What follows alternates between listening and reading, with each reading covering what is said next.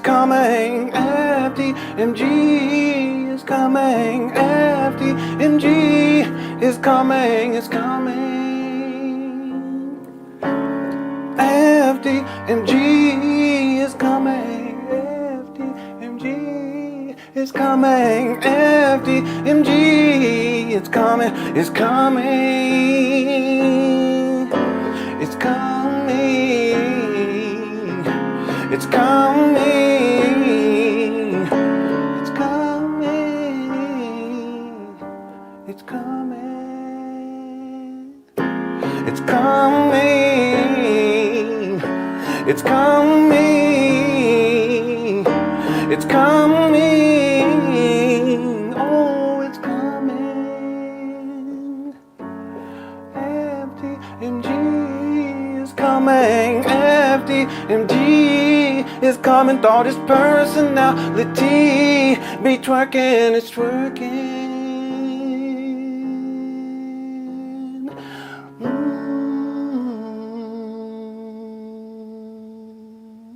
All right. Thank you guys so much for tuning on in. Shout out to everyone inside the Cook Quest chat. Hope y'all doing all right.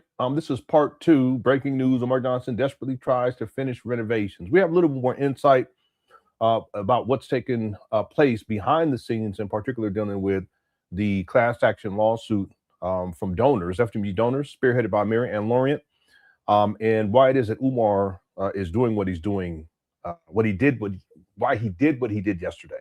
Okay, and we covered half of the video. There's 3 videos in total.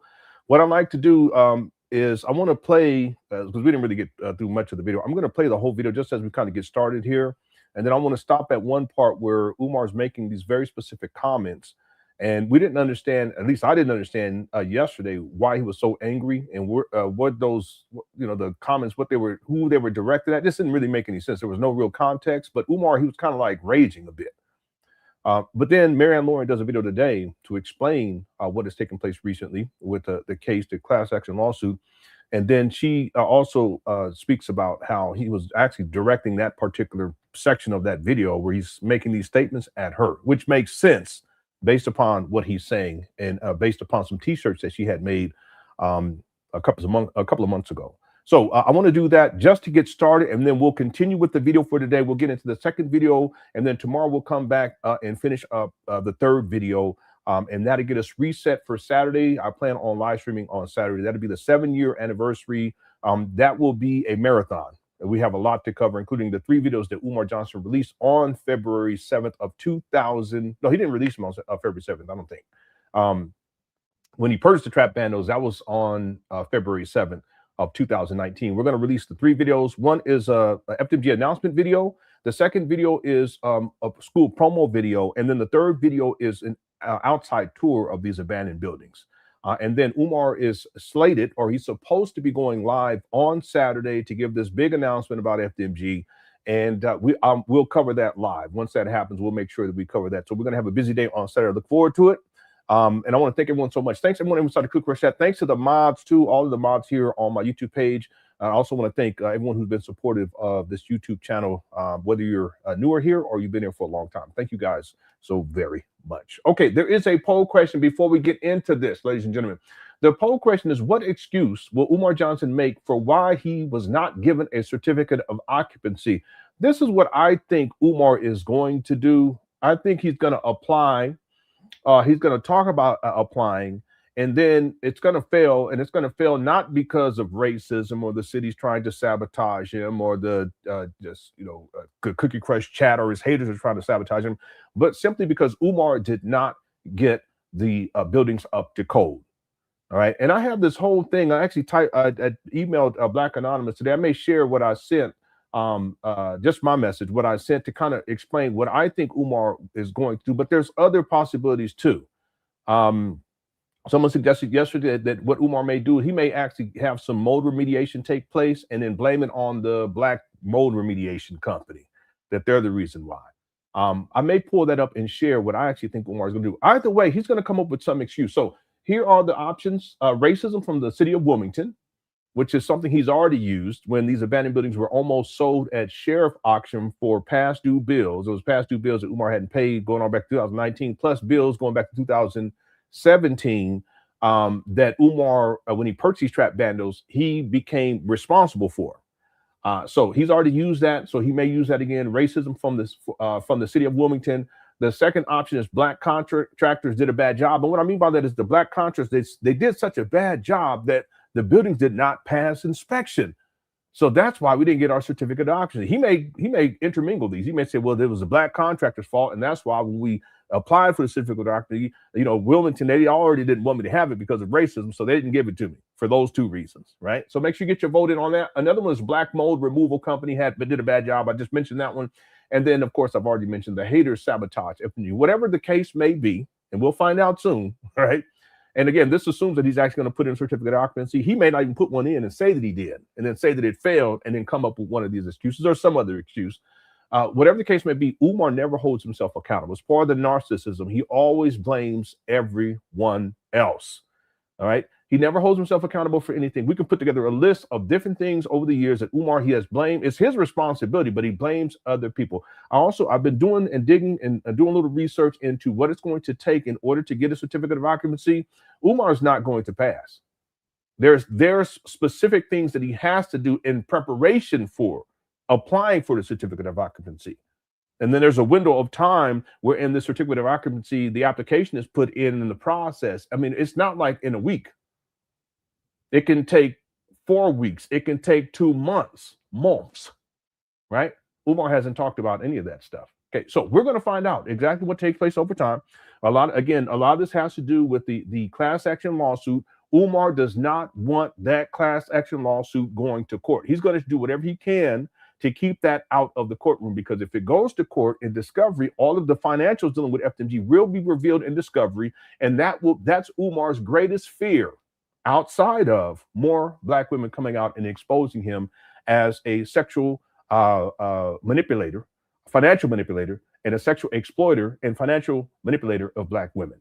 Okay, so we got a lot to get into. All right, so what I like to do to start is I want to just go ahead and play the video that we played yesterday, and I'm just going to let it run. I'll limit my commentary. I know I say it all the time, but I just want to do this just to kind of warm things up. Then we'll get to a certain part, and then I'm going to pull up a video from Mary Ann Laurent that she did earlier today. Shout out to Sister Mary Ann Laurent, and then we'll finish the video from yesterday, and then we'll get into the second video. That'll be what's on the agenda for today. Okay. We got several new members. Thank you so much, Tony, for becoming a member. Thank you so much. I'm also working on the next segment of the documentary. I apologize. That's Umar. Yeah, Umar, cut it out.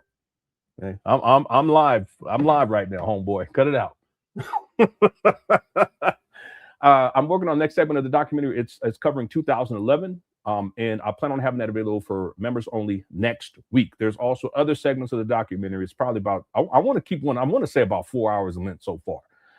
And that's available for members only, plus hundreds of additional Umar Johnson videos from the past. Okay. Thank you, Tony, for becoming a member. Danielle Alvarez became a new member. Thank you so much, Senora. I appreciate your membership. I appreciate it. Kogo says, good evening, Lenon and Quick Rush Chat. Yeah, shout out to Kogo. Thank you so much. He's a real one. So shout out to Kogo. Thank you for being here. And thank you for the super chat, sir. Prisao has become a member. Thank you so much, Prisao, for becoming a member. I appreciate your membership. The Xenoflux says, did y'all see Mary Ann's video, new video? Yes, I watch all of her stuff. Okay. And I normally don't report on the court case stuff because I just want to, well, the thing is,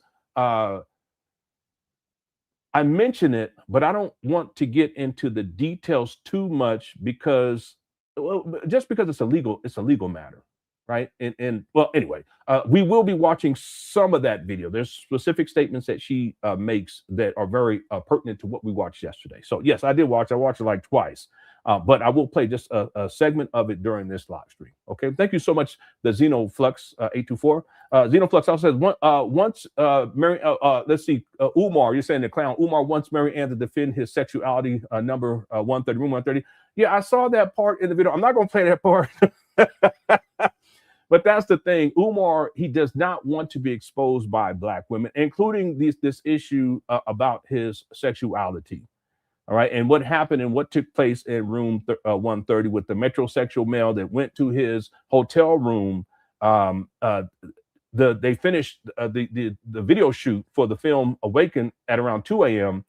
Marianne, she estimated that they were dropped off in and around 2:30, 2:45 a.m. at the hotel room, and this metrosexual male stays the night.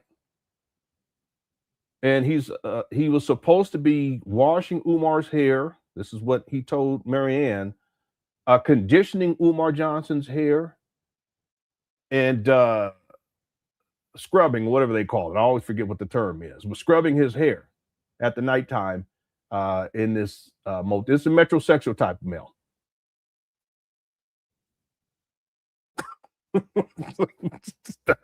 I'm just saying, all right? And so when Umar picked up in the morning with this metrosexual male who's still there, he blurts out, yeah, it got late, so he stayed the night, but he slept on the couch. Well, guess what, ladies and gentlemen? There was no couch in that room. Marianne Lornan actually went and showed the video of the room because she's the one that, put together all of his amenities, if you will. When he came out there, she's the one that paid for everything. There was no couch in there. So this metrosexual male had to have slept in the bed with Umar. So this is what this whole issue of Room 130 and Marianne Lawrence speaking about this, and then Umar, he hasn't talked about it publicly, but what he wants Marianne to do is to come out and issue a statement, I guess a retraction.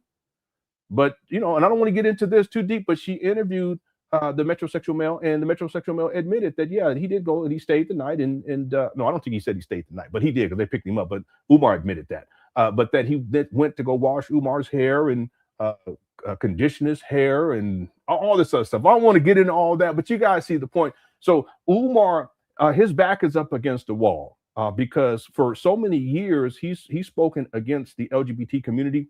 He's called people gay, including myself. However, what the receipts show and what the evidence shows is that this metrosexual male stayed the night with Umar. So he wants her to kind of clear this up. She ain't going for it. See? And yet Umar, he hasn't spoken about it. I'll leave it right there. Right. Okay. Also, legal-ish in California, CA, I would think. Oh, no, that may be part of legal-ish. My bad. Thank you for becoming a member. I appreciate it.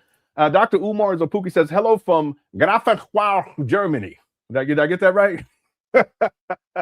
Grafenweiler, Germany, something like that. All right. Thank you so much. Dr. Umar is Zapuki. Shout out to my German Africans. Okay. Right.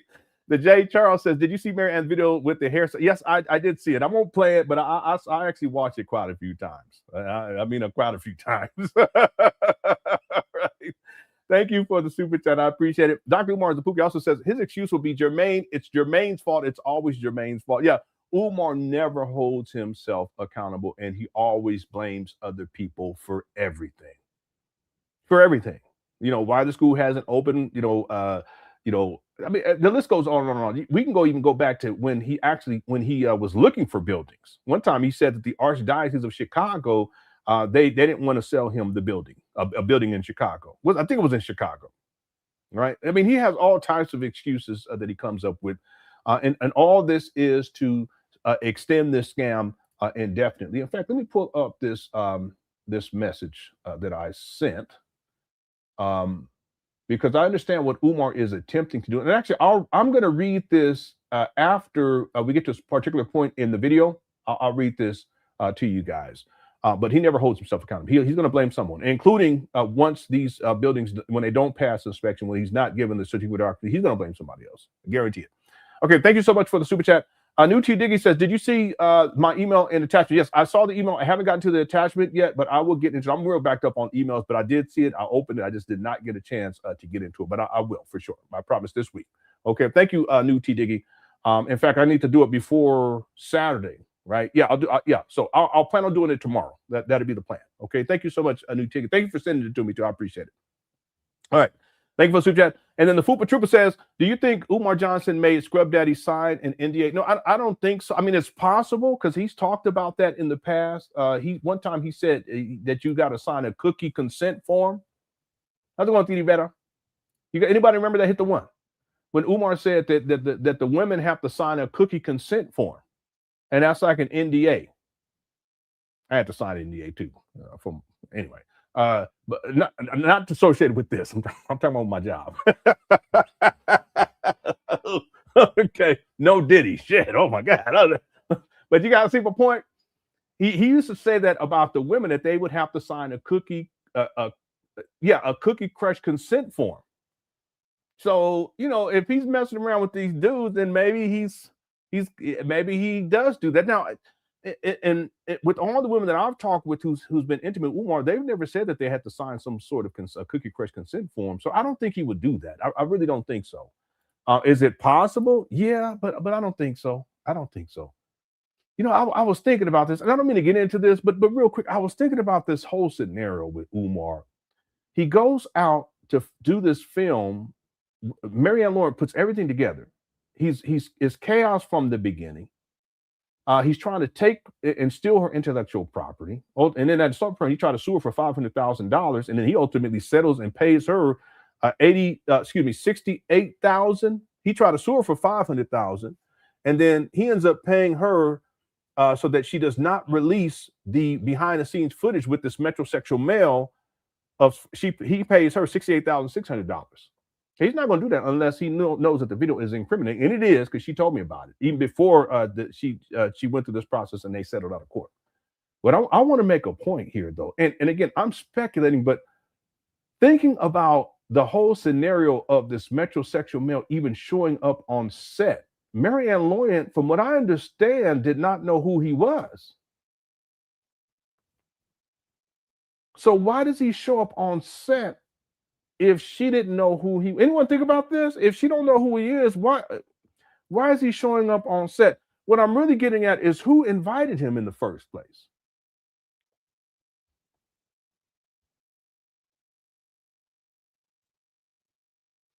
Who y'all think invited him? Umar invited him, and he has a conversation with Marianne Lawrence, and he talks about how he was trying to see if he can be in the film or whatever. And but the thing is that this metrosexual male shows up. I'm going to assume that Umar is the one who invited him. But even still, why show up at that time? Why not just meet at the hotel room after? Follow me on this. If anyone has ever thought about it, I was thinking about this whole scrub daddy situation in room 130. Well, the guy explains to her that he's going to be doing Umar's hair. Why would you get your hair done after the filming is over with? Wouldn't you do that before the filming is over? Wouldn't you do that before the filming starts?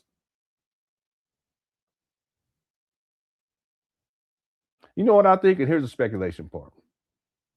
Because the metrosexual male was asking Marianne Lawrence to basically put him on, can I be in the film, this type of thing, from what I remember. And what I think is that Umar told this metrosexual male, yeah, come on out, come on through. You know, maybe I can get you into the film. I think they knew each other way before this whole incident. That's what I think. Speculation, but I think they knew each other before this whole situation pops off in room 130. And Umar said, come on through. You know, I might be able to get you in. You know, because again, Marianne Lawrence didn't know who the guy was. Speculation. Yeah, I get it. And I believe, again, speculation, that the guy thought that somehow Umar's gonna hook him up, so he gonna come hook Umar up.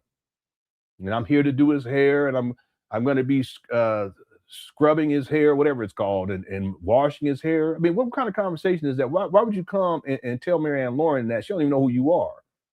She says she opened up his bag and had all these different things in there. Why didn't he just go to the hotel room after the filming is over with? Well, I think it's because Umar probably promised him some things that he couldn't fulfill on, but he still ended up going back to the hotel room with Umar. So just some things to think about. Okay, speculation on that part, that section right there.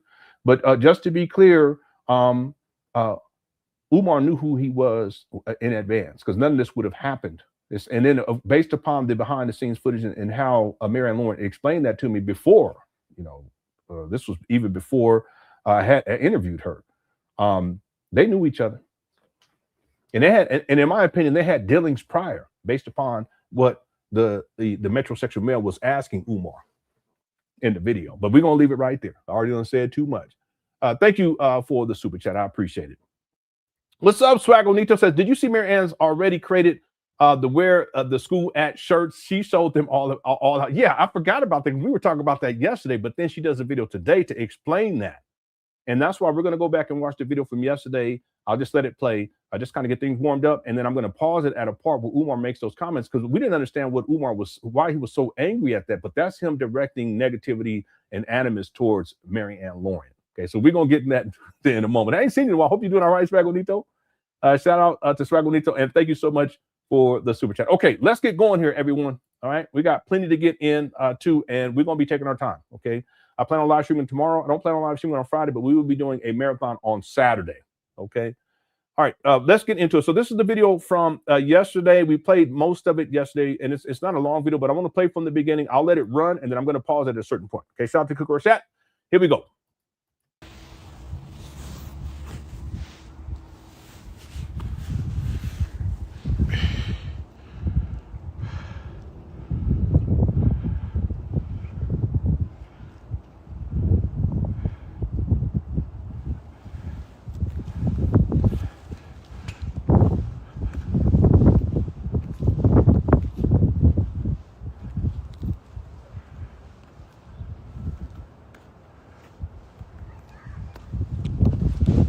Yeah, real quick, I apologize. He takes pride in that hideous painting, and it is hideous.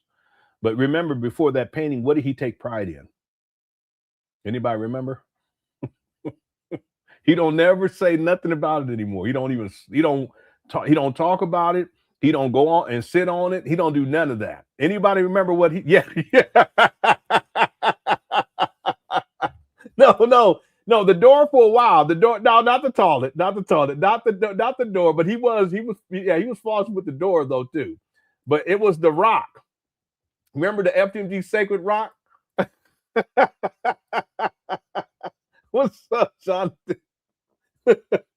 Yeah, it was but he don't show the rock. He don't lay on the rock like he used to. He don't promote the rock. What's up, Sammy? My life leveled up.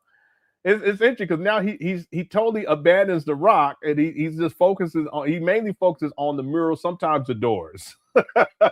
What's up, Edward? Brother Rock? Yeah, Captain Crunch Daddy. This chat room is crazy. What's up, Tiffany? Okay, let's get back here. Yeah, I know that's a good question. Now, which rock we talking about? Okay, all right. Let me get off this chat room because I'm gonna get blowed off. Here we go. Here we go.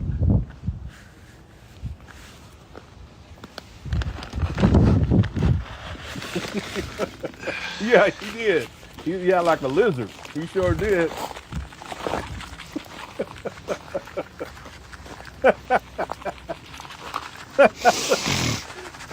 That's it. We didn't land on RBG rock. That sacred rock landed on us. Peace and Pan Africanism. Peace and Pan Africanism. Yeah, he sure did. Peace and Pan Africanism. Yeah, one time Father David said, I don't want to lay on that rock. I want that rock on top of me. I said, what in the world you just say? He wanted that rock on top of him. I said, all right. All right, let's go. Africanism, peace and Pan-Africanism. This is your big brother, Dr. Umar Ifatunde Oguntade, a.k.a. Nana Payena. There you go. Coming to you live and direct from your school, my school, our school, the most honorable Frederick Douglass, and the right excellent, most honorable Marcus Messiah. Yeah, that's a good question. Happy Black History Month, brothers and sisters. That's Asia School. Happy Black History Month, brothers and sisters. All right. We got the Breakfast Club coming up. What's up, Dr. Sabi? We got the Breakfast Club coming up. Yeah, that's we got too. It's The Up There lame cool. podcast coming up. We got It's Up There podcast coming up. We got the Grits and Eggs podcast coming up. Let me say peace and Pan Africanism to my African continental brothers and sisters. And I'm gonna skip Let me through say because he's gonna do this for a Congolese, while. my Madagascar, and all of our black-skinned Africans of Scotland Africans. All right. Peace and Pan Africanism to my Dominica African. I will be back in Australia, brothers and Here we go. sisters. I will be back in Australia, brothers and sisters. I will be back in Canada, brothers and sisters. Yeah, roll call. This is going to be my last year of major touring the world. Yeah, he lies about that because I played a video where he said he was gonna I think the last, I think he did, that was a video from 2019 or 2020. I can't remember. So he says the same thing. I think it was 2020. He just says the same thing almost 6 years later. This is going to be my last year of major touring the world because FDMG is upon us, brother. CJ says, a few weeks ago, I said I wish he'd open the school to see who the dumbest parents in America are. I have to issue an apology to them. They're the dumbest parents. But the thing is, it's never going to get to that point. I don't think it ever get to that point. I don't.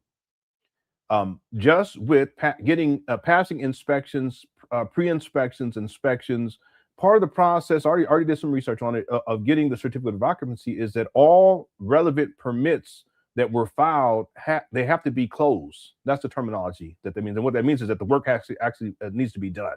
Now, I haven't looked at I haven't looked at it in a long time. I haven't looked at permits. I haven't looked at bills. I haven't even looked at the taxes. No need to look at the taxes because he doesn't have tax. I mean, he has tax exempt status as of 2020. He did accrue taxes in 2019 and 2020 because that 2020, when he got the tax exempt status in 2020, it's not retroactive. So that's why once we get into 2021, you don't see that tax bill going up. It's just fees continue to accumulate because he didn't pay it. So there's late fees and all this other stuff each year. But anyway, I haven't looked at that stuff in a very long time. It's probably been a couple of years. I probably need to get back into it, and I will once I get into 2019 and the documentary timeline. But the point I want to make is that there's so many things that need to take place in advance of him even applying for the certificate of occupancy, let alone getting the certificate of occupancy.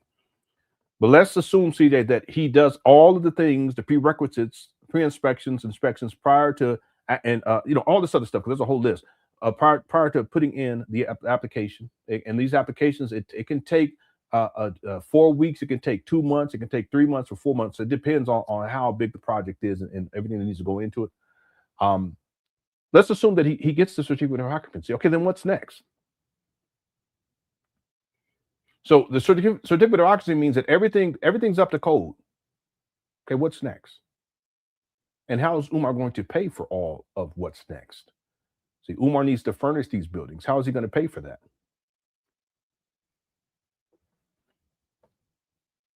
He has to have an IT infrastructure. How's he going to pay for that? He doesn't have it. Maybe he shows it in the video that we'll watch today. Maybe he will. We'll see. I doubt it. But he has to furnish everything. Chromebooks for the kids, faculty. He has to have faculty and staff, security. He has to make arrangements for lunches because there's no cafeteria space inside of that small, what he calls a small school, small abandoned building. The cafeteria space is on the other side of the street with the large building. There's 3 buildings. I know Umar says 4. Sometimes he says 5. There's 3 buildings. In fact, here, let me do this real quick. That's another thing. Umar hasn't addressed this whole issue of how's he going to feed these children? Is he going to outsource? And he could do that, but that's going to be much more expensive. How is he going to pay for that outsourcing to make sure that these children are fed? You guys see my point? Let me just check in this folder right quick.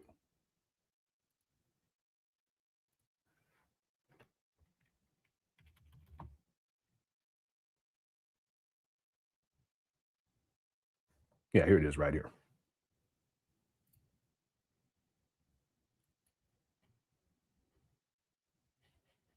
All right, let me pull up. There's so much more that Umar needs to get in order. So this is an aerial view. The building towards the bottom, that's the large building. He hasn't done anything there. The building behind that building, like towards the edge, that is the Boys and Girls Club. So you have the Boys and Girls Club, and then you have this larger building right here. There's 3 large HVAC units on this one. Umar said it costs, I think, what did he say, $50,000? I think he said for one HVAC, or was it $25,000? Someone let me know in the chat. I can't remember. I'll have all that inside the documentary. But this is the large building. There's 3 buildings here. Okay? And then across the street, which is another parcel, you have the small school. And then you have what Umar calls a small school. It's a smaller bounding building. Okay, 50K. Thanks, Diana. So 50K. So if that one unit over there for that small school, what Umar calls a small school, if that's 50,000, then look across the street. You have 3 more over there. So that's going to be, and again, we're just going based upon Umar Johnson, what he says. He lies all the time. That's another 150,000. And then there's 3 ancillary ones over there too. I have drone footage of this, but there's 3 ancillary ones over there. One of them is completely gone. And then there's 2 other ones. It's attached to the large gym, right? So if you look at Pine Street, on the corner of Pine Street and 17th Street, towards the south of that, that's the large gym. You look towards the right there, at least my right, you'll see connected to on the side of it, you'll see 3 ancillary ones. One of them is completely gone. Okay, so if these larger ones are 50,000, I would think that those smaller ones would probably be about 20,000 maybe. So 20, 40, 60, 60 plus 200,000, $260,000 just to get HVAC units for these 2 buildings. We're not talking about installation. Why would you purchase these abandoned buildings for $400,000? I think it was 436 or 463. I can't remember. That's what he reported to the IRS, but he says it was around 700,000. That's a lie right there. You know, the lawyers need to look into that, real talk.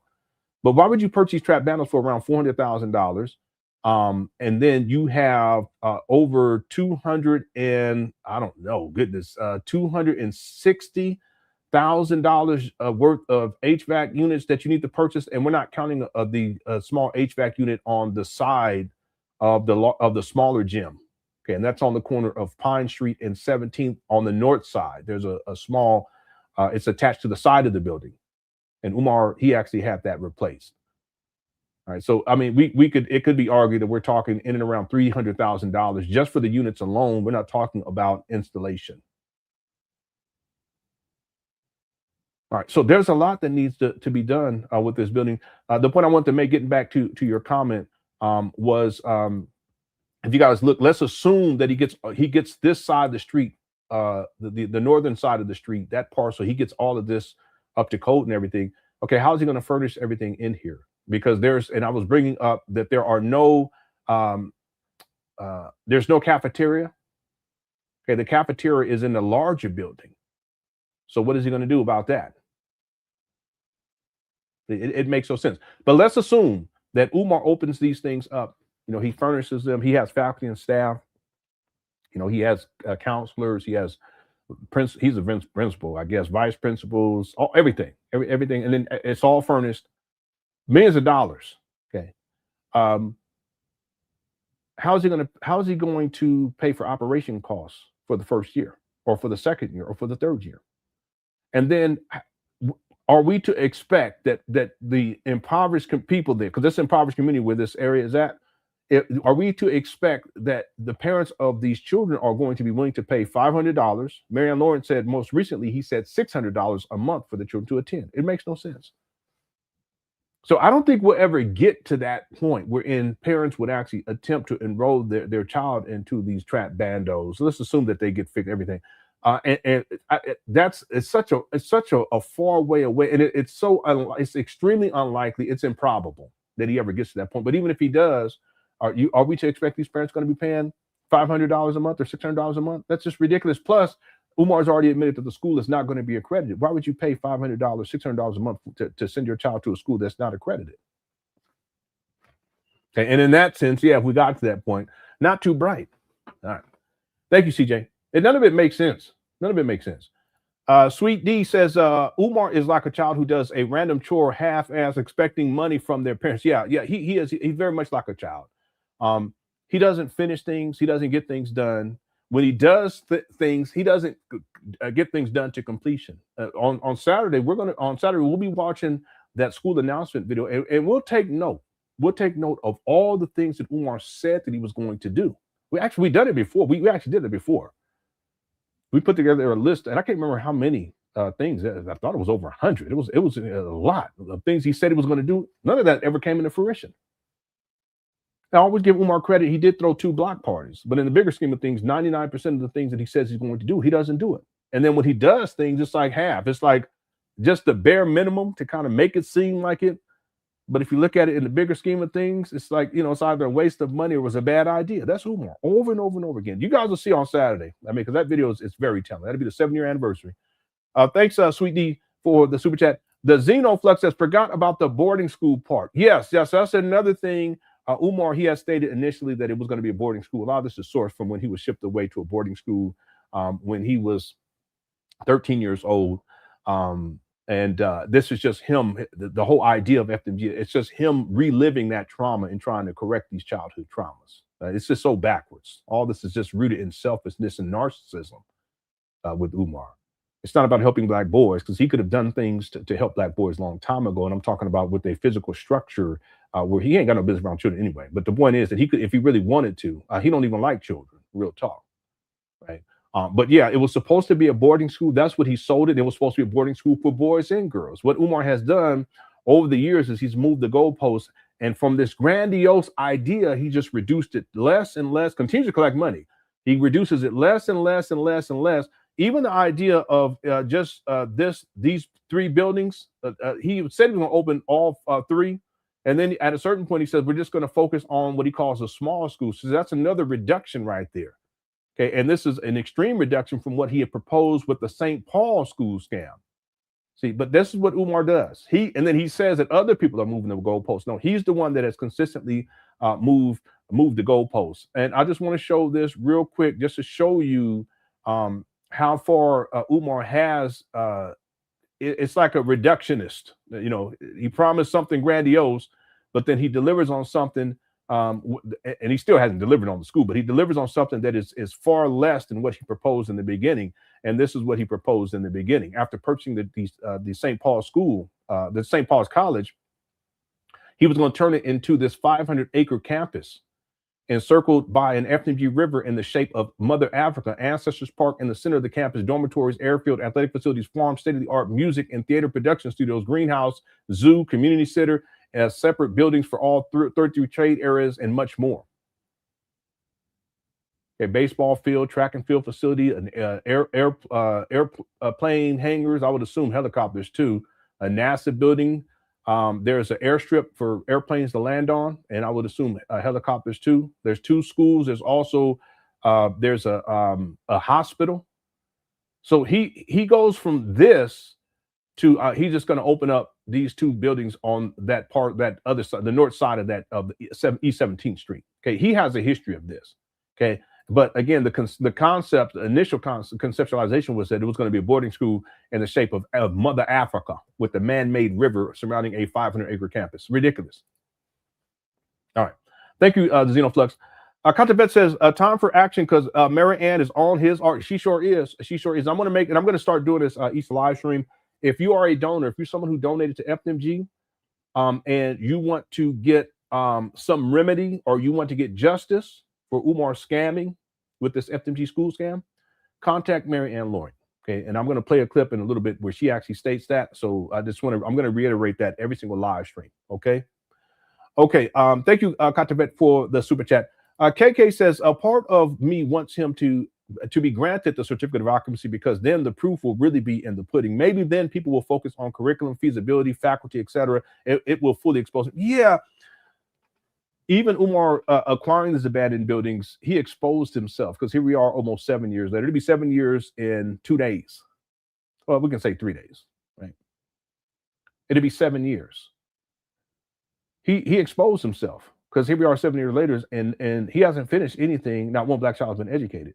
So even him making that move, he exposed himself. But see, if he is granted the certificate of occupancy, now it's showtime, right? He don't have no excuses except he need more money.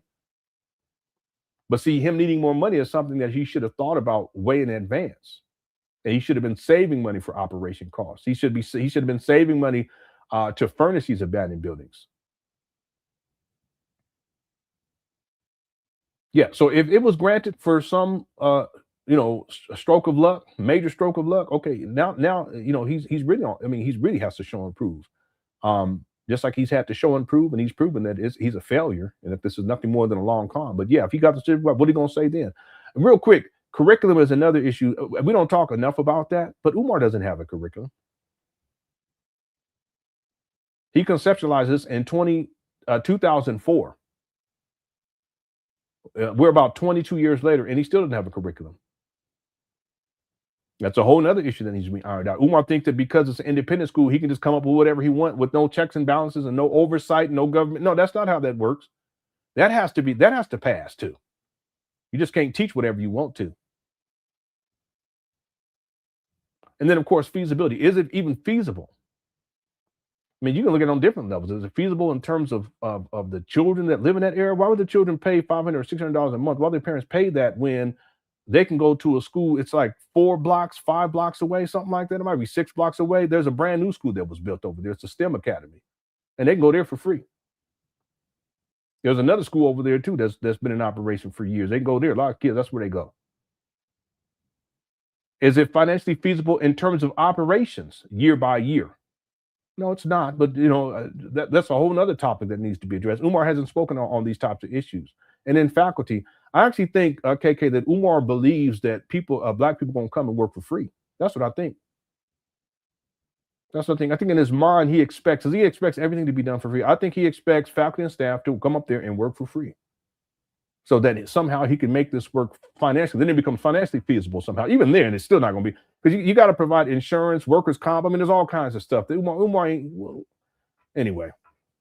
But yeah, if he was granted this certificate of occupancy for some luck, stroke of imagination, because we got to do some serious imaginings to get to that. Yeah, he would really have to show and improve at that point. But he'll come up with an excuse. That's what Umar Johnson always does. He already has excuses lined up years in advance. Okay. Thank you, KK. Let's see. I am crazy. George says he finessed because people don't know what it takes. I think that there's truth in it. I think that there are people who did not understand the gravity of what Umar Johnson was proposing and the magnitude of what he was proposing. It sounds nice. Umar sold it, and he did a good job selling it, especially early on with St. Paul's video. He sold it. He sold it very well. I could tell that it wasn't a bunch of foolishness. He didn't have no team. It's a red flag right there. But he sold it, especially early on. And people bought into it without really thinking critically about, okay, what's the gravity of this? What's the magnitude of this? Again, he was talking about the St. Paul's College, but then he proposes something like this. Okay, well, what's the magnitude of something like this? Is it even reasonable? Is it rational?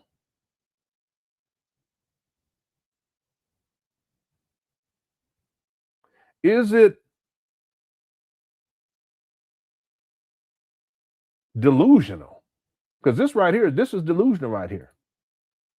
To think that Umar doesn't have a job, he don't have any money. He didn't have a large following, not like he developed later. I mean, it was larger than what it was in 2010, 2011, but not massive. So yeah, I don't think people understood completely what Umar was proposing, and so and he used that to his advantage. He finessed people, yeah, and he still does it to this day. Right. Okay, thank you. I am crazy, George. A lady says, I don't think the parents understand accreditation. That may be part of the issue too, but I think a lot of the people who donate to Umar, they have no intention of sending their child to him. It sounds like a great idea. There's also people who don't even have children, but they send money to Umar because it sounds nice, you know, a school for black boys, which is strictly black boys. That's what Umar proposed, which is illegal. So even getting to the point where they think about something like accreditation, that's huge. See, what that means is that when your child graduates, they're going to have to go get their GED to have proper paperwork to show that they've graduated legitimately. Or they would have to test out in order to graduate. Let's say if they want to go get a job or something that requires a high school diploma. I mean, this is crazy. Or if they want to go to college, they would have to test in, I should say. They would have to test in. Okay, why would you put your child to have them go through all these extra steps? See, what Umar should have done and that's what he promised. He didn't say nothing about it wasn't going to be accredited. That's just him being lazy and him wanting to do whatever he wants to and not follow rules, because he's like that. He's a sociopath. He don't like following rules and regulations. So he admitted that in 2013 that the school was not going to be accredited. This is before the St. Paul's college school scam. Y'all believe that? That's crazy. In 2013. So that's a major issue, especially if you're going to be paying allegedly $500 to $600. We'll just start saying $500 to $600 a month. Why would you do that? It doesn't even make sense. Okay, it's a scam in the end. Right. Thank you, lady. CJ also says, anyone know the graduation or college acceptance rates of the high schools nearby? Yeah, I don't know. I can look into it. But it's an impoverished neighborhood. They are doing gentrification in that area. The thing is that the reason why the Moyer Academy failed or closed down was because of low test scores. Okay, and again, I don't know what it would be, and I can actually research this, but I do know that is an impoverished, crime-infested, drug-infested neighborhood where these schools where these school buildings are located. And I would think what the thing is that let's set aside, let's say if it was even free, if it was free to go, I would think that the major percentage of the people who would actually attend or children who would attend are directly from the surrounding community. And in that case, there's going to be all types of issues that Umar is going to deal with, including what would be his college acceptance rates. But remember, CJ, what Umar proposes is that he's not going to start K through 12. He said different things. One thing he said was he's going to start with third and fourth grade, and he's going to expand out. One time he said fourth and fifth grade, he's going to expand out. So if we do that, if we expand out year by year, let's say if he starts with the fourth grade, or let's say fifth grade, if he starts with fifth grade, 6th, 7th, 8th, 9th, 10th, it's going to take 6 years for the first graduating class to actually appear anyway. I mean, it's just ridiculous. By that time, Umar, he's 57. How is he going to even finance or have the money to do operations for 6 years to have the first graduating class? See, none of it makes sense. None of it makes sense, right? Yeah, but this is a great question right here. I don't know the answer to it. Okay? Thank you, CJ. New T. Diggy says, moving the goalposts, Umar is Peppermint Patty and his supporters are Charlie Brown trying to kick the football. Yeah, I can see that imagery clearly. I can see that. Umar said the school's going to open 2013, and then his donors get excited. They try to kick the ball and then he moves it. He said it's going to open in 2015. They get excited. They try to kick the ball. He move it. And they just keep doing it. 15, 16, 17, 18, 19, 20, 21, 22, 23, 24, 25. Now he's saying 2026. And then he said 2027. August of 2027. So all he's doing is just moving the goalposts, moving the goalposts, and moving the goalposts. And they keep kicking and kicking and falling over, and still some of them still sending money. At some point they'll figure it out, I would think. We'll have to wait and see. Yeah, it's a long con. Nothing's changed. It's the same thing over and over again with this guy. Okay, thanks, New T. Diggy. Shani says, Mr. Ifatunde didn't think this through. He could have started the school online first until he grew more successful. Yeah, I've proposed this. There's a lot of things I proposed back in the day that Umar could have done. Umar said he paid $700,000 for these abandoned buildings. Okay, we know that that's not true because he tells the IRS it was like $40,000 and $30,000. I got to write the actual figure down just so that I have it because I like to be factual. In fact, I'll pull it up while I'm talking here. But let's say that it was $700,000. Okay, Umar says way more because he wants to justify where that missing $270,000. He can just spend it on himself and say, "Oh no, that went towards this purchase price." But let's say that it was $700,000. Okay. Why not take 20,000? You can take 10,000 to set up a functional website, call it FDMG Academy, and start doing online classes. You don't have overhead. It's not brick and mortar to start. You know, in the first year, and I think it was first year in 6 months, something like that, Umar he says he had raised $500,000. The first time he was on Breakfast Club, he said he had raised $500,000, $500,000. He could have done virtual just to start. And I'm not going to go through the whole thing in terms of what he could have done, but listen, he could have been a multi-millionaire by now. He could have been bringing in $1 million, $2 million a year with the website. It's a paid subscription website. And then also there'd be parents, if they can't afford the subscription, $5 a month, you know, he'll give them a deal, or he'll say, listen, for the whole family, you can get, you know, $5 a month. But then there's different tiers. You know, there's $100 a month. There's $500 a month for people who want to just send help with just because, you know, all this kind of stuff. And it could be a hub. It could be a central hub. It's not just where, you know, classes are taught, academic classes, right? And you could have had people who would be willing to volunteer. It's a virtual, but it could also be, you know, let me show you. There's a mechanic who's going to do some videos to show you guys how to change a flat tire, right? There's a musician who's going to teach you guys music fundamentals, right? There's a dance instructor who's going to teach you about dance and how to stretch properly, blah, blah, all this kind of stuff, right? There's going to be someone who's going to be specifically talking about Pan Africanism, and all this is on the website. And he doesn't even have to charge. I mean, he doesn't have to pay the people to do it. People would have been willing to do it for free. And then what he can do is says, okay, if you have a product or service, what we'll do is we'll provide information on the website where people can get your product or service, and that could be a way for you to make money as residual income. And then I'll take a cut. I'll take 10% off of that, and just build it up over time. There's all kinds of things this guy could have done. You know, he's talking about book club now. He could have had a book club on the website and then sold books on the website. And then he gets a percentage, affiliate marketing. I mean, there's all kinds of stuff this guy could have done. But he chose the dark side, and he chose the side of scamming, because it does take work to get something like that up, and you have to build it up over time. You have to be consistent.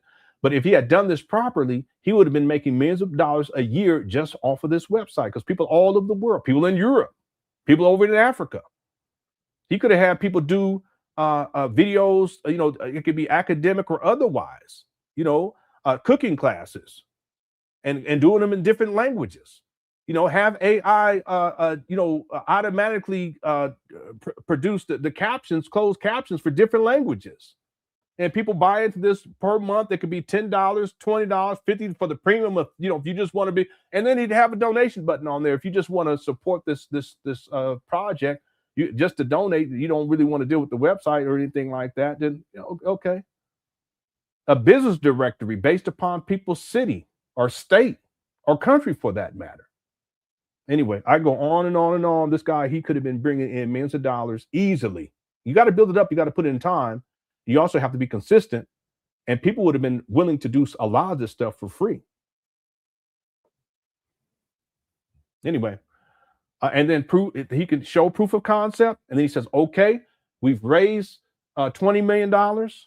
Okay, we have 50,000 people who are coming to the website as subscribers. We also have non-subscribers. We got, you know, 1 million people coming per month. Non-subscribers. Now we're gonna make this a real school now, where it's brick and mortar, and this is where it's going to be. We're going to finance this using the money that's coming to the website. Anyway, I'm gonna leave it right there because I can go on and on and on. Thank you, Shani. Luxa says Mary Ann is asking for more donors. Do you think people, if people donated today, they would be able to take part?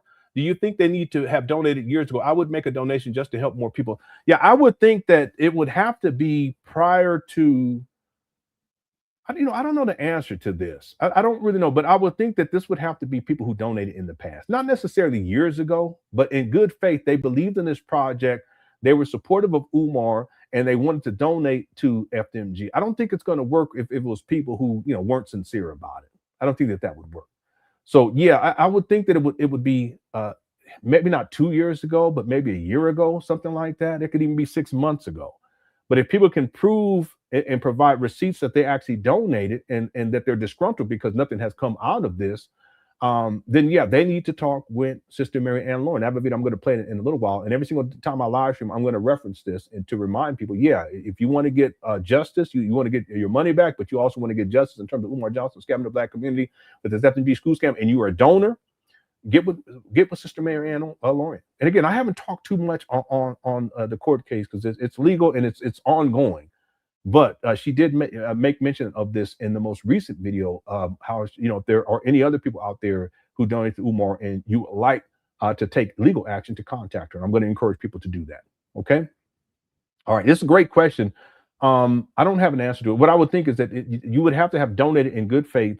And I would think that would have to have been in the past. So if you donate today or tomorrow or something, I don't see how that would have much legitimacy in court. But remember, there's people who donated to Umar back in 2009. He doesn't admit that. There's someone that Umar said donated land to him in 2012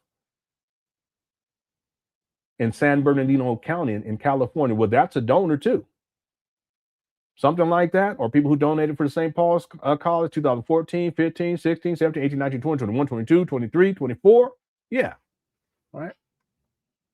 Thank you for the super chat. I appreciate it. 54. What's up, B. Lewis? Says, so what you're saying that there's no chance for an air cavalry. So what you're saying is that there's no chance for an air cavalry academy. Yeah, there's no chance for that. That's something that Umar proposed, that they were going to teach the boys how to fly airplanes, and they're going to be able to get their junior pilot's license. And then at one point, I kid you, it was a couple of years ago, he said that he was in contact with the Tuskegee Airmen, and that they were going to be part of this. They were going to be helping. I don't know what he was saying. Something crazy, like they were going to help the boys, teach the boys how to. What you mean you're in contact with the Tuskegee Airmen? He's a pathological liar. He needs to stop. Just ridiculous. Yeah, but he did. He said it's going to be air cavalry academy, something like that. It's going to be a naval academy to teach the boys how to float ships, and it's just all over the place. Yeah, but no, that's not going to happen. Just let you know. All right, thanks, Pete Lewis.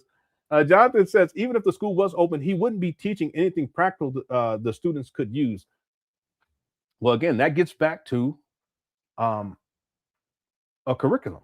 And it's a curricula, because it's not just it's per grade. It's not like everyone's going to be taught everything everyone else is being taught every single year. That's not how that works, right? So the idea is that Umar there's a process with the curriculum or curricula where it has to be passed off. In other words, the state, I would think that it's the Board of Education. They have to look at that and sign off on it. But see, Umar believes in his twisted mind. He's sick. That at his quote unquote independent school, which in his mind translates that he can do whatever he wants to, he doesn't have to have any oversight. He's just going to do whatever he wants to, including what he's going to teach to the children.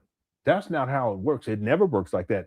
To be clear, anytime you're working with other people's children, anytime you're working with children, in particular other people's children, there's going to be rules and regulations, government oversight to some degree. Now, Umar's already talked about how independent schools, it's not as much as, let's say, a public school or even a charter school. But let's be clear, there will be oversight. So Umar, what he has conceptualized in terms of teaching, you listen to what he says, there's going to be a science of the Black man and woman. Okay, that's part of your curriculum? There's going to be agronomical science. Okay, what do you mean by that?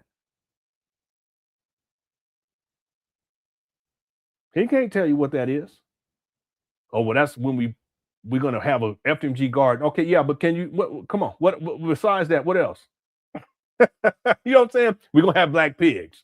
That's Umar, right? So, yeah, even if he opens up for some magical reason, whatever it is that he has conceptualized as, part of the curriculum, that's going to need to be signed off. And a lot of stuff he proposed is ridiculous. He's going to teach the boys how to become black Rambos. That's what he said.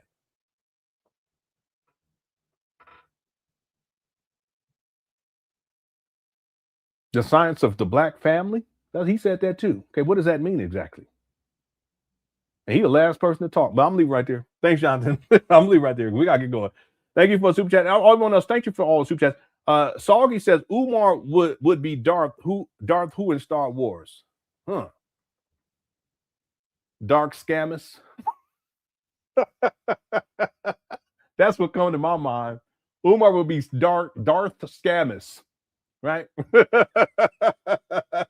Salute to everyone in the sci-fi. Thank you, Soggy. Puppet D. How's it going? I ain't seen you in a while. Says, I'm Ifa Tunde's personal Tuskegee airman. Training starts tomorrow. Get ready for flight, Mr. Lenon. Yeah, that's ridiculous. He said that the children they're gonna be able to get their junior pilot's license. He just makes up any and everything. You know how expensive that would be too. One time he said that they were going to be taking the children over to Africa twice a year. How expensive is that going to be? And he's going to have a satellite school over in Africa. I kid you not. And that they're going to go over there to learn to study Africa while they're over there, and they're going to come back. Anyway, thank you, Puppet D. Yeah, Umar, he wild with it. The Fupa Trooper says, well, what about the FDMG dirt bike team? That's another thing. He was talking about that they're going to have dirt bikes. He was doing like this. So goofy. Who's paying for the dirt bikes? The kids? I don't know if they still do it, but around that time, there was a lot of like dirt bike clubs to be riding around in the city, you know, and it was causing all these problems. So Umar in his mind said, hey, we're going to have a dirt bike team.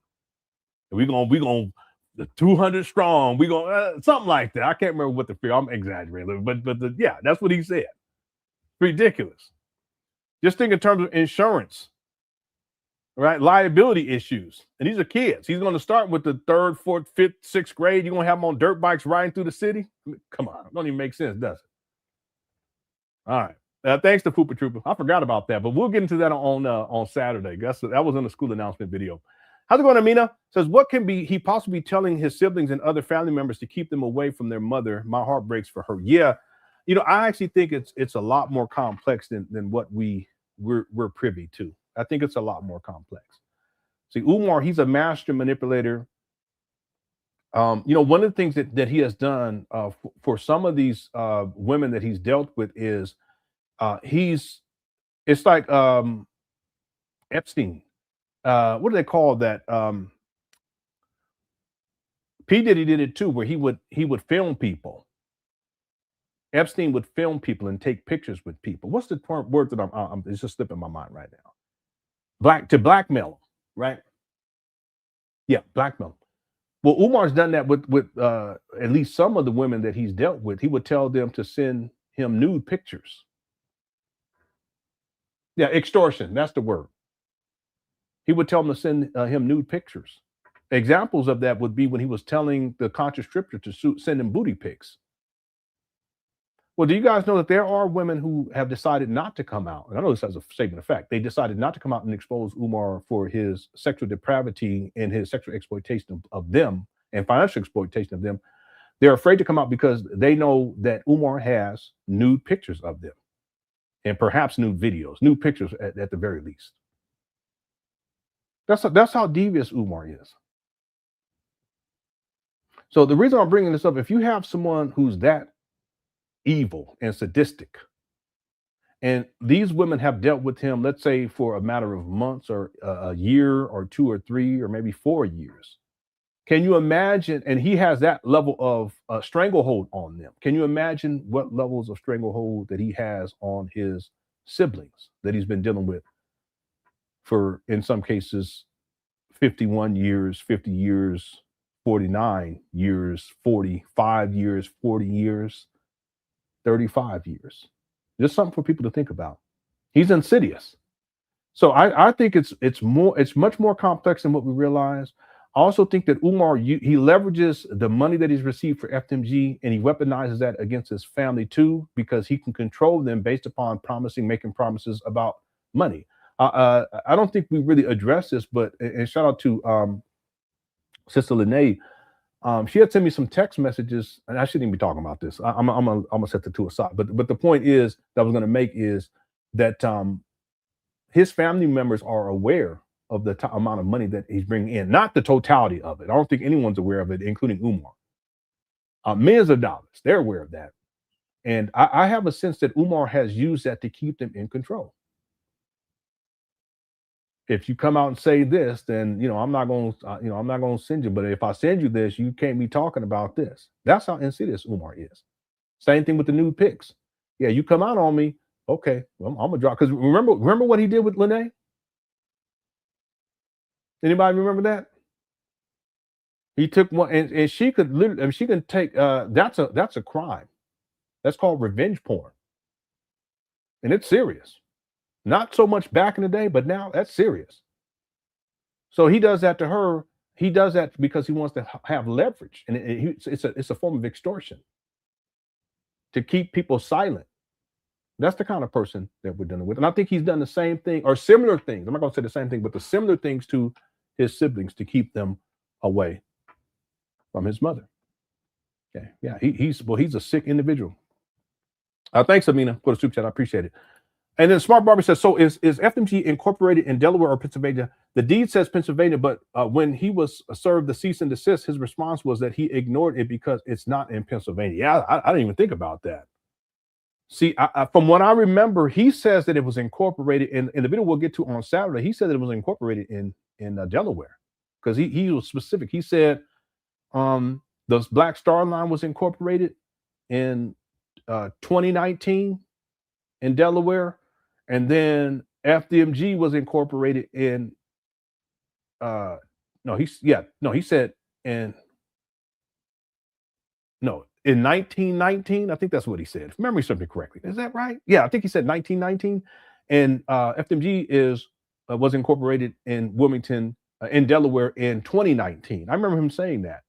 So which one is it? I'm not quite sure. I mean, it's possible that the first EIN number, it was the first EIN number. I would have to go back and look. It's possible that was incorporated in Philly. And then the current EIN number is, in terms of the entity, the corporation, FDMG RBG Leadership International Leadership Academy for boys. It's possible that the newest EIN number that's been incorporated is associated with a company that's incorporated in Delaware. Yeah, I'll have to go back and look. But on Saturday, when we get to that point, I'll remember your comments, Smart Barbie. Yeah, I hadn't thought about that. Haven't thought about that. Yeah, he lies so much. Ain't no telling with this guy. Yeah, he lies so much. This is probably another lie right here. Okay, thanks, Smart Barbie, for a super chat. Thanks everyone who sent in super chats. I appreciate it. Okay, let's get going here. We're an hour in. We already got 985 votes. What excuse will Umar Johnson make for why he was not given a certificate of occupancy? 58% says racism from the city of Wilmington. 9% said black contractors did a bad job. 9% said black mold removal company did a bad job. 25% that the haters sabotaged FDMG. Make sure you get your vote in during this live stream. Our goal for likes is 500. Right now we're at 332. Okay, so if at any point you're enjoying the show, okay, hit that like button. It takes like literally 2 seconds, but it makes a huge difference with the algorithm here on YouTube. In fact, we did over 1,000 likes yesterday, and I had we're probably at 20,000, close to 20,000 views on yesterday's video already. Okay, so thanks everyone for hitting that like button. Okay, yeah, and all the above too, but I want to just kind of break it up, that way people, because otherwise they want to put all the above, be like 90%. And then, okay, look at the chat room, everybody saying all the above. Okay, so let's get back to this video right here. Here we go. Before this month is out, brothers and sisters, before the centennial month of Black history is over with, this February 2026, we will be applying for our certificate of occupancy, brothers and sisters. That's right. It's time for the final inspections. It's time for the final inspections of the Frederick Douglass and Marcus Garvey Academy. It is time for the final building inspections, brothers and sisters. We are here. The time has come. Yes, brothers and sisters. I'm going to get me some "Where to School At" t-shirts, since that's what the haters who don't build institutions keep asking. Yeah, so this right here, we didn't understand, because he gets angry. You can tell he's angry. He's actually talking about Marianne Lawrence. So let me play this a little bit. I'm going to play a segment from Marianne Lawrence video from today. Where to school at? I'm going to get some "Where to School At" t-shirts. I'm going to get some "Where to School At" t-shirts, brothers and sisters. Where are my FDMG donors at? Make some noise. Where are my FDMG donors at? Make some noise. Where are my FDMG donors at? Make some noise. Who been standing with us since 20? All right.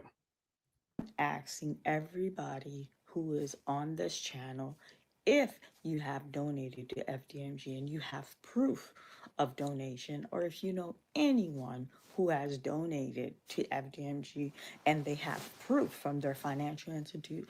No, I'm not gonna let them breathe. I'm not gonna let them come up for air. So what I'm doing, family, I'm starting different pocket. I'm starting different pocket. Yes, yes, I will make you flip and turn and jump and do all kind of cartwheel, Umar. No, no, no, no. 2026 is coming to an end. So you're running out of fuel, sir. You're definitely running out of fuel. So I'm reaching out to channel member. Do not underestimate the power of social media. I'm reaching out to you guys. If you guys know anyone who has given, anyone who can show proof. You have to show proof. I don't care if it's $50, if it's $20. You have given money. You reach out to me. You reach out to me. You understand? And then the attorney, they informed me Thursday, February 4th. I think Thursday the 4th. Yes, Thursday, my retainer fee will hit my account, will hit my account. So February on the 7th, he's gonna give us this elaborate show. So, we haven't seen anything inside the school. We saw some elaborate chart, some fancy graphic chart. Yeah, what she's referring to here is that when they met with Umar, not in person, but all of the individuals who are part of the class action lawsuit donors, FMG donors, that they met with Umar. It was probably via Zoom, and Umar's attorneys, and then their representative, and that they showed. Umar didn't say anything from what I remember, but that there was all these elaborate charts, and it's possible that Umar's going to show those charts on Saturday. Okay, we'll have to wait and see. Okay. Anyway, there's another part in here I'm going to go back to, and I'll have to skip through to find it. Here we go. School is going to be a functional school. So no, I'm not going to speak on your brought you to Cleveland, Ohio, brought to my attention. You know what I mean? With him, you have to air out everything publicly. With Mm-hmm. him, you cannot negotiate with him or sit down and reason with him behind closed door, because he's just not a very honest person. And that's the point that I was trying to tell them. You guys want to sit with a thief? The thief will pickpocket you as you sit down, family. You Yeah, that's so true. understand? So he made this little video. Let me play it for you guys. Let me play it for you guys, family. Hold on here. Here we go. I'm gonna give me some where to school at t-shirts. Since that's what the haters who don't build institutions keep asking. Where to school at? I'm gonna get some where to school at t-shirts. I'm gonna get some where to school at t-shirts, brothers and sisters. Where all my FDMG donors at? Make some noise. So that little smart comment that he has to make. These were the t-shirt that I made, family. Where the school at full. So these are Yeah. the t-shirt that I made. So now he's throwing a little jab. So that's what I'm saying. We were trying to figure out why Umar was so mad when he's shoveling the snow and he makes those comments about the t-shirts. That's his way of taking a shot at Marianne Lloyd, but he won't say her name, just like he won't say my name either. Okay, but I've been at this for a long time. He's so scared of her. Here we go. Did this t-shirt a while back. If you guys go to my post, I posted. The response was unbelievable, and I did come out publicly to thank everybody who supported. We cleaned out the t-shirt. One left out of all the t-shirt. One left. Family. Which I don't have any intention on wearing, because I don't want his face on my on you know what I mean. I wonder if that last shirt is an extra large. If it is, I might have to order it. I was gonna say large, but it'd be too tight. If it's extra large, I might have to order that. Let's go. So he makes this little video. You know what? I'm the only one.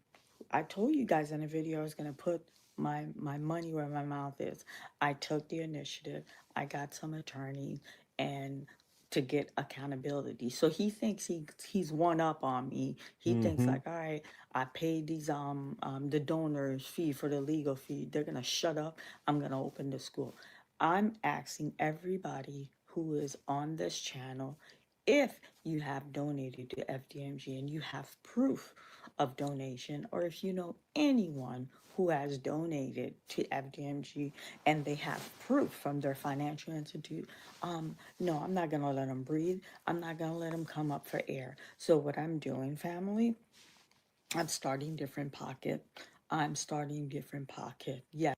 Okay, so I just want to let everyone know that if you are a donor and you would like to seek legal remedy for Umar scamming you for FDMG, you're an FDMG donor, contact Mary. And I'm going to say it every single live stream moving forward. All right. Okay. So I just wanted to share that because I did not know why Umar Johnson was so mad yesterday, but that's what he was mad about. And see, he can't say anything directly to her or even about her because he hadn't said anything. But that's because his fear of her is extreme. It's extreme, right? He's a coward. He's such a coward. All right, let's keep going. Here we go. Donation in St. Louis. And shout out to Sister Mary Ann Lauren too. Shout out to Sister Mary Ann Lauren. Here we go. Who been standing with us since 2014 when we took the first donation in St. Louis? Who been standing with us since 2015? Who been standing with us since 2016? Who been standing with us since 2017? Who been standing with us since 2018, 2019? Who been standing with us since COVID? Brandon, don't do that. I'm telling you, that's the one thing about the men in the chat. See, I'm married. I don't be saying nothing. Brandon says, I gotta find out if she likes younger men. Stay focused, family. Stay focused. All right, shout out to Brandon. Brandon took his shot. But I noticed that.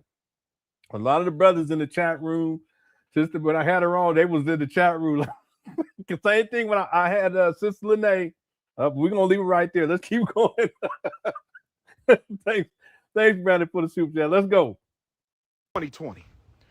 Who been standing with us since 2021? What about 2022? What about 2023? What about 2024? What about 2025? And who just now coming to the train late, but we still welcome you? Who just now coming to the FDMG train late, but we still welcome you in 2026? It makes no sense for him to be doing it. The sidewalk is already clear. Brothers and sisters. Who's still coming to the FDMG train late, but we still welcome you in 2026, brothers and sisters? Put the year There's salt down on the ground. that you started donating to FDMG. Let me see some years. The first year was 2014. The current year is 2026. Put the year you started donating to FDMG. If you still donate, I only want to talk to people still donating. If you jumped off the It's all about the money. train because the YouTubian struggle stream has got inside your head, you let All right, he talking about me now. There, Cook Crush chat. the cyber thoughts, you let these dusty cyber thoughts get inside your head. I'm talking about if you still donating, hit the PayPal. PayPal.me. How we doing, my brother? All right. Just trying to get this salt on down. Say something to the people one time. Oh, man, you know what it is. Your boy on Flair here, man. With Dr. Umar, Yes, man. sir. Yes, sir. We about to go for our building inspection this month, brother. Keep us in your prayers. If all goes well, the grand opening coming. We here. They didn't talk that shit, but we here now. He's so mad. See how angry he got? All right, King. Be blessed. Be blessed. They talk that shit, but we ready now, baby. We ready now. Put up a Oh, cut it out, you crybaby. shut up. Where the school at? Where your school at? That's what I want to know. So this sounds more like how Umar is like in real life. A lot of people have a misconception about him, but Lene talked about this rage. Where your school at? That's how I want to know. That's what I want to know. Where your school at? Stop worrying about where our school at. Where your school at? Because last time I checked, I'm the only one in the conscious community building a relevant institution. Last time I checked, I'm the only one in the conscious community building a relevant institution, and I'm the #1 black scholar on the planet. There you go. And I'm the most requested black scholar on the planet. And I'm the most influential black school psychologist of all time.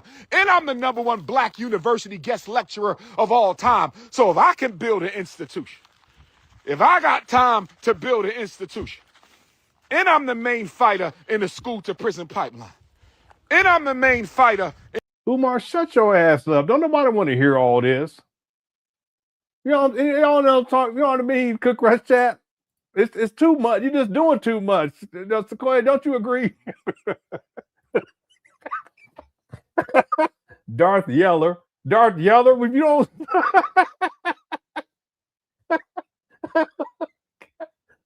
I'm gonna have to use that from now on. Whenever Umar start yelling, we're gonna say Darth Yeller.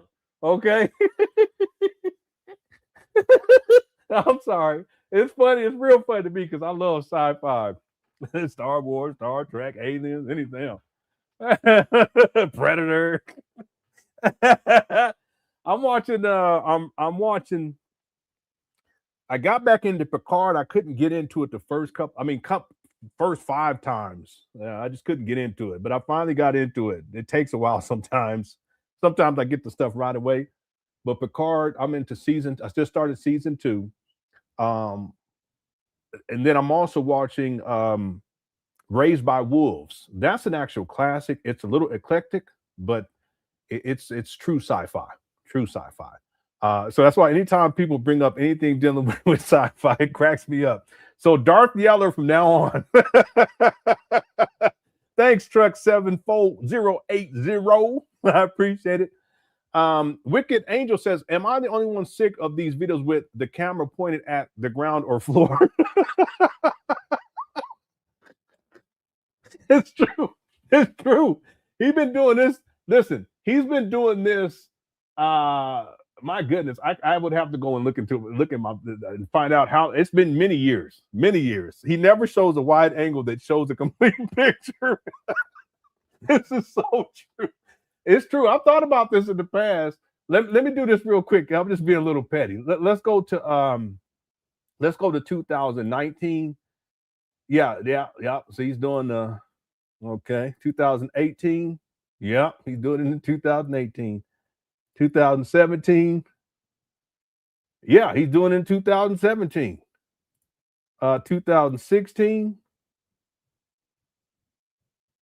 Well, the thing is, in 2016, there's more lectures online. He doesn't really. Let me see. He doesn't really like. No, he does it in 2016 too. He looked like a Klingon right here. I kid you not. Let me show you all this since we're talking sci-fi. Umar looked like a straight Klingon.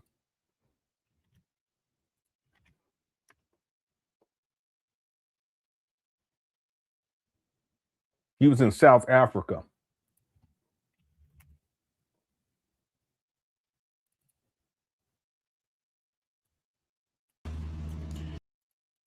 Peace and love, black families. The Prince of Pan Africanism, Dr. Umar Johnson. Good afternoon to South Africa. Good morning to Black America. I believe it's also good morning to my brothers and sisters throughout England and the UK. In the modifications of the IEP, it depends on if it affects learning or. So yeah, he was doing. This is 2016. Let's go to 2015. See, a lot of his videos from 2015, they're lectures because he wasn't really online like that, like on Facebook. I mean, he was on Facebook prior to this, but I'm talking about like Instagram. I don't even think he had Instagram at this time. So most of these are lectures that I see for 2015. Let me look at 2014. Is he live streaming from his apartment at that time? It's mainly lectures that I'm seeing. Yeah, I don't see anything. 2013, same thing. It's just lectures. He's not really live streaming from his apartment that he had at that time. And I know 2012 is going to be the same. Yeah, because it's mainly Umar. He's not really live streaming during those years, but once he starts to live stream, yeah, he does that consistently. Anyway, I know I'm being a little petty. Thank you, Wicked Angel 101 for the super chat. Appreciate it. Ayu Bud says, wear the shirt on stream like Father Day. Yeah, no, I wouldn't wear it on stream, but I mean, if it was an extra large, I would get it just to have it. You know what I'm saying? All right, thanks, Io Bud. And Io Bud's talking about the shirt that Mary Ann Laurent had made. Umar is talking about I think it says where's the score? Where's the school, fool? Something like that. Okay. Thank you for that. Kishia says, where are the books? Where are the desks? Where is the faculty? The list goes on and on and on. There's all kinds of things that need to take place in advance of actually opening. I don't think Umar understands that. I don't think he cares. He just wants to extend this indefinitely, and whatever he has to do, I've been saying this for years, he will do in order to extend this indefinitely, including staying out of court. Let me read this to you guys. So I'm not going to read Black Anonymous's comment email to me, but I'm going to read what because we're emailing each other back and forth today. I want to read to you guys specifically what I stated about what he's doing, or at least what he's attempting to do right now, because it's not about opening up a school. Let's be clear about that, because he would have a lot of things in order already, right? He would have had them in order years ago after he acquired these trap bandos. So Umar will do whatever he can to stay out of court. I think his next excuse will be that he was denied a certificate of occupancy. He would then say that he did everything that he could do, and that the grand opening is postponed until he gets the buildings up to code. He will then say he is working hard, but that he needs more money to get the buildings up to code.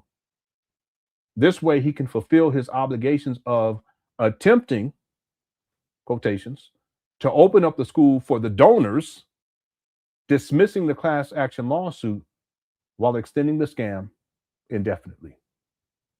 And that's what this is all about. It's about extending this scam indefinitely. I have more than I wrote here, but I'm leaving right there. Extending the scam indefinitely. So that's why he's not worried about books or desks, because as long as he can keep getting money out of people and just be stuck with this particular issue right now, which is the renovations, even though he said renovations were completing August 11th of 2023, then he can keep collecting money under this idea of renovation. I'm going to tell you what I think was going to happen is he's going to say he put in a certificate of occupancy, it was denied, and he has to get things up to code, but now he needs more money in order to do it. He's going to be working hard to do that. Well, that just extends the scam even further. Okay? We're going to see. We're going to see. Okay, and that's way before even him. I mean, he ain't thinking about this right here. He's not thinking about operations. And he said it, the three phases. First phase was acquisition. Second phase was restoration or renovation. And the third phase was operations. And also have him saying that operations is going to be the easiest part. No, the easiest part is acquisition. Clearly, renovations, it's about to be 7 years in 3 days. And operations, that's on a whole nother scale. He ain't prepared for that. He don't even know what he's doing. But it's not about opening up a school. That's why he don't care about that.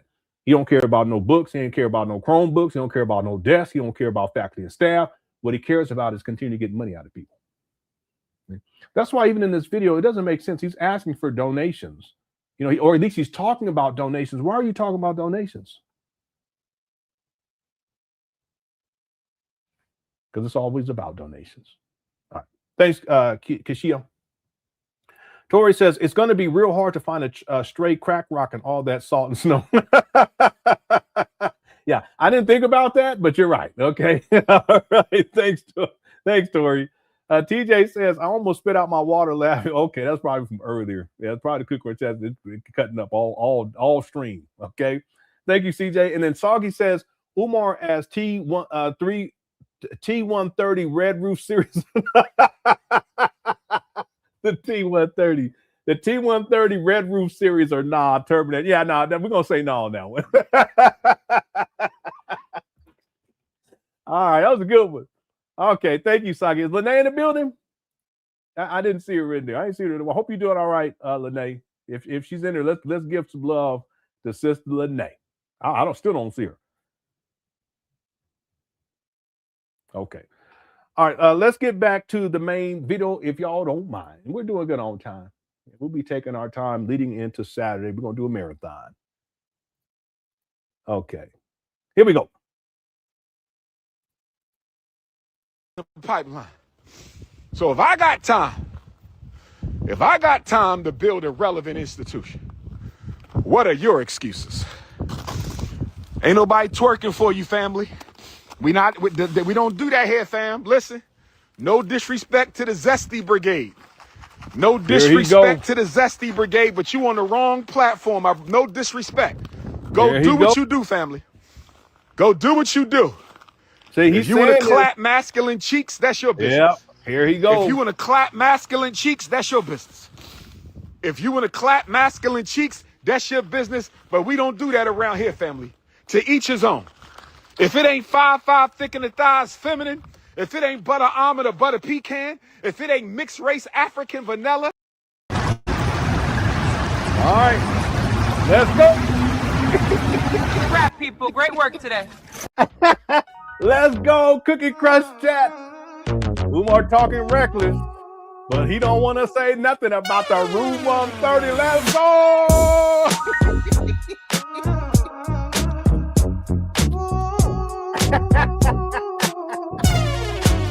Oh yeah. Lights are rolling on a movie set today.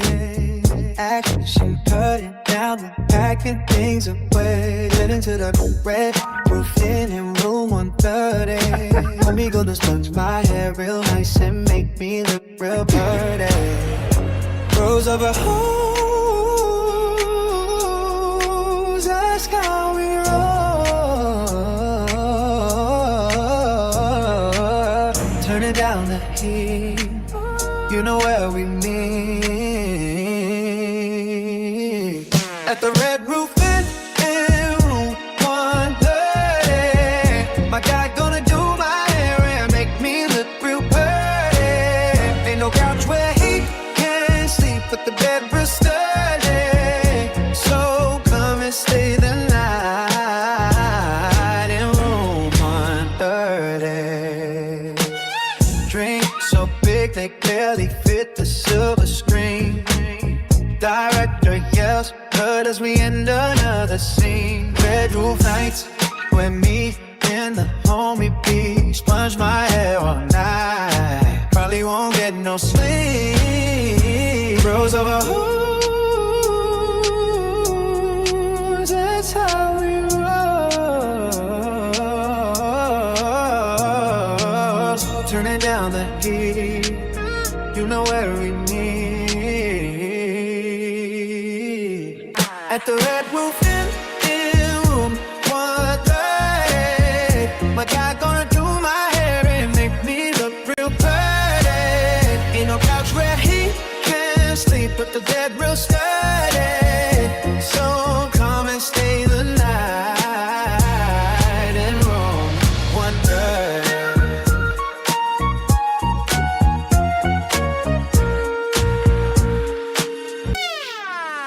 At the red roof in room 130. My guy gonna do my hair and make me look real pretty. Ain't no couch where he can sleep, but the bed real sturdy. So come and stay the night in room 130. All right, Cookie Crush chat, Room 130, where it goes down. Shout out to Sister Marianne Lawrence in the building, Lenae's in the building, and the Mason Bears in the building. Shout out to Kogo for putting it all together. All right. Every once in a while, we got to do a little something. Shout out to Kogo. All right, let's get back to it, everybody, because we got to get through this video and the next one too. So that way tomorrow we'll focus on one video and then we get reset for Saturday's marathon. All right. Okay. Shout out to Quick Crush chat. Here we go. If it ain't sweet brown sugar, do what you do, family. Of all time. So if I can build an institution, if I got time to build an institution, and I'm the main fighter in the school to prison pipeline. And I'm the main fighter in the school to prison pipeline. So if I got time to build a relevant institution, what are your excuses? Ain't nobody twerking for you, family. We don't do that here, fam. Listen. There you go. No disrespect to the Zesty Brigade. No disrespect to the Zesty Brigade, but you on the wrong platform. No disrespect. Go do what you do, family. Go. See how angry he is?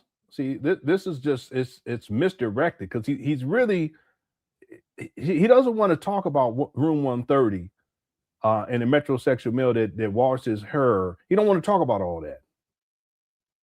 So he's upset. He's really upset about it because he's been exposed, and so he has to go over the top with everything to prove his masculinity. Listen, Umar, be you, live your life, okay? Get out your mama's closet, literally and figuratively. All right. Go do what you do.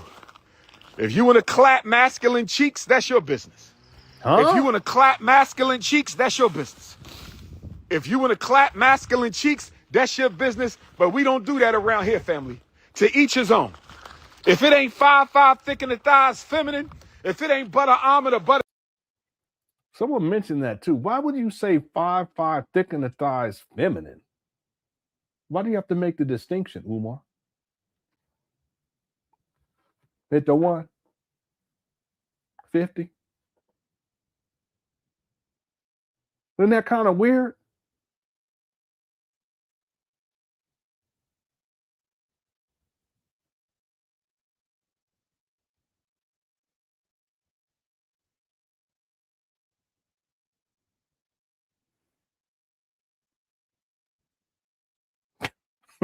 This chat room is crazy. Let's keep going. 5'5" thick in the thighs, feminine. If it ain't butter almond or butter pecan, if it ain't mixed race African vanilla, if it Listen, Umar, he watched this right now. Everyone say hi to Umar. ain't agave, if it ain't sweet brown sugar, if it ain't hot chocolate. See how he got to go all over the top, and he's angry. He's angry about he got exposed by Sister Mary Ann Lauren with the Room 130. She got the video footage from behind the scenes too. Listen, if you pay out $68,600 to keep that video out of the public eye, we know what's going on. Okay. No, I agree. Be proud of who you are and be you. Real talk. Shout out to Miss Sister Mary Ann Lauren. Just be you. See, I think a lot of Umar's anger and aggression is because of this. Because he can't be out, because he's painted himself into a corner. Now, listen, Umar, if you came out and just say, listen, I'm bisexual, and you just told the truth, there'll be people who would clown. I wouldn't clown you on it. Okay, I'm clowning you now because you're a hypocrite, but I wouldn't clown you on it. I wouldn't even hold it against you. Is you're a hypocrite because you've been taking shots at the LGBT community for decades now. Now, you will have a lot of people go at you after that, and you'll get a lot of criticism, but at least you'll be free. Is it worth your freedom? I don't know. Maybe that's how you living, homeboy. Not me. That's on you. Just something for you to think about. But I think a lot of Umar's aggression towards Black women is rooted in his inability to be free and be who he is. I don't think he likes women at all. I've been saying that even before this information comes out.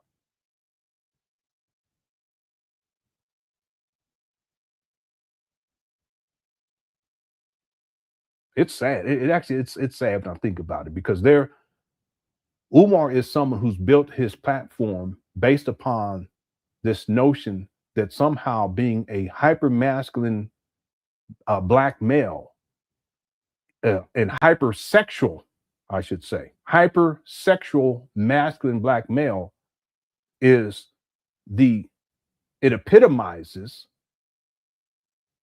alpha manhood. But I think that Umar's hypersexuality and his so-called hypermasculinity is just his way of compensating for how he truly feels sexually. If that makes sense. Umar, just be who you are. All right. Shout out to Sister Mary Ann Lauren. That's why he's so angry here. Keep it pushing. Keep it pushing. All natural Cinnabons, nothing artificial. All natural Cinnabons. And yet we've seen over and over again in women that he's dealt with, it's not all natural. That's another one of his, it's just overcompensating. He's just doing too much. Because it's the natural in Umar. It's not just yet you're a natural woman, but I'm a natural man who wants a natural woman. And in his mind, what's not natural, if I can use the term, is to be homosexual or to be bisexual. So this is just Umar overcompensating. I won't be a natural. No, he likes the stripper types. That's what he likes. Weave, blonde hair, weave. That's why he was dealing with the conscious stripper. This is just overcompensating because he wants to prove his masculinity as a natural heterosexual black male who's hypersexual because he loves women so much. No, I ain't got nothing to do with that. No. If it ain't Cinnabonlicious, keep it. Remember, his nephew said that he never saw Umar with a woman. Umar ain't never been married. I'm gonna leave it right there. Let's go. If it ain't Cinnabon, listen, no disrespect. Do what you got to do for you. But again, this is Umar projecting. Around here, we believe in black on black love. No disrespect. Notice he doesn't say heterosexual love. He says black on black, which could include, let me stop. Let's go. No disrespect.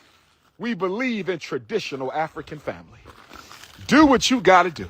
Where are my beautiful African queens at? I ain't gave a shout out to the African queens. See, again, this is to fortify his masculinity. Queens at. Where my and his heterosexuality or perceived heterosexuality. Beautiful Africans. Where are my sisters at? Give me some hearts and some love. See, he also wants them to give him hearts because that makes him feel better about his internal struggle and his internal issues dealing with his sexuality. Where are my sisters at out there? Like, real talk, I don't even think it's masculine to be asking women for hearts online like that. I don't. I think Umar's overcompensating. Send me some hearts. Send me, what do you think? Do you like my hair? Remember, we used to do that too. Women, what do you think about my hair? You sound like a female. Real talk. And I'm not saying that to be disrespectful to the women. You sound like a female. I shouldn't say it that way because I'm from Southern California. I apologize. You sound like a woman. And I'm not saying that when women talk like that, there's anything wrong with that. That's what women do. I appreciate it. But Umar, you're supposed to be this hypersexual masculine male. No, it's Umar. Anyway, let's keep going. Well, he's something else. Where are my sisters at out there? From all around the African universe. I'm talking about from Angola to Alabama. From Birmingham, England to the Bronx, New York. Shout out to the Bronx. From Jamaica in the Caribbean to Jamaica, Queens. We got anybody from the Bronx, from the boroughs? Let me know. Right, brothers and sisters. We are from Australia to North Dakota. That look like shit right there. Dakota, where are the beautiful black sisters at? Oh, yes. Yeah, I actually feel bad for this guy. I really do. I mean, his whole life it's fictitious, right? It's one big fiction, including his sexual orientation. It's fictitious. FDMG is upon us. We going for inspection this month. The talk is over, brothers and sisters. The talk is over, brothers and sisters. It's time for us to do us. It is time for us. Somebody still got their dog shitting in front of the school. This don't make no damn sense, family. Why is your dog still shitting in front of the school? Can we do something about the dog shit? This is what I'm going to do. Because I'm tired of asking y'all to stop letting your dog shit on our ground. So this is what I'm going to do. He's so mad. I'm putting cayenne pepper down. Please spread the word. Dr. Umar is putting cayenne pepper down all over FDMG. I'm putting cayenne pepper down. That's right. Okay. That's right. I'm going to go to the Poppy store and get five of those 5-pound cayenne pepper buckets. And I'm going to cayenne pepper FDMG. I said I'm going. Wait a minute. What does he mean, the Poppy store? What in the world are you talking about? Am I missing something? What is a poppy store? What's up, Creole Angel Hair? I ain't seen you, but I hope you're doing all right, sis. Oh, it's the corner store. Okay, I was like, what is? I ain't never heard because I was. We don't call. We say we going to the corner store. He said the Poppy store. Okay, all right. It's a Philly corner store called Poppy. All right. I thought he was talking about something else. Be honest with you. Hit the one. Room 130. I thought he said he gonna go to Poppy.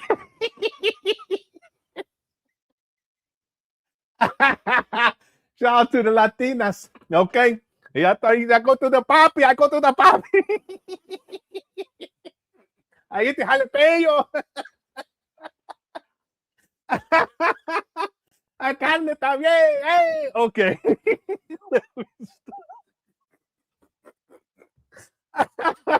I'm just saying because everything else has been going on. That's what I thought. You know, shout out to the Latinos. Yo. All right. Yeah. I get these signs. All right, let me stop. Let's keep going. Word. Dr. Ooh, Umar boy, is putting cayenne pepper down all over FDMG. I'm putting cayenne pepper down. That's right. That's right. I'm going to go to the Poppy store and get five of those 5-pound cayenne pepper buckets, and I'm going to cayenne pepper FDMG. I said I'm going to cayenne. I wish my wife would. That's the one thing. I wish she would say that to me one time. I really do. You know what I'm saying? But she ain't. She called me daddy, but I want her to call me Poppy. You know what I'm saying? That's the real one. She won't do it. Viva Puerto Rico! Papi chulo! All right. Okay, let me get out of here. And pepper FDMG. So you bring your snow puppy around here if you want. You bring your snow puppy around here if you want. You bring your snow puppy around here if you want. They're going to get that cayenne blast. And I wanted to say it like, what's her name in Do the Right Thing? What's her name?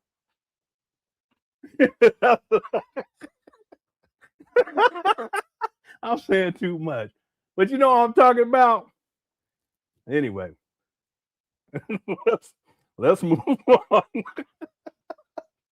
Yeah, I wanted to say it like Rosie said it. It was Rosie Perez. Okay. Let's keep going. Keep playing with me. Letting your dog shit all over the grounds. Y'all doing it on purpose. Y'all don't. They're not doing it on purpose. Cut it out. Even clean the shit up. That's all right. I got something for your asses. Oh, we got something for you.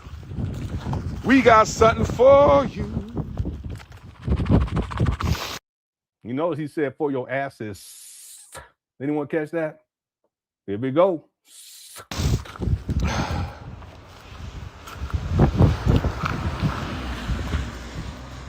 Yeah, I had a crush on Rosie. No, I'm not talking about Rosie O'Donnell. Cut it out. I had a crush on Rosie Perez when I saw her Do the Right Thing when I was a teenager. Anyway. Woo! After we done today, I'm gonna need me a nice. You go that dookie. It's King Kongalicious. We still here doing what we do. Man, he looked all smoked out. You feel me? Beard graying up. Where we at, family? We're the Ifa Tunde. I got my I Love Ghana hoodie on. Here he goes. I got my I Love Ghana hoodie on. I got my I Love Ghana. Oh, we going to cayenne pepper their asses, brothers and sisters. We going to cayenne pepper their asses because I told them to stop letting them dogs shit all over the ground. Oh. This guy, he can't even put his gloves on because he's holding the phone. Ridiculous. We going cayenne pepper. Yeah, I think he's going to go in. I think he's going to go inside the school. The bando. Here you go. Woohoo. We going cayenne pepper the game. Okay, so I played this. We got to this part yesterday. This is where we stopped. So we'll continue right here. He has, it looks like he's gotten the floor buffed, and he's also cleared a lot of the stuff that was in there. He's cleared it out. I have two questions. The first question is this really progress? That's number one. Number two, where did Umar put all of the stuff that he took out of there? Hit the one. Because I want to prove a point. Now, for the first part, I want to do this. Let me get into my gym. We're going to go back to June 16th of 2021. June 16th of 2021. So again, the question is this really progress? If we go back to June of 2021, let's take a look.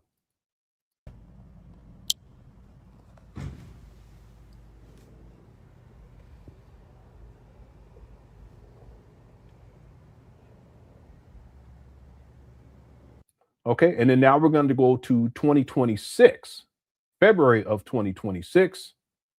Welcome to the John Jacques Dessalines Nat Turner Gym. Now there's stuff in there, so there's no progress there.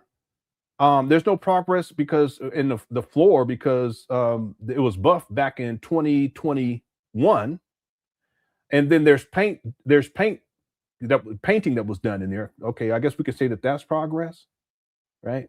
But the point I want to make is that in 5 years, roughly 5 years, there's not much that is taking place. Now, if you guys look carefully there on the floor, and this is a huge point right here, Umar's not going to get a certificate of occupancy just on this basis alone. Look at the floor. Watch this. And he knows this because we talked about this years ago. We talked about this back in 2021. You see that bump in the floor, the ridges. Okay, he's not gonna pass inspection based on that alone. Now, has he resolved that? I don't think so. Because he's had these abandoned buildings. He had all this small gym. He had all kinds of things stuffed in here. Okay. In fact, this is what it looked like October 1st of 2025. Bayesians, Bermudians, St. Croix, St. Thomas, St. Kitts, St. John, St. Lucia, St. Okay, so this gets me to the second question. Umar, where did all this stuff go? Martin, my South American Africans, my Central American Africans, my Canadian Africans, my European Africans, the Africans in Asia, Australia, the South Pacific, peace and Pan Africanism to my. That's all we doing. We bus coming from time. And I'm going to tell you where I think. Well, the first point is that Umar, there's no real progress. But the second question is where did all this stuff go? You know what I think? I think Umar, because he's a hoarder, he'll move a bunch of junk from one area to another area to make that area, the first area, look as if it's clean. When he flipped the phone, it's the same thing. I'm gonna pull that up in just a second. I think what he's done is he's taken a lot of this shit, this trash and stuff, and he's just taken it and he migrated over to the larger building. Because in fact, that's what he has done, historically speaking. There you go. See, I put all these pieces together for everybody. That's why I'm trying to get started earlier yesterday, but I had to get all the pieces together. Look. Black family, this is the. I'm going to mute this. I'll take myself off and I give commentary. 2019. This is the large gym. Again, he's turned this large gym into his own personal storage, but a lot of the trash and a lot of the shit that was over on the other side of the street where he's been doing renovations for like almost the last 7 years, he's taken it and he's migrated it over to what we see on the right side of the screen, what he calls the Frederick Douglass High School. This is the high school gym. And you see here that there's shit all over the place. You look in 2019, clear. You look in 2025, it's a mess. This isn't just things from the abandoned buildings. This is Umar Johnson's belongings, especially right here, fitted caps. Do you see the shoe right there, red, black, and green shoe from his apartment when he flipped the phone? In fact, if we keep watching here and we pause it right there, we see that big back TV on the ground. Okay, all of his books were stored in here. That's why he posted this video talking about how vandalism and how they destroyed his book collection. Why would your book collection be inside these abandoned buildings? Well, because when Umar was evicted in 2019, he moved his shit over there into this larger building inside of this small gym. I'm going to propose that what Umar Johnson did was he moved a lot of that shit inside of this smaller We've gym, been to West Virginia one. and he moved it over to the larger gym, because that's what Umar has a history of doing. He just moves trash over, and then he makes things appear as if the area that he moved it from, there's progress, is clean, so forth and so on. In fact, I'll give you guys a preeminent example of this. We're going to go to 2019. This is the last time Umar had his own residence. And then we're going to go to 2023 when he's living with his mom. He moves into his mama's closet in 2020.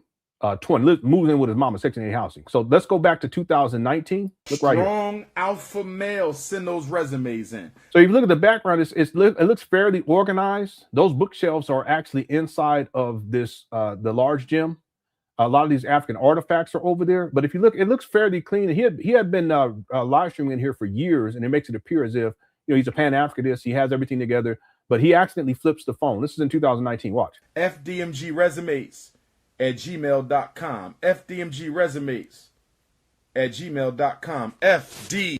And if you look way back in the corner, you see that big back TV. Well, that's that same big back TV that we see right here on the ground in 2025. See, he gets evicted in 2019. So all the stuff that we see inside of this is all his belongings, bags of clothes, right?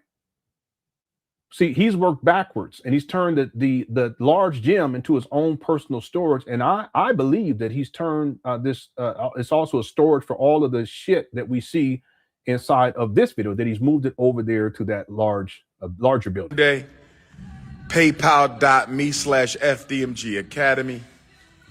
PayPal.me/FDMG Academy.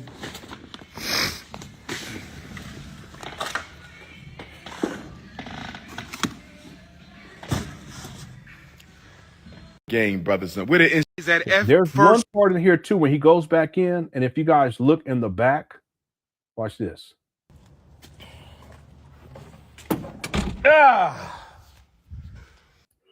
See back there, behind that door, that used to be all cleared out. He has shit stuff stacked up in there all the way halfway up the wall. We not playing with y'all. Jean-Jacques Dessalines, Nat Turner. So the point I want to make is 2 points. He hasn't progressed significantly, because if we go back to 2021, the gym looked like this. This is the small gym. He does the video yesterday where he shows the gym, but there's stuff in there. The only difference really is that the walls are painted, and the paint scheme is hideous. This ties to him and the whole ephod thing. But I would propose that a lot of the stuff that was in there back in October of last year, that he's moved it over to the large building. Let me give you another example. Well, let me play this one. MG resumes at gmail.com is what we're looking for. Yeah, he's a hoarder. My thing is Yeah, by the way, we got 1,500 people in the building. If y'all hit that like button, I appreciate it. Okay, our goal is to get to 500 or 600 if we already got to 500. Here we go. Y'all need to. What happened? I'm in the process of relocating to Wilmington, Delaware. So the Okay, he never moved to Wilmington, Delaware, right? This is over 7 years later. apartment is a mess right now. Y'all don't need to see all that. See, he starts lying right away. I'm in the process of relocating to Wilmington, Delaware. And he repeats the lie to make it seem as if it's true. I'm in the process of relocating to Wilmington, Delaware. Okay, real quick, this is not strong alpha male either. See this? Look at this. Strong alpha male. Okay, why are you doing like I ain't gonna do it. I ain't gonna do it. But why are you doing that talking about strong alpha males? Get the one. Room 130. I ain't even gonna do it. Why are you doing that, bro?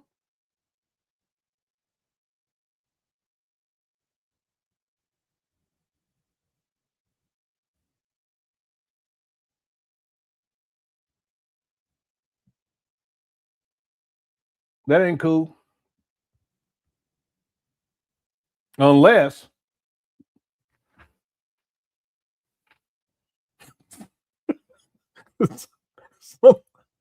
somebody said sassy auntie hands. All right. This chat room is crazy. This chat room is crazy. Strong alpha male. What the world? Yeah, you did. So shout out to One Shot Gaming. I gotta give you credit for it. Just come to mind because I remember somebody said it, but I didn't know it was you. So shout out to you. He said, I've been asking that question for 4 years. Yeah, that's Uncle Nancy. That's that Uncle Nancy coming through, family. All right. Strong alpha male. Send those resumes. I'm being so petty. Oh well, I'm being real petty right now. I shouldn't do him like that. I ain't gonna apologize, but you know. Umar, man, you a trip, bro. One more time. Strong alpha male. Here we go. No, I ain't gonna do that. Anyway, he flipped that phone. FDMG resume. I think I'll slow it down right here. Look, you guys can see it. This isn't, he's moving. He's in the process of moving. He's a hoarder. But he moves stuff around so that it looks like, you know, it's before he flipped the phone, like stuff is kind of organized. Yeah, I'm always amazed by this whenever I see, especially slow-mo. This is how he lives. Okay, let me give you guys another example. Oh, this is a close-up view. This all kind of shit. Boy, I tell you, this is crazy. That looked like a Hulk Hogan doll way back next to the look over there. If you look at the window, you got those little things hanging down, and you look to the left, it looked like a Hulk Hogan doll. Well, this is so filthy. I mean, this stuff, it ain't no telling, because he was here for about a decade, at least a decade, before he got evicted in 2019. So he has a lot of stuff accumulated.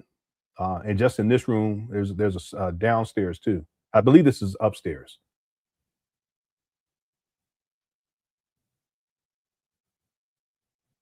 Yeah, this is crazy. Strong alpha male. Anyway, so that's 2019, and then in 2020 he moves in with his mama, and then in 2023 he accidentally flips the phone too. So let me play that one for you guys, and then look at, he gets right to line right after. Watch this. You know, human robots, a real person who's been psychologically programmed to destroy their own community. I think that was the case, or she was just a mentally ill sister, one or the other. But it's just sad because. So did you hear about they had burned down another one of his houses earlier this year around March? I didn't hear about that. I didn't hear about that. Like New Jersey or somewhere. I didn't hear about that. Yeah, he used to live in Camden, New Jersey, right over the bridge. Yeah, I think that's the one that burned down. It was like a 78-year-old lady living inside there at the time when they were burning it down, and she said she's going to rebuild. Wow, I wasn't even aware of that. Yeah, conspiracy to destroy Dr. King. Yeah, they're trying to erase the history, Dr. Umar. But you keep doing your thing, Dr. Umar. You definitely got a lot of good followers out here. Good people. Appreciate you, my brother. I appreciate you. All right, now be blessed. See this?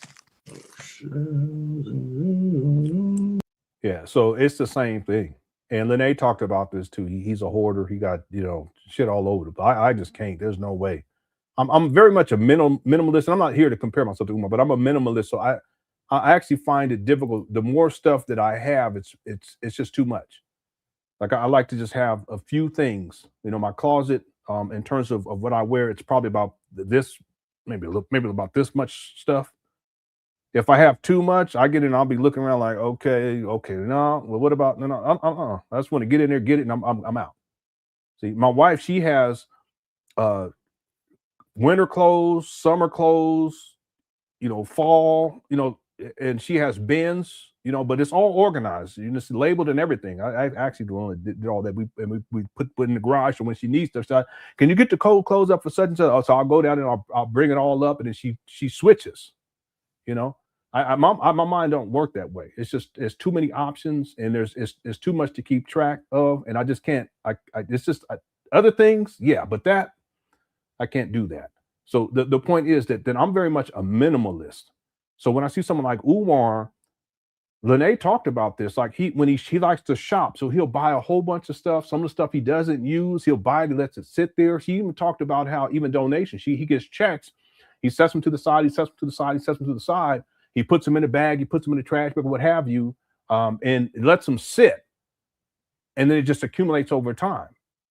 And that's why there's been times in the past where Umar, he makes announcements to his donor. He says, listen, I know for those of y'all who sent me checks, I'm going to cash them, just hold on. But that's because he hoards stuff, right? And he doesn't handle business to where, okay, it comes in, out of respect, let me go ahead and cash this right away. So there are people, I'm sure, where, you know, they sent them a check, and then, you know, they at a certain point, the check don't go through. Maybe they don't balance their checkbook right. And then he finally cashed it a month, 2 months, a year later, and then now they're in the negative. I'm sure that has happened over the years. Right. So the point is that Umar is a hoarder, and this is an excellent example of it right here. The other thing, too, is notice how Umar, he starts lying right away, just like he starts lying right away when he flipped the phone back in 2019. This video is from 2023. My brother, I appreciate you. All right, now be blessed. If you guys look down in the corner, there's a sack of potatoes in there. Hit the one. There's a tripod. There's a sack of potatoes.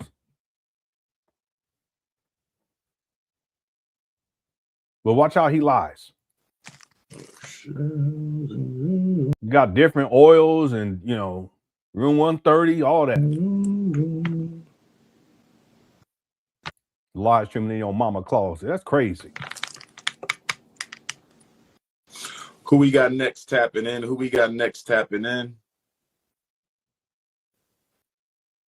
Who we got next tapping in?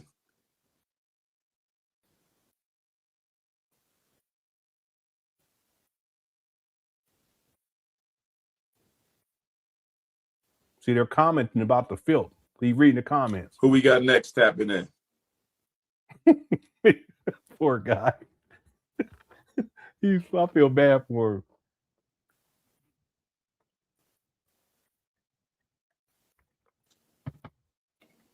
They're going in on him. Cornel West is running for president. I heard he left. The party he was with. He going with another one. Refolding my clothes, family. It's all natural. It's all natural. Just got a couple clothes I got to handle. Who tapping in? See that? First of all, this right here, this isn't all natural. Let me just explain something to you, Umar. This is not all natural. Okay, number one. All right. What's up, Kiwana? Number one, this is not natural. It's not normal either. Okay, if you guys understand what I'm saying. Second of all, there is no such thing as refolding. This guy, he be lying so much. I mean, he said, who refolds? You know what? I'm going to refold. This is not refolding. There's trash in here, all kind of shit in here. What you going? Are you going to refold the sack of potato? I know you're not saying you're going to refold that sack of potato in the corner. Cut it out. You see the sack of potato? Man, he got so much shit in here. I'm looking now. I need to zoom in on this. Do a video where I zoom in on because there's all kind of shit in here. You got hamsters in here. You got a little baby squirrel in the corner. Yeah, that's crazy. All right, the point I want to make is that Strong alpha male. That's my point. I'm just playing. I've been petty today. So again, Umar, whether you look at back in 2019 and you look at how the large gym looked back then, or you look in 2025, he moved stuff around to make certain areas look as if they're clean. And I think he just moved a lot of the stuff that was in that small gym over here to the large gym. Okay, because it's already filthy in there. And you can even see that little African doll right there. Okay, this is from his apartment. You see it over there on the ground? That's from his apartment. All these books. That's when he got evicted in 2019. And in 2025, he tries to pass this off. Look, suitcases. He tried to pass this off as if this just happened. Bookshelves back there.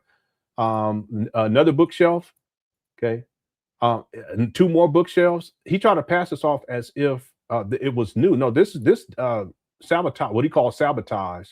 This is old. You see all the dust on top of everything? This could have taken place back in 2025. Look back in the back there. Look at all that trash and stuff back there in the 2025 up against the wall. That's not in there in 2019. See, so a lot of this stuff he just moved over from the small building and just left it over here. And then I'm going to propose that he's done the same thing here in 2026. That if you went in and if he showed this the large gym, there'll be all kinds of shit in here. That's amazing. He got because he likes hats. So you see all the fitted caps up there. It's a whole bunch of them, and then yeah. It's all his there's that TV. All this is all his personal belongings. Trash bags of clothes.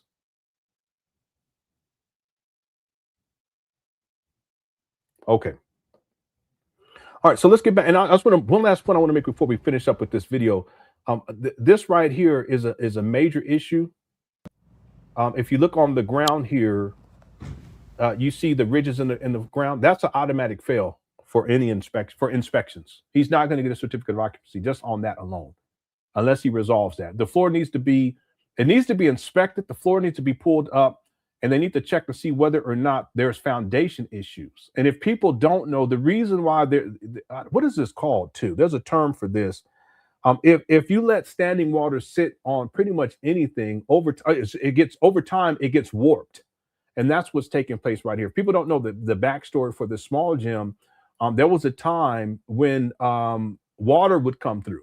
There's a pipe and it would come through and it would be standing water in there, right? In fact, I think I have, let me see, is this it right here? I may have to find it. This may be it right here. Let me take a look. FDMG is coming. Let me hit the drum. Y'all know y'all love when I hit the drum. We got who this got the corner. You modern pure. It's raining outside and not. So I here it is right here. So this is from 2021. This is a long-standing issue. This is why there's mold issues inside of this gym. And in fact, if we go back to this video right here, this video is from 2021. So this is 3 months after the video we're about to watch. If you look in the back, you'll see the mold back there. See all the way in the back corner, and there's 2 little patches of it, at least 2 little patches going up the wall. That's black mold, and someone gives reference to this as well. And Umar says we're going to wipe it off or something like that, right? But the reason why these ridges and these it's warped on the ground there inside this gym, okay, that's an automatic fail right there for inspection. Is because of the water issue. And Umar knew about this. He knew about this because he was up there in 2017 touring this building, and I can pull that up too. He knew how bad these buildings were even back then. Black power. It's nation time.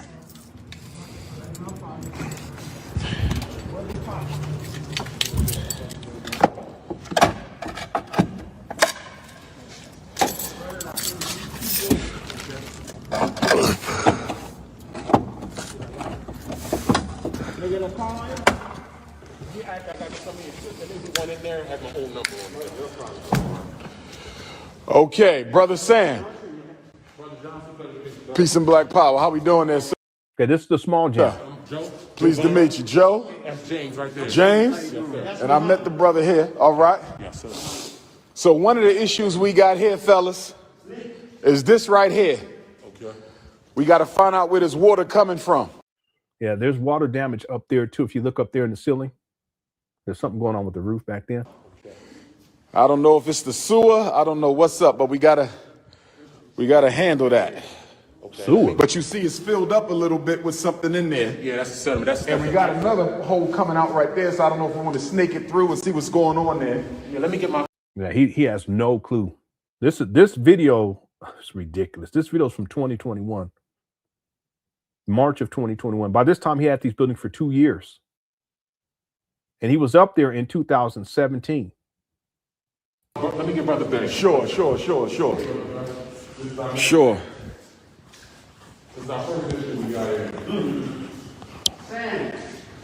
See this? There's the mold again, right? My goodness gracious. Look at that.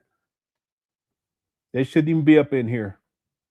Y'all see this? I want to be clear about something. I know that we were talking about the mold back in 2019. Okay, so it's nothing new. This video is from 2021. We covered it when it came out. I just want to make an important point for everyone that this type of a situation with mold, because it's not just what we see, it's what we don't see. Mold spores, also what's going on in the drywall, behind the drywall. I want people to understand something, that you could literally die because of this shit. Hit the one. It's that serious. Okay. Umar shouldn't even be up in there. He's had kids up in there. Well, let me take that back. He had kids in the large. I can't remember if he had kids inside of this small gym. He has had older people in there too, for sure. I know that. But you could literally die from this. And if anyone wants to do, and I'll make sure in the documentary when I cover the black mold situation, I'll make sure that I'll outline that too. So this is just what we see on the exterior of the, on what we see in the drywall, but we can't see what's in the drywall or what's behind the drywall or what's the spore count for this mold. Who knows what else is going on up here? Mildew. There's a video where there's a woman, they were walking through the large, I think it was a small, no, it might've been a large gym. No, the large school, large building, I should say. I apologize. And she was holding her nose, and they were asking, why are you holding your nose? So she was talking like this, she was going like this. And she says the smell. Okay. And it was the mildew smell. Okay. They shouldn't have been in. That's before he got electricity turned on or anything like that. Okay. You could literally die from this. Okay. And there it is. Okay. So again, this, if we go back, and again, this is just what I mean by the forensics of this. Let's go back to this other video. You see that back there? That's the same mold. This is from 3 months later. After this, at 3 months later, Umar doesn't get this cleared up. Look, y'all see what I mean? Okay, this is March. That's March of 2021. This is June of 2021. It's still there. Okay. And the reason why it's there is because of that water. There's a pipe, and it was a drain that was water was coming up through the drain, right? And then that's why you have this warping in on the surface of this gym. You can't have anyone up in there. This is an automatic fail for inspection. I highly doubt Umar has resolved this. We were talking about this back in 2019. I highly doubt that he's had this resolved. Anyone who's ever played basketball, you don't play on no surface like that, because you can blow out your knee, you could break your ankle, it's all kind of stuff that can happen. No, that's a definite no. For kids too. On top of that, you got black mold on the wall. See, and what needs to take place is this needs to be inspected. This needs to be pulled up. They need to check see if there's any foundation issues. The foundation failed on one of these buildings back in 2009, I believe. Let me go look on my timeline, because I want to be actual and factual. I believe it was 2009. No, it wasn't 2009. Yes, it was 2009. Okay. So in 2009, the Maurice J. Moore Academy, the foundation fails. I'm not sure what building it was, one of these 3 buildings, but clearly this could be a foundation issue too, because this is 2021. The water issue had been ongoing. The Moore Academy closed for the second time in 2015. So it sits for 2016, 17, 18, almost 4 years. Umar purchases them, and then this issue continues to linger on into 2020 and then into 2021. We're talking roughly about 7 years of this water issue.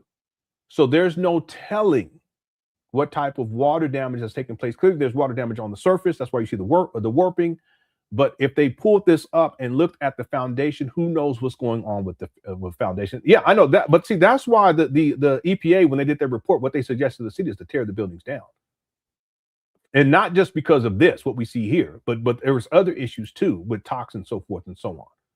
Right?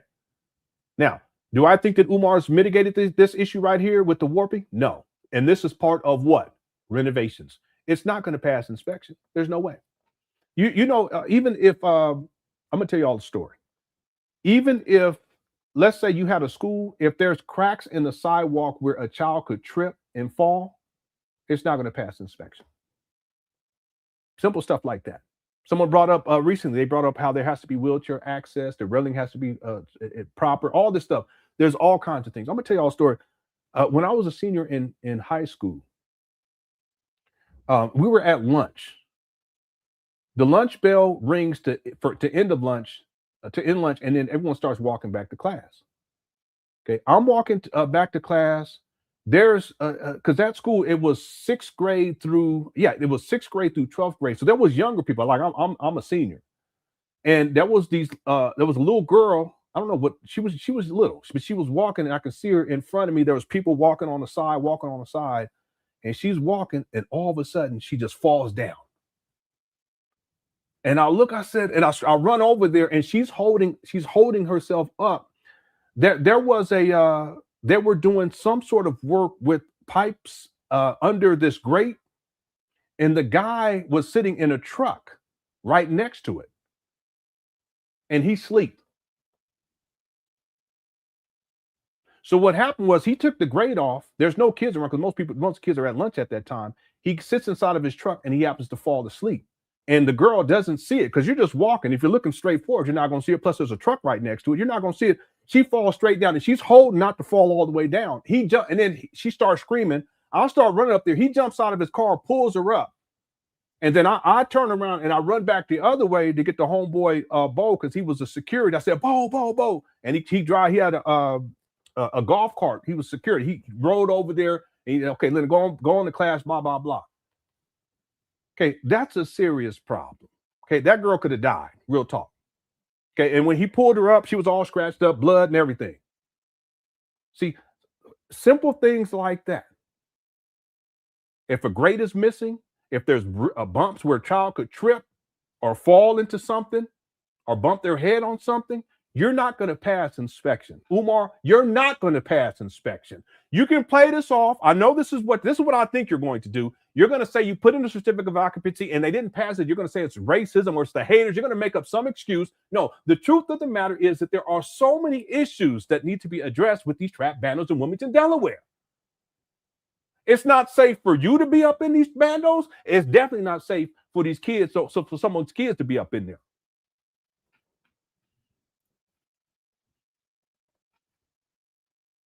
Let's finish up this video. All right. Yeah. Oh, I'm sorry. This is not the one. Hold on one second. You see the water? This is 2021. Some days I'll come up in here, this will be dry. Yeah. Some days I'll come up in here, this will be just like you see it. Yeah. And it doesn't matter if it's raining outside or not. So I don't think it's see the black mold? Weather. Should be storm. Crazy. Drain backing up. Okay. And you see that white film? That's water that's dried over time. So it's not just near that whole pipe. It's all over the place. It floods. Johnson, this is Brother Ben. Brother Ben, how we doing? You bringing it home? All right. Brother Ben. All right. So, yeah, this is, we don't know what this is. We got to figure this one out. Nah, this has been here. We've had the school for 2 years, Baba, and on and off. Sometimes I come in here, it'll be dry. Sometimes I come in here and it'll look like this. But it's coming now. Listen, watch this. Watch what Umar says. From there. We assume. No. They're not saying Bay. That's no. That's the more science. That's what they're talking about. Bay. Okay, BAY. Here we go. Room 130. It's coming from there. Well, when it dries, Y'all it crazy. dries over a length of time, does it just seep and become dry? Because that means that it comes. I think it's coming from there. Okay. But Now, they what's poured something in there, like some concrete or something. So that's why some folks were saying it might not be coming from there. But we have, is that left from the? That's a good question, because this is the first time in 2 years I've seen a separate puddle. This is the first time. The floor is low there. Look at that over there. That's crazy, y'all. There's no way. Okay. I think it's. So it could be the same thing. And she just, Yeah, I think it's there. Looking at this. Yeah. It's just an I think it's there. All right, okay. You got water coming in here. See that right there? Okay. Or could that be coming from this constantly being here in the evaporation? Let me pick it out to you. This tells me, because there's a picture, this tells me right here that you got a drain situation that's coming down into the footing. It's going down into, this compromises this floor. Okay. Yeah, the floor is compromised. Yeah, definitely compromised. Which is like underpinning. I got you. And it's coming through here. Now, I need to see or have. This is 2 years later after he purchased these trap boundaries. He should have already had this remedy. I'll look upstairs and see how the drain runs here. Does the drain come down? And when you say upstairs, you mean the roof, Bobby? Because we don't have a second floor. Well, you got the roof. Okay. Yeah, that's what we Yeah. All right, I got you. And then All what right. I need to do is, if you ain't gonna alert everybody, I need to see. And it's going down here, and it could be right there. Maybe you got a crack. It's like a creative mold. Yeah. That's where the water, that's how you know it's coming in, right? That's why I know. Okay. Yeah, that mold on the wall. I got you. So you think that's the source over there? Yeah, it's running down and it's That building might up not and be coming the up. source, but that's part It's of related. It's a part of it. the drain system. Now the gym was weatherized. Yeah, so it sounds like there's issues with water coming up from the roof as well, at least at this time. And he says it was weatherized. Stop lying, Umar. Here he go. Here he always lies.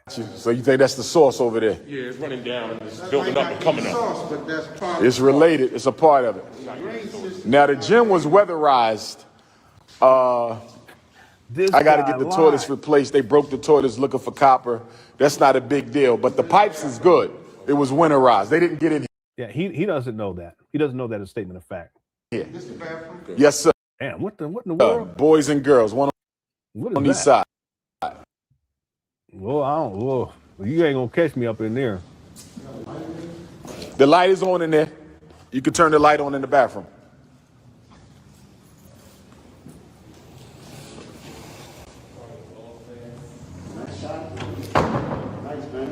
Yeah, once we get it, that's why I need y'all to do what you do. Only thing we got to do in here is that drain. How many square foot is this? I ain't sure. It's on the plans though. Okay. We got another one. That will be- Nasir got them. Yeah, we But got see, another the He don't even know the square footage. HVAC is all good. We just got to do the unit on the outside. See, he said the HVAC is all good. We got to do the unit on a lot. That's a lie. The HVAC is not all good. I should pull that up, but we ain't gonna do The that. unit is on the side. He lies so much. He said the same thing about the HVAC on the small school, but he had to get that replaced. It was totally gutted. I have proof of that too. I have drone footage of that. Yes, sir. When was the last time? Okay, listen to what he says right here. He says, "When was the last time?" Listen to the question and watch how Umar responds. That you seen that water? It was there last time we was here. When was that? Last week? 2 weeks ago. Well, let me say this. I'm not gonna be able to pinpoint the exact day, Baba, but last time I was here, it was almost dry, and I want to say that was about. Let me go back. Don't carry me too far. I'm troubleshooting it right now. I got you. When was the last time you were here? Last week, Kind of maybe 2 weeks. I can't, Baba. I'm too busy. Okay, two things right here. It shows, number one, that he's not consistently up there, which speaks to this issue of number two, he's not serious about fixing things and renovating. But number three, it also proves Sister Lene's point that Umar, he loses track of time. How would you not know the last time you were up there if it was within the last 2 weeks? Or within the last week, as he said at first. He don't even know. And this is the person that people think is going to open up a school. He can't even keep track of time. Shout out to Sis Lene. She told us about that. I can't give you that. All I can tell you is within the past 2 weeks I was here and that was almost dry. I can't give you a date. And see, when you put that in there, almost dry, meaning there was still some water there. Since last week, or 2 weeks. Yes, that has come up. More has come out. More has come up. It goes low, it goes high. It goes low, it goes high. Sometimes it's totally dry, sometimes it's a little water. Goes up there. First of all, it didn't. This is a rubber cover. I understand, but the core is not left. I got you. You see what he said right there? And that's the first time I heard that. Did you guys hear what he said? Let's see. First of all, it didn't. This is a rubber cover. I understand, but the core is not left. I got you. Wow. You guys hear what he said? That's the first time I heard that. I'm going to play it one more time. The core is not left. I got you. Yeah. That's what he said. See, that's an automatic failure right there. That's all they would have to see. Man, this is the first time I actually, and we played this video back in 2021. I brought it up. What's up, Swagonito? Good to see you too. I ain't seen it, but I was like, where's Swagonito at? Yeah. Umar's never mentioned this either. Yeah, it's interesting. There's so much that now, if we go back, what's up, Jonathan? If we go back and watch these videos, there'll be it's different because we have the research there, and there's so much that has happened since 2021. Yeah, that's why there's ridges. Right. The warping. Yep. Yeah, you're right about that, Trek 74. Even Umar, when he talks about the homosexuality and stuff, it just, everything takes on a whole different meaning now. Because I'm doing 2011 in the timeline for the documentary right now. I plan on having the next segment available for members next week. It'll be about 40 minutes long. And there's things that he says even back then, 2011, that now understanding room 130 and the metrosexual male that went to go do his hair, wash his hair and all this other stuff, and stayed the night. And then Umar says that he slept on, I always got to say it, he slept on the couch, but there's no couch in there. Stuff takes on a whole different meaning now, especially when you go look back at the older videos where he's talking about sex and different types of sex, even sex acts. It's like, wait a minute, why are you talking like that? You remember, you'll see what I mean. Because he makes some comments in that too. It's supposed to be a seminar for women, but he infuses men, men who are women who are doing certain things, and then he says, "Are you a woman or a man?" And I said, "What in the world?" I said, "What do you mean? Why would you even think like?" Anyway, y'all see. Everything takes on a different a dimension. It's told, you look at things differently. And I keep saying scrub because it's scrub daddy, but what is it called? It's not scrubbing the hair. It's called not massaging the hair or whatever. Someone let me know, because I got to memorize that. It's just, listen, first of all, I ain't got no hair. All right. So that's why I can't even think like that. All right. All right. Yeah, sponge. That's even worse. Shit. This is going to sponge his hair. I washed his hair. And then after I washed his hair, I conditioned his hair. And after I conditioned his hair, I sponged it. I said, oh no. I said, what time you do that? It was about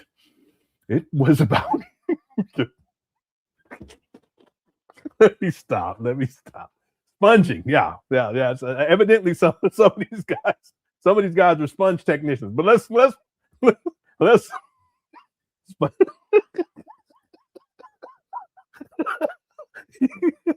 Creole, you be good. you be doing too much. You always do too much. It's you are the OGs from way back in the day. Shout out to Sister Creole. All right. She the homie though. You the homie, but she be going too far. Yeah. We ain't gonna get Let's stop. Yeah, sponge massage, something to that effect. But we gonna move forward. we're gonna have to. No, it's all good. It's all good. All right, let's move on. Well, you know, part of it because he called me gay. He called me a pedophile, a PD. I don't want to get banned. You know, he called me gay. He called me a PDF. Okay. So, you know, you know, it is what it is. You know, that he can. You know, let's go. I'm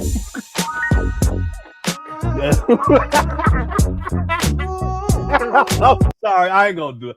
I'm not gonna do that. That's not nice. Okay.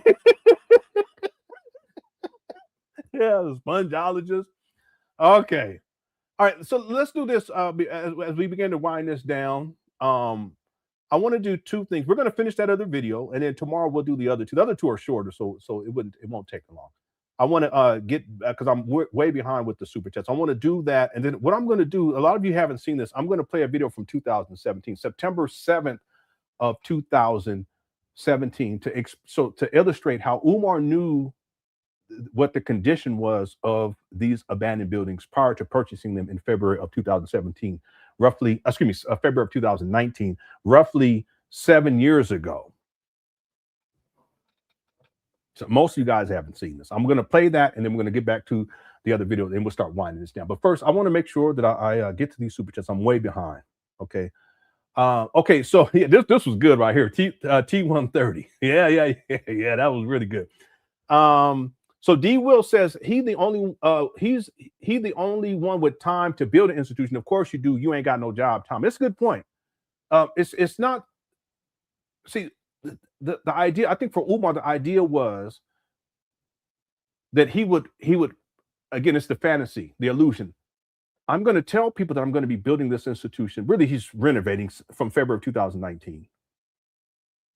But he wanted people to believe that he was serious about that, and that he was up there consistently enough to actually get this project moving. But that whenever he would go up there, it would just to give the illusion of progress. Sometimes he would go up there. Most of the time when he's up there live streaming, he's not doing anything. He'd say we're working, but he's not doing anything.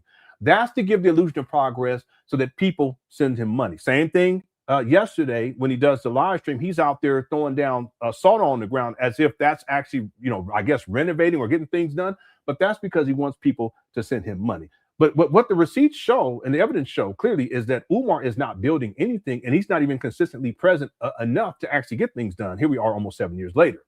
So on one hand, we have Umar who's saying that he's doing these things, and it's a serious undertaking, especially for one man to do. But I guarantee you that if people send me millions of dollars and I have these trap banners in February of 2019, shit would have been done by now.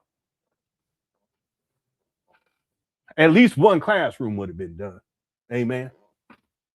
The offices would have been done. The front offices, that would have been done. I probably would have got at least two just to get started. So by the time we get into 2022, okay.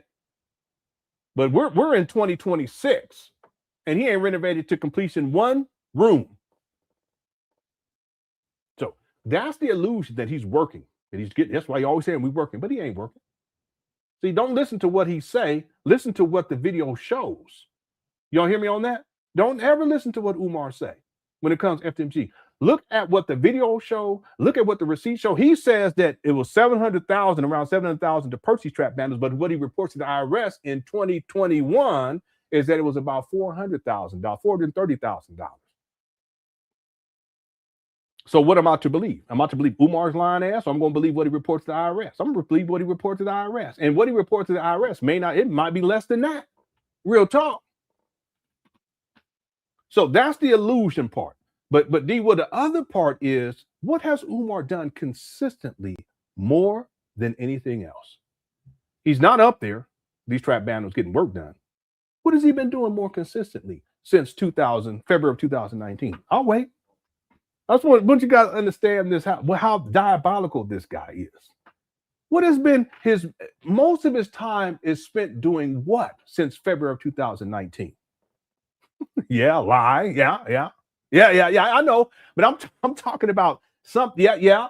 See, and this is part of it too. Crushing cookies, and there it is. He's been traveling for two main reasons. Here we go. The first reason is because he wants to find more victims to financially and sexually exploit. Crushing cookies. There you go. Yeah, yelling. Yeah, yelling and lying. Yeah, eating too. Yeah. But the other thing is, in addition to the sexual exploitation, it's also about getting more donations. So that while he's traveling, he was telling people in 2019, we need more money so that we can get renovations done. Wherever he goes, whatever city he goes to, whatever state he goes to, whatever country he goes to, right? Yeah, think about this. And then he does the same thing in 2021. He does the same thing in 2020. He does the same thing in 2022, 2023, 2024. At a certain point, people are like, wait a minute. People are like, oh, no, this don't make no sense. 2025. See, stuff falls off after a while, but now he's trying to re-up in 2026, talking about, listen, we about to put in a certificate of occupancy, and then he's going to come up with an excuse, then he's going to beg for money. We, you know, they didn't pass it because of this. It's racism. It's the haters. You know, it's Sister Mary Ann's Lawrence fault. He's going to blame somebody. Watch. And then he's going to say, we need money to make sure we get these buildings up to code. So but see, what's the difference? The difference is that over the years, it's not as if Umar has been consistently up there. That's the illusion that and I'm talking about actually working up there. What he's been doing mainly since February of 2019, just like he was doing back in 2014 through 2019, is traveling. Now, 2025 is a little bit different because Sister Lene comes out and exposes his mama situation. So Umar has to move differently, and he's been moving differently ever since. 2026 is a lot different. You go look at his schedule. See? Plus, he out here fainting and shit, right? His health is in the decline. Things are a lot different. Okay. The point that I want to make here, Brother D. Will, is that Umar, the illusion is that he's building, that he's renovating, that he's moving the project forward. But the reality is he ain't doing shit. And since 2019 through most of 2025, Umar was traveling. It's just now the chickens have come home to roost. He got to move differently. See? Yeah. And see, you would think that someone, listen, you raise millions of dollars, you ain't got no job, Tommy. You mean to tell me you couldn't get one classroom renovated to completion? That's crazy. In 7 years? That's crazy. Collected millions of dollars. Ain't no way. I'm talking about a real man, not one that's talking about strong health. Let me stop. Room on there. Let's move on. Thanks, D. Will. Sky Blue says, I'm hoping this lawsuit goes through and shuts Umar down because honestly, I'm tired of him. It was funny at first. Now it's just sickening. Yeah, for him to do this for this long and then he has no, what is the term? No, I can't think of the term. I used it yesterday. He has no remorse. It's sickening. And he'll keep doing it. He's going to try to extend this for as long as he can. No remorse whatsoever. Millions of dollars raised. He's betrayed a lot of people. He's lied about to people over and over again. You know, he's betrayed the trust of Black people all around the world. He's out here sexually exploiting and financially exploiting Black women and men at this point. Come on, room 130. It is what it is. And he has no remorse for it whatsoever. So like I said before, Sister Mary Ann Lauren, if there's, she did a video yesterday, and I played some of it today. If you are a donor and you would like to seek legal remedy for Umar scamming with this FDMG school scam, you donate to FDMG, get in contact with Sister Mary Ann Lauren. Okay. Thanks, Sky Blue. I'm gonna tell y'all something else too. Years ago, I gave people advice on what they can do to get their money back. See, some people are newer, but if you were here back in the day, and I'm talking about going back to the PayPal. I can't remember GoFundMe because I think GoFundMe was shut down. I would have to go and look at my receipts on that. But PayPal, PO Box, checks and money orders and stuff. And I was telling people what they need to do, and also CashApp, because that was he got more money on CashApp than anything else. And I told people what they needed to do in order to at least attempt to get their money back. Right. However, if you want to go the legal route and you want legal remedy, get in contact with Sister Mary Ann Lauren. Okay? A lot of people weren't around back then, but back in the day. Thank you, Sky Blue, for the super chat. I appreciate it. Real quick, this is someone that was a question from earlier. Has he ever mentioned what the tuition is going to be for the students? Now, I have him on record saying $500 a month. I have him saying that, I believe, in video format, but I also have him saying that in audio format with one of the Big Papa podcasts. I could pull it up and play those for you, but for the sake of time. But the thing is that Sister Mary Ann Lauren, when she and everyone who's part of the class, the donors who are part of the class action lawsuit, when they met with Umar, with Umar's representatives, his lawyers, Umar quoted $600, so he's raised it up $100. See, Umar's crafty too, because the more he raises it, the less likely people are going to be able to pay. So the idea, this is how Umar thinks. He's diabolical. He's extremely deceptive. He's the great deceiver of our time in the Black conscious space. The higher he raises, that becomes an excuse, because if he ever opens up, he can simply say, well, listen, we didn't get enough people to sign up and to pay tuition, so we can't even operate. We can't cover operating expenses. Can you donate more? Or he just say, listen, this is not going to happen. But then he fulfills his obligation of, quote unquote, attempting to open up the school. He's diabolical. Okay? And I have receipts for the 500. Okay, and I can play it for you guys, and I've played it in the past. But Sister Marianne Lawrence said he raised it up to 600. And I'll go with what she says is 600. We can also say from between 500 and 600 at this point. Okay? All right. TJ says Umar is always yelling like a WWE character. That's because he is one. He really is. A lot of what he does, it's over the top antics. When he did the SETI rant, that was all WWE, WWF. That's why he's talking about Hulk Hogan, the conscious Hulk Hogan, and Randy Macho Man, SETI Savage, and all this kind of stuff. That's childhood imprinting. I used to watch WWF back in the day too. Okay, Umar, he's like a year older than me.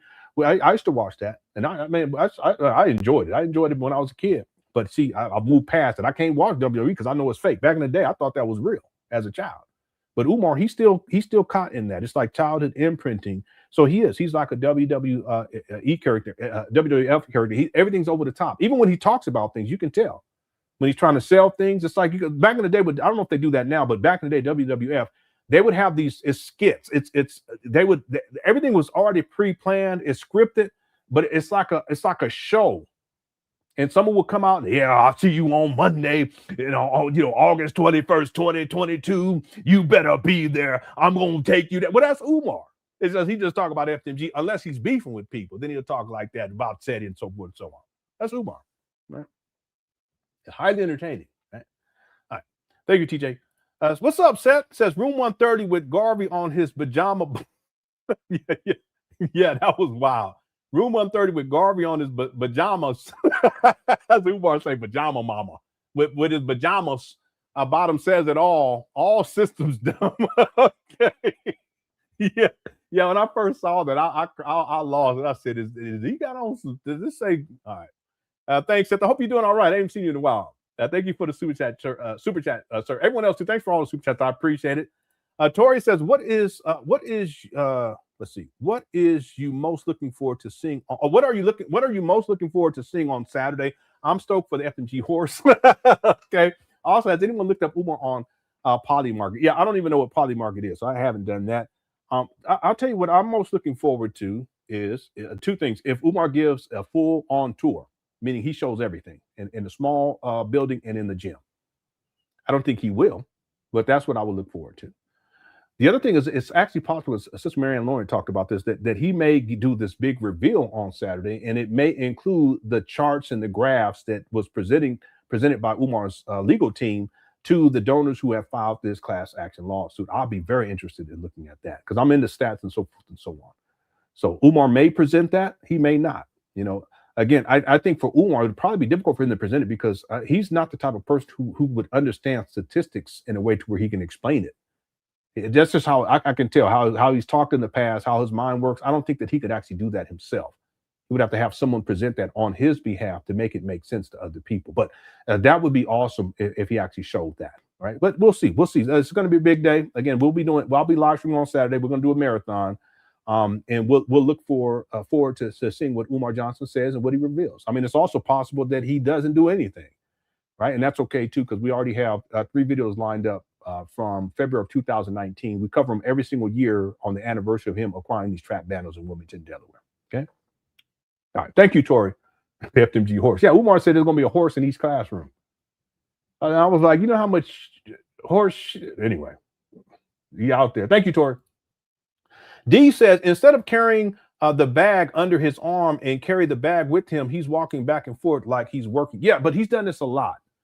There's been times where he's picking up trash and he'll leave the trash bag there and he'll go pick up the trash and walk back to the trash bag or even the trash can and put it in there, and then he go find some more trash. And then he walks back to the trash can or the trash bin and put it in there, and he go find some more trash. That's how Umar works, if you want to call it work. He's never been efficient with anything. And it also goes to show you that he was not taught how to clean up. He was not taught how to do basic tasks. You know, he was not taught how to be organized, how to be efficient. And that's one of the reasons why here we are almost 7 years later, and not one classroom has been renovated to completion. Not one class, not even an office has been renovated to completion. Unless he proves me wrong in the other 2 videos. Okay, we'll see tomorrow, right? Yeah, but he has a history of this. It's not uncommon with Umar. Thanks, D. And then Andrea says, why is you still lying, Umar? Cut it out. Yeah, he lies all the time. I mean, he lies about stuff he don't have to lie about. Now, when he flips his phone at his residence in 2019, I don't know what he could have said, but that he's in the process of moving. That's not it. He still hasn't moved. Right? He ended up getting evicted from that place, and then he becomes homeless, and he's been homeless ever since. But he lives off his mama when he can, and inside his mama Section 8 housing when he can. Right? But instead of lying about it, I mean, I don't know what he could have said to justify that filth, but you know, it's not necessary to lie because you're already exposed. Why not just say, I don't know. I can't call it. I don't know. There's no way. I would never. I couldn't even be in a room like that. Period. That's how I am. It's filthy. Probably stank in there too. I'm sure it stank in there. But if I had to come up with, I mean, I'd say, hey, listen, y'all. I'm going to be honest with y'all. I'm a filthy motherfucker. And what else could he say? If I was honest, that's what I would say. I couldn't live like that, but that's what I would say. I wouldn't say I'm in the process of moving or relocating. Anyway, he always lying about something. Thank you, Andrea. Hope you're doing all right. Legalish CA says in Canada. Now, okay, so you're in Canada. Okay, shout out to Canada. If anyone's in Canada, shout out to Canada. In Canada, not California, but I'm a Philly kid. Okay, shout out to Philly. Lived in San Diego or South Dakota for a year. Been side-eyeing Umar's message since back in the day. You're breaking it down with fairness and discipline, much respect. Yeah, I try to be as fair as possible. I know I goof off and I clown him, but he deserves that. You know, it also adds to the entertainment value. But I have to say, I've been fair with Umar. And people, they said, I've seen people say it. They say, you're too fair. Yeah, but I would rather be too fair than not be fair. You know, and I always give him the benefit of the doubt too. I've been very disciplined. I don't get caught up on side quests and all that because it's a distraction. It's not something. It's like opportunity cost. If you spend time on side quests and going at other people and all this kind of stuff, then you lose focus and you lose discipline on the task at hand. The mission must be completed, right? But I've always been fair with Umar, and yeah, I've had to be disciplined. It's very important, right? It also shows integrity too, because you just can't get on. I mean, people have done that. They've done it to Umar. They've done it to me. You know, where they'll lie or they'll put up a clip of me saying something or of Umar saying something for that matter, and they'll misrepresent what you know because they don't provide context or anything like that. Okay, I can't do that. In fact, the videos that we cover of Umar, we've already covered them in video format in full. So when I do the documentary, people can simply go back if they think that somehow I'm misrepresenting the facts. But I give enough context anyway. If I'm misrepresenting facts, they can do their own research and verify it for themselves. You see, but I've always been fair. And in the documentary, I give Umar the benefit of the doubt over and over and over again, right? Almost to a fault. Right? All right, thank you, Legalish in Canada, not Cali. All right. And shout out to Philly as well. And shout out to SD. If you're saying South Dakota, shout out to South Dakota. If you're saying San Diego, that's my hometown. Shout out to San Diego. Thank you for the super chat, sir. Seth says, Elon Omar Tinder. Ehan Omar Tinder Tuesday. All right. I was gonna say that's a tongue twister, but we're not gonna say that. Thank you. Thank you, Seth. Embrace Change says Charlemagne 5'5" thick in the thighs. Entry. What in the world? Charlemagne is 5'5" thick in the thighs. Entry to the BC. I don't know what the BC is. I don't even want to know. Thank you, Embrace Change. My goodness. Laurie says he's definitely going to jail. He's premeditating unliving dogs. You know how them folks feel about their dogs, especially. Yeah, that's true. But the thing is that Umar, there's a video where he goes off on this little small dog. And you guys remember that? It was horrible. yelling at and everything. He's an abusive person. He is. He's an abusive person. I wouldn't leave my dog with him. If we used to have turtles, I wouldn't leave a turtle with this guy because he's so abusive. Remember, he was talking about how I can't remember what the percentage was, but that some of them going to sleep for good. I can't remember the percentage. It's in the first documentary. They know Umar. Who talks like that?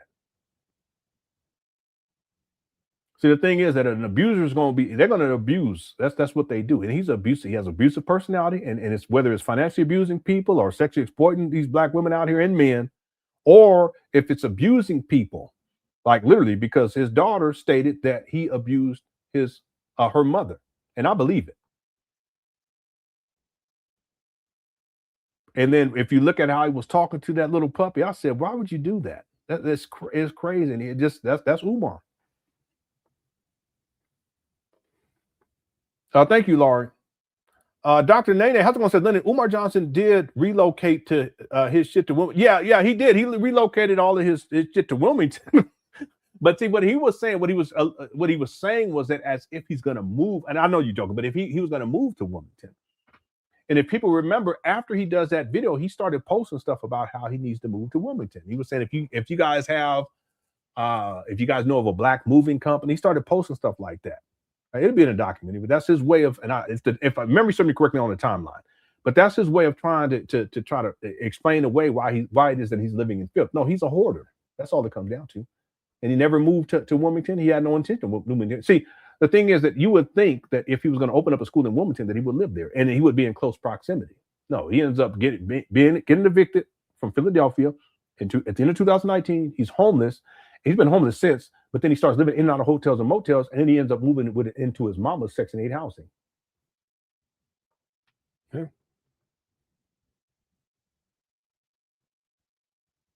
Look. You already taken it down? Let me see. All right.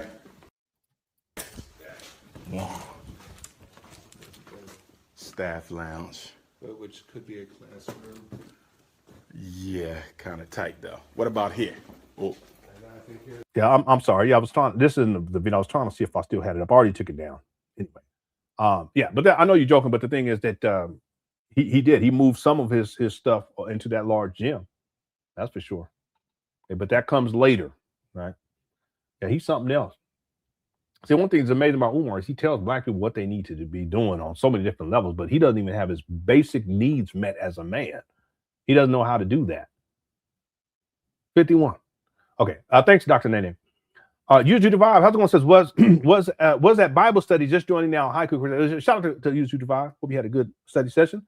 Thank you for the super chat. Thanks, Dr. Nene. Also says sad. People don't realize that Umar is a vampire. Yeah, that's why when he says stuff like a person is an energy vampire, he's actually talking about himself. He projects like that. A lot of what Umar does is projecting. He's been vampiric, if you will. I'll just use that term towards the black community. He's like a parasite. Okay, and this has been going on for decades now, right? At least to 2005. So we can say at least 20 years. Thank you, Seth. God's Mystery says, I pull up to my school, FDMG, renovations incomplete, but E&J's on me, wipe me down. What in the world are you talking about? Wipe me down. Oh, boy. By the way, Brother Jay did respond to, this was last week, I believe, and he told me to tell you all, let me see here.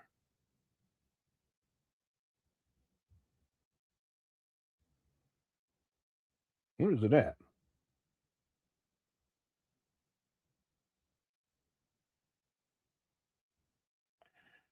I don't see it on here now.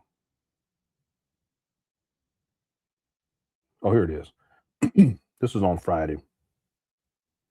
So I texted him to check, and he doesn't mind because I'd already told him that I would let people know. I had texted him, and then he responded back. Then I texted him back. I said the chat room was asking about you.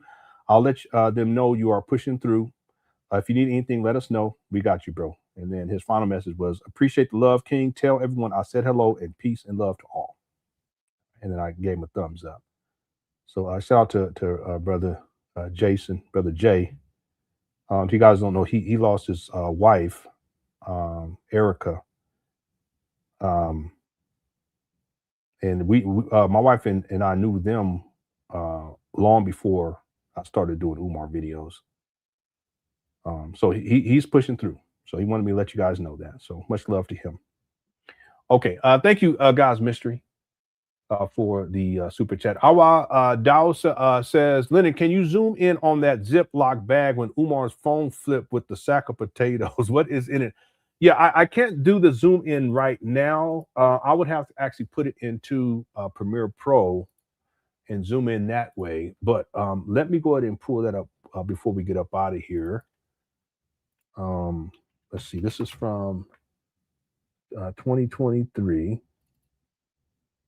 Oh, wait a minute. What is? Oh, okay. I think I'm over the limit for sharing videos. Let me try it now.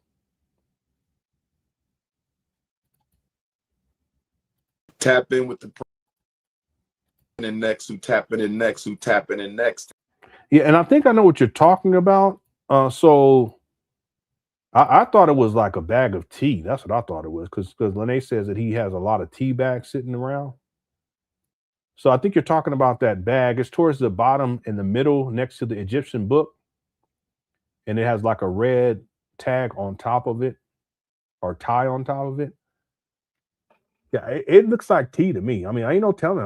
What I don't understand is why he would have a sack of potatoes in this small closet upstairs like this. It just makes no sense with all this trash in here. It makes no sense whatsoever. But I actually think that this is tea, like tea bags. And I could be wrong. Right? I'm a tea guy. I drink a lot of tea. Okay, yeah, and if I remember to, I can actually put this in the Premiere Pro and zoom in, and we can get a better look of it. Right. Thank you, Awa, for the super chat. I appreciate it. Okay, we're gonna start winding this down. Soggy says, did Umar werewolf out and destroy his own stuff? Yeah, there's people who said that in terms of the gym, where he showed the sabotage in the gym. I don't think. I mean, is it possible? Yes, because I can see him doing stuff like that. He gave the story about how his one of his baby mamas, that her lover broke out the window to the car and put a death threat note on the baby's car seat. And I think Umar did that. I think Umar did that. In terms of the damage to inside, I don't think he did that. I don't think he's the one. It's possible. I don't think he did the damage inside of this large gym to all of his belongings. I don't think he did. What I think is that he screwed someone over that he probably owed money to, or he said he was going to give him money for doing work up there. That's what I think. And they had access to the building, so they went over there and just destroyed his stuff. That's what I think. Right. So I don't know. I don't know for sure. Is it possible that he went alter beast? Yeah. But my best guess, and I'm speculating here, is that it's just someone who was disgruntled with Umar, and they went in there and again, they didn't steal anything. You know, they just want to cause harm. They want to cause damage. Right? And it could have been Umar. Ain't no telling. I think what's that? User 5 says Umar Johnson used his big old gut to play high. All right. Let's say it plays out. He fails inspection. Then what? I find it impossible for him to sustain the grift. I doubt he keeps the bandos much longer too. All right. And I've talked about this earlier. I don't think you were here, but let's say if Umar does put in a certificate of occupancy, or he applies for one and it doesn't pass all the different inspections, it's also possible that he doesn't put in the application, but he says that he does, and then he says it doesn't pass inspection. It's not going to pass inspection. Just on the floor inside of that small gym, it's not going to pass inspection. What will be his next step? Well, Umar will come up with an excuse as to why it didn't pass inspection. He won't hold himself accountable. He's going to blame somebody else. It could be the city of Wilmington. It could be racism or discrimination. He may blame the Cookie Crush Chat. He may blame you. He may blame Sister Marianne Lauren. He may blame me. Sabotage, right? The hater sabotage. There's a host of different ways that he can go about doing this. But I think what he's going to say is listen, I'm going to keep pushing forward. I'm gonna make sure that we get all these other things that need to be done. And he probably understate what needs to be done. There's only a couple more things that need to be done, family. But we need your donations. There's only a couple more things we need to get to pass, to get the certificate of occupancy. We're almost there. We're dancing around the finish line. We just need the donations. All of the haters and you know, Sister Marianne Lauren and Lene and the Cookie Crush Chad, and they tried to stop me, but we're gonna get this done. But we need those donations, and that's how he keeps it going. That's what I think he's gonna do. I'm gonna tell y'all something. I wouldn't put it past him. He may say, hey, listen, you know, these haters, they've been putting me through all of these litigations, so I've had to spend money that would have gone towards getting these buildings complete, that I have to put it out for these frivolous lawsuits, and they're just sabotaging me by doing this, and that's why we couldn't pass inspection, because I didn't have enough money. So we need the donations to come in, family.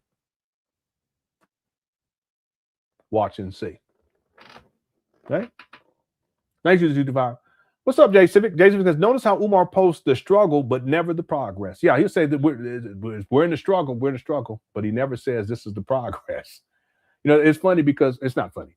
What Umar should have done day one is provided progress report, and it should have been a weekly progress report on what was done, how it was done, how much it cost, and then what's going to be done the next week. And then the next week, he does the same thing. What was done, how much it cost, what's going to be done the next week. And it should be itemized week by week, turns into months, and really, you know, a year, maybe 2 max, but 7, no. To get these things renovated, no. Come on, it's ridiculous.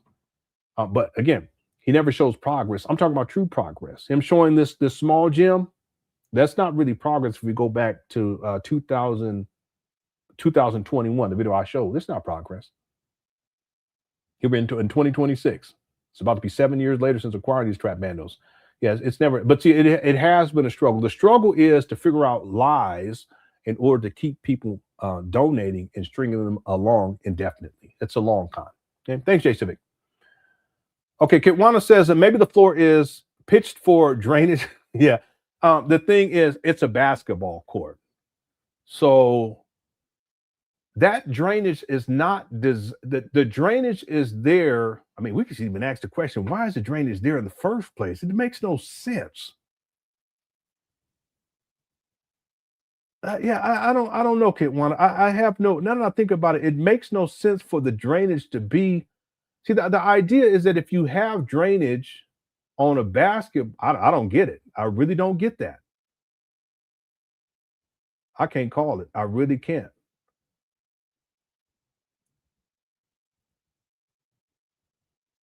Yeah, I'm trying to think in my mind, why would there be a drainage? And again, these buildings were renovated from existing buildings.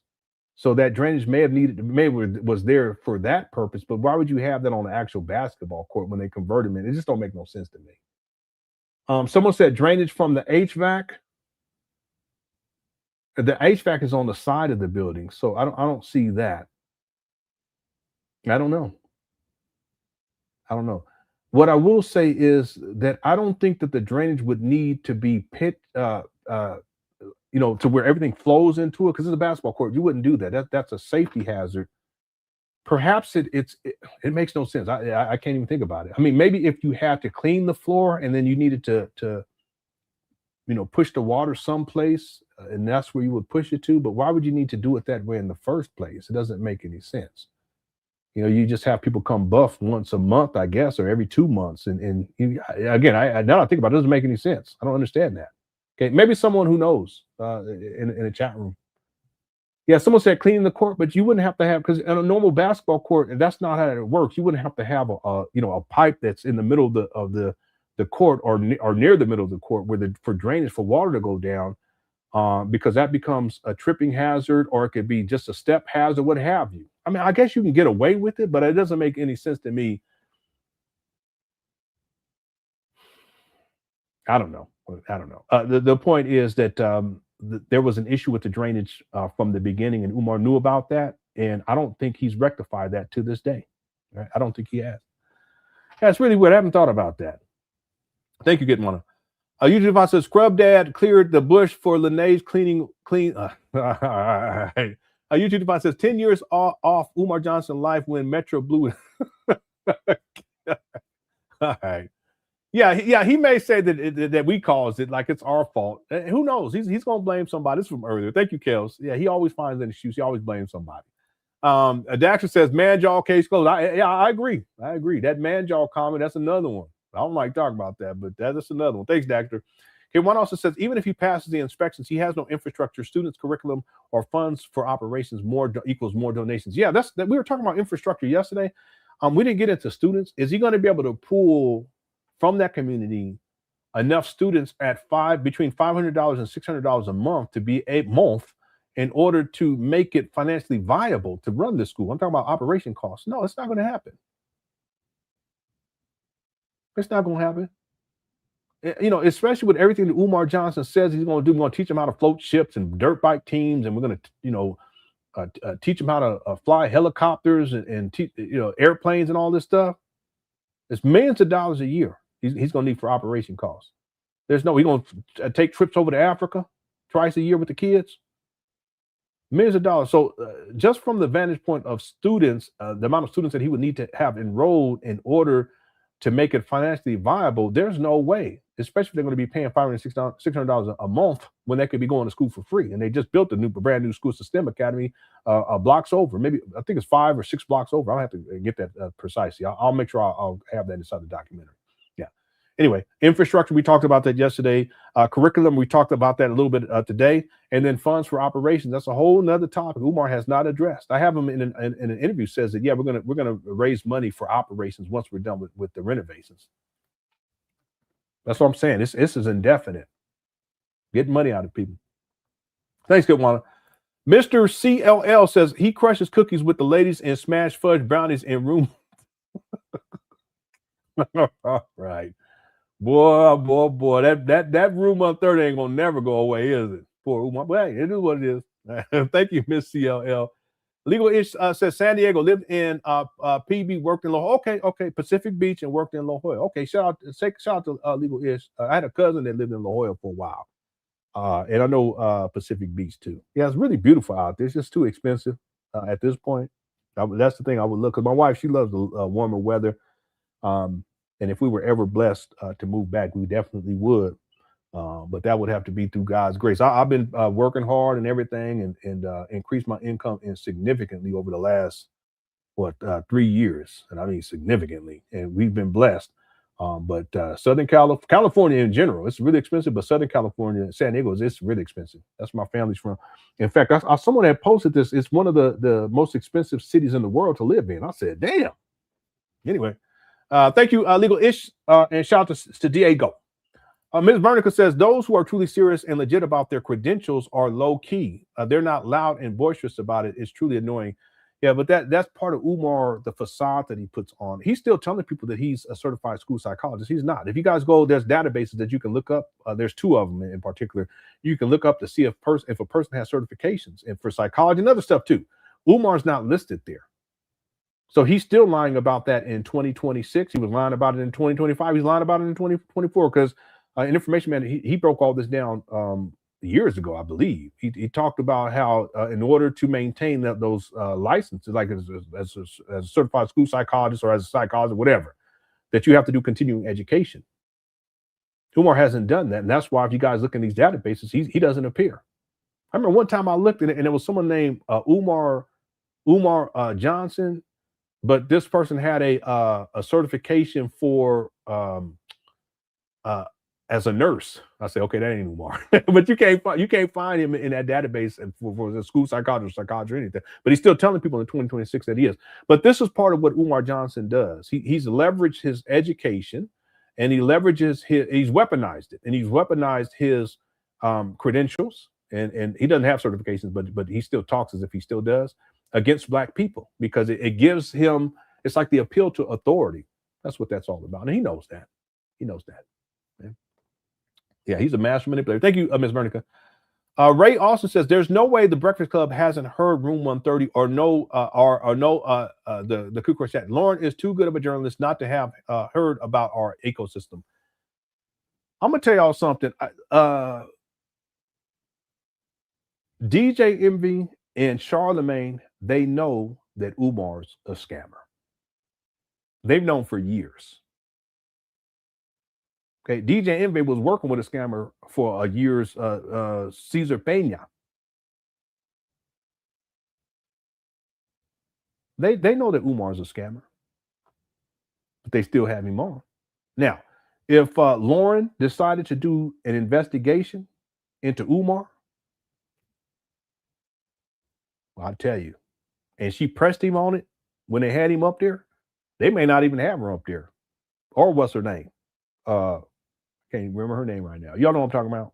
Just hilarious. They probably not even gonna show up. They probably, because if you guys look at the last times that Umar was up there, you didn't see, if memory served me correctly, you didn't see the women on there. I could be wrong for the last one, but prior to that, before Jess Hilarious was up there, what's her name wasn't coming up on there anymore. I can't remember her name either. She a cutie pie. I can't remember her name, but the lady that was on there in the beginning. She wasn't coming up there. And the reason why is because Umar, when she was on there with them, he was talking reckless about Chinese people, and she's part Asian. He's so stupid. He's stupid. I know she know that Umar's a scammer too, but that Breakfast Club, they know. And if Lauren just did it, she wouldn't have to do much because she knows she own it. She wouldn't have to do much. She probably already know. But we're gonna see if he's on there. Let's see if those women are on there, and if they press him on this FDMG school scam, we're gonna see. Yeah, Angela Yee, that's her name. Yeah, she was on it, but she stopped going up there because he was talking crazy about Asian people. Anyway, and she's part Asian and part black. Okay, thank you, Ray Austin, for the super chat. We're gonna see. Okay, and who knows? He may not even be on there. We're gonna have to, because he lies so much. He's done that in the past. He's gonna be on Breakfast Club. He don't be on there. But we're gonna see. Thank you, Ray, also for the super chat. User225 says FMG not renovated, but Metro renovated. Umar Johnson. Boy, you tripping. Thank. All right. Patty says, from your earlier, more serious Umar content to now, it's been amazing to see your evolution and how funny and charismatic you are, OG. Yeah, well, the thing is that this is part of what's happened with the Cookie Crush chat. It really has. Like, I've grown a lot as a person. And then the humor, it was always there, because my sister, she said, yeah, you was funny, but you get into the different areas of life and different periods of your life, and the humor is not there like it should be. I'm a much more humorous person these days, and not just here online, but just in general. Okay, now when I'm at work, I'm real serious, but I'm talking about like around my family and stuff. A lot of that has to do with hanging out with the Cookie Crush chat. Big Man has a lot to do with that, because he's the one that kind of opened up the Pandora's box on the comedy.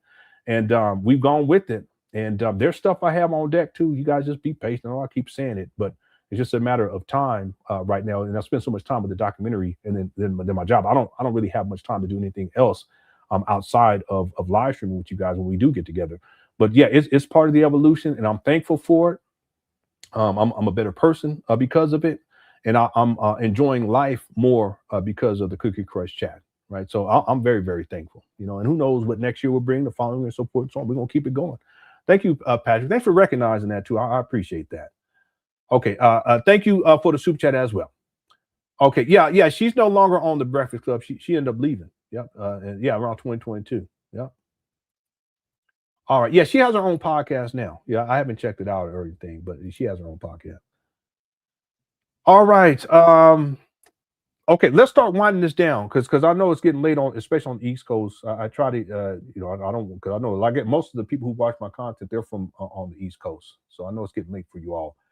I want to remind people, if you donated to FDMG, you're a donor, and if you want to seek legal remedy for this FDMG school scam, make sure you get in contact with Sister Mary Ann Lloyd. Okay.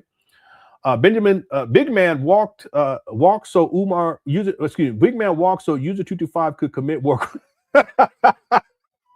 Yeah, there's people who thought that you were a big man for a while. Yeah. And I've already invested in a lot of stuff. I still need to upgrade my recording equipment, but I've upgraded everything else.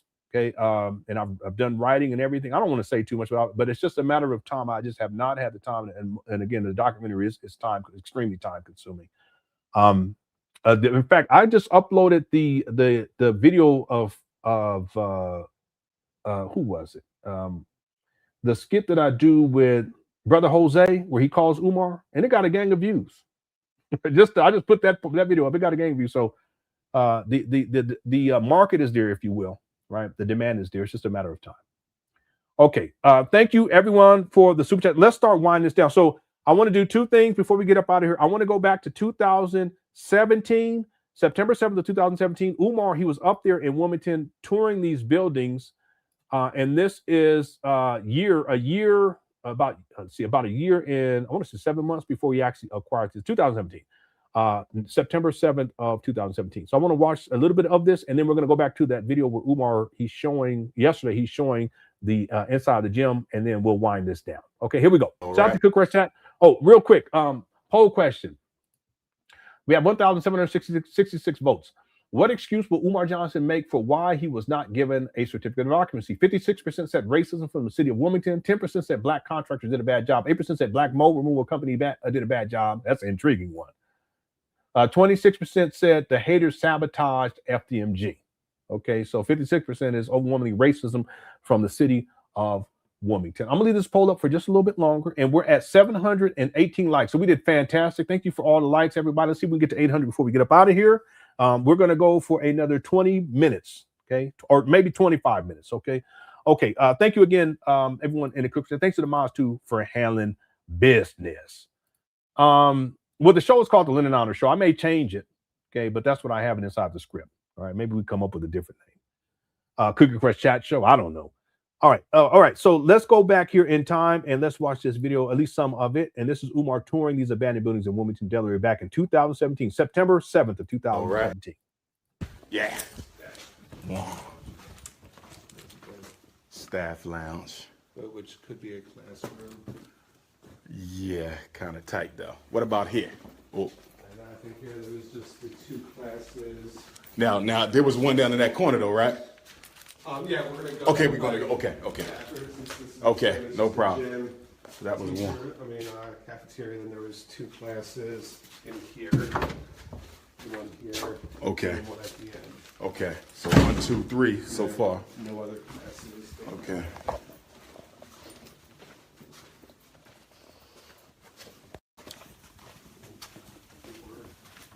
Four.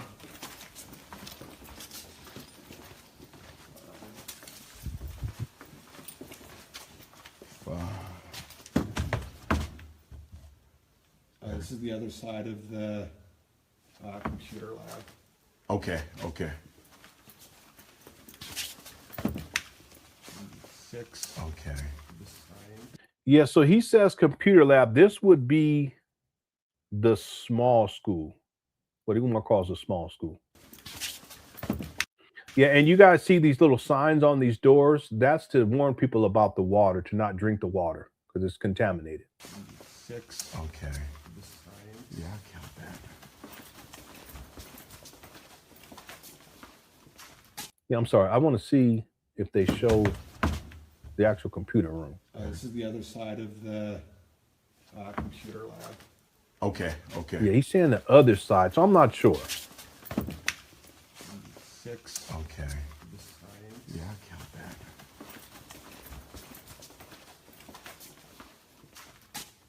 7. Okay. Which again, like the size of this one. You could make 2. Be 2. Could make 2.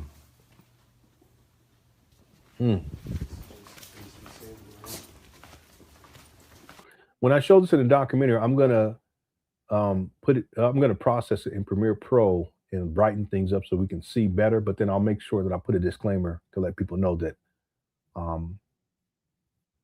I've altered it. I haven't altered the content, just in terms of visually. You know, we can see better. Water heater. Okay.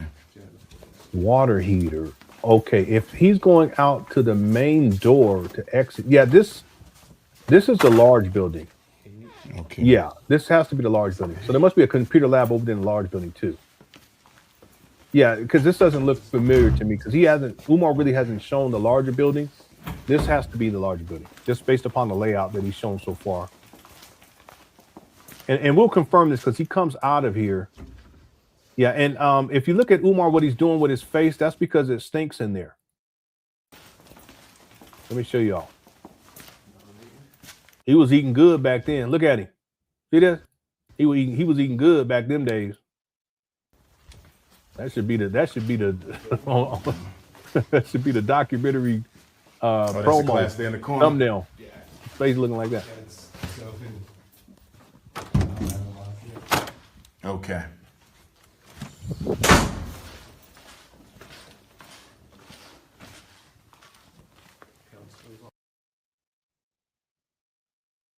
Let me skip through. Okay.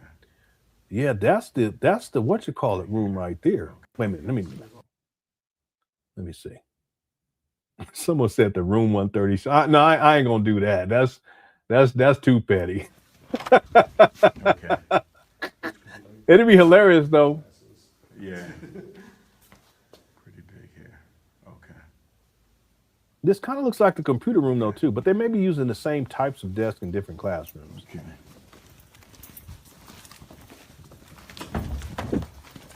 Yeah, no, for real, he was eating good. He really was. Yeah, all that grit money. How's it going? Super complicated. Oh, we hit him off.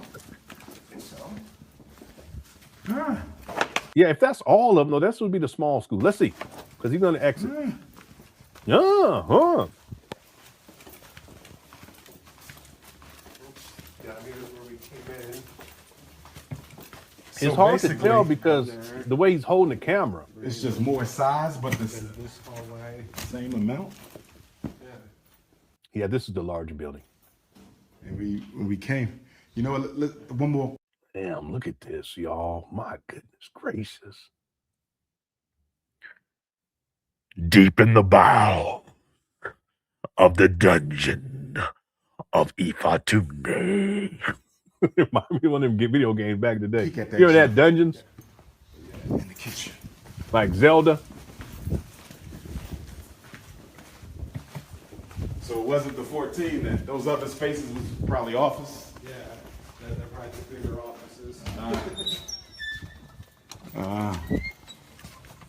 Yep. This is the larger building. Because this is the larger gym. Okay, so we got it. I was wondering why it seemed different because he never really shows that larger building.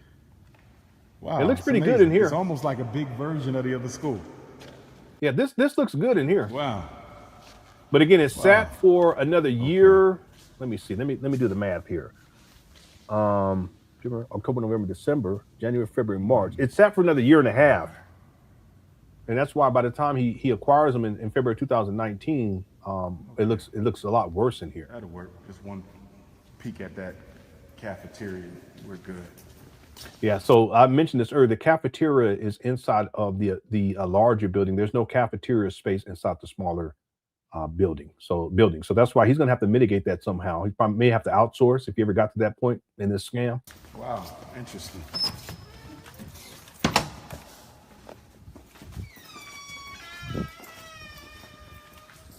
I don't think I've ever seen a school that had more offices than classes. So it was like an executive suite. Oh, cut it out. That guy ain't laughing at your goofiness. I'm all turning my head like this, trying to. Yeah.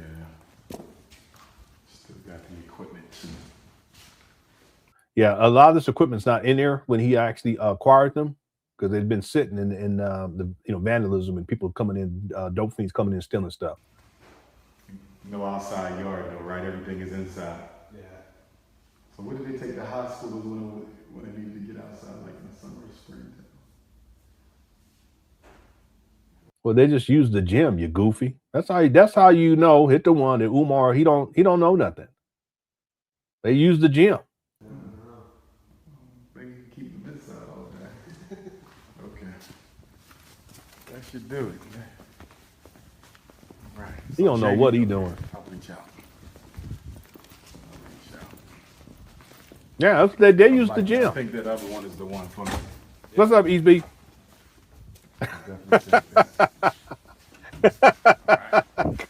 The junior has not 30%. You ruthless. All right.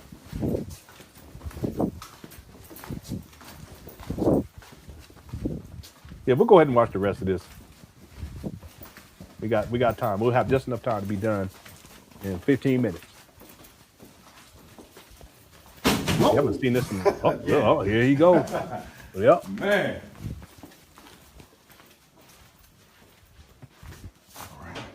Yeah, this is a large school.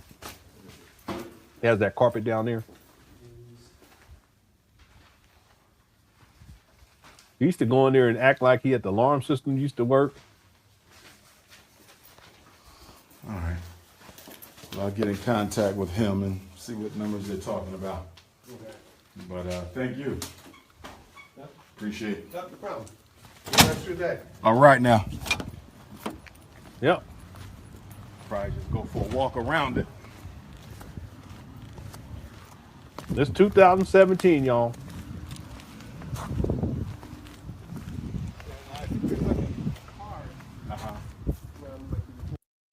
Yeah, let me just skip through. We'll save a couple of minutes.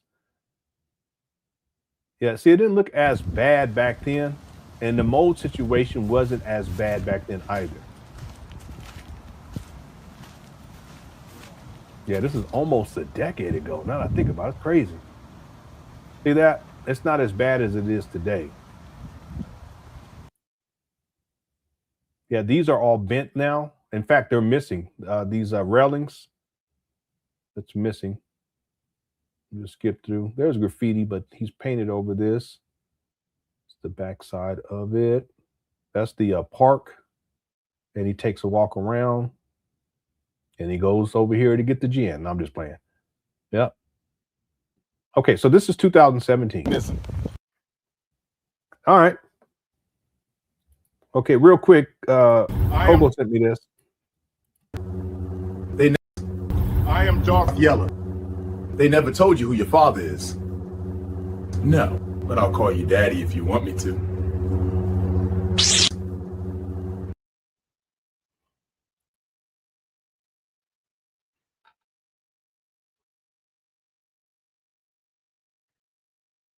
Man. One more time. Goodness gracious. It seems real though, don't it? He got Nikes on too. Why he got two lightsabers, one red, one? That's crazy. I am Darth Yeller. They never told you who your father is. No, but I'll call you daddy if you want me to.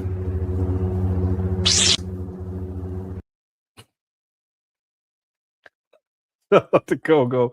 Shout out to Kogo. Let's move on. That's crazy. That's crazy. All right, real quick, let me just pull these other videos up, make sure we got through all of them. Darth Yeller. Okay, that's the one we just watched. Let me get this one off here. We're going to get this floor. All right, yeah, this again was from October 1st of 2025. Just to show you how much trash and stuff he had up in here. It just turned into a storage unit. And then this is the video from 2021. And you can see the ridges in the ground and the warp on the ground over here. Clearly, you can see it. That's from, and that's a serious issue, right? That's an automatic fail. So let's see in this other video if he actually shows that area, and then if he does, we can see if he's actually had it renovated or fixed. All right, so here we go. To the John.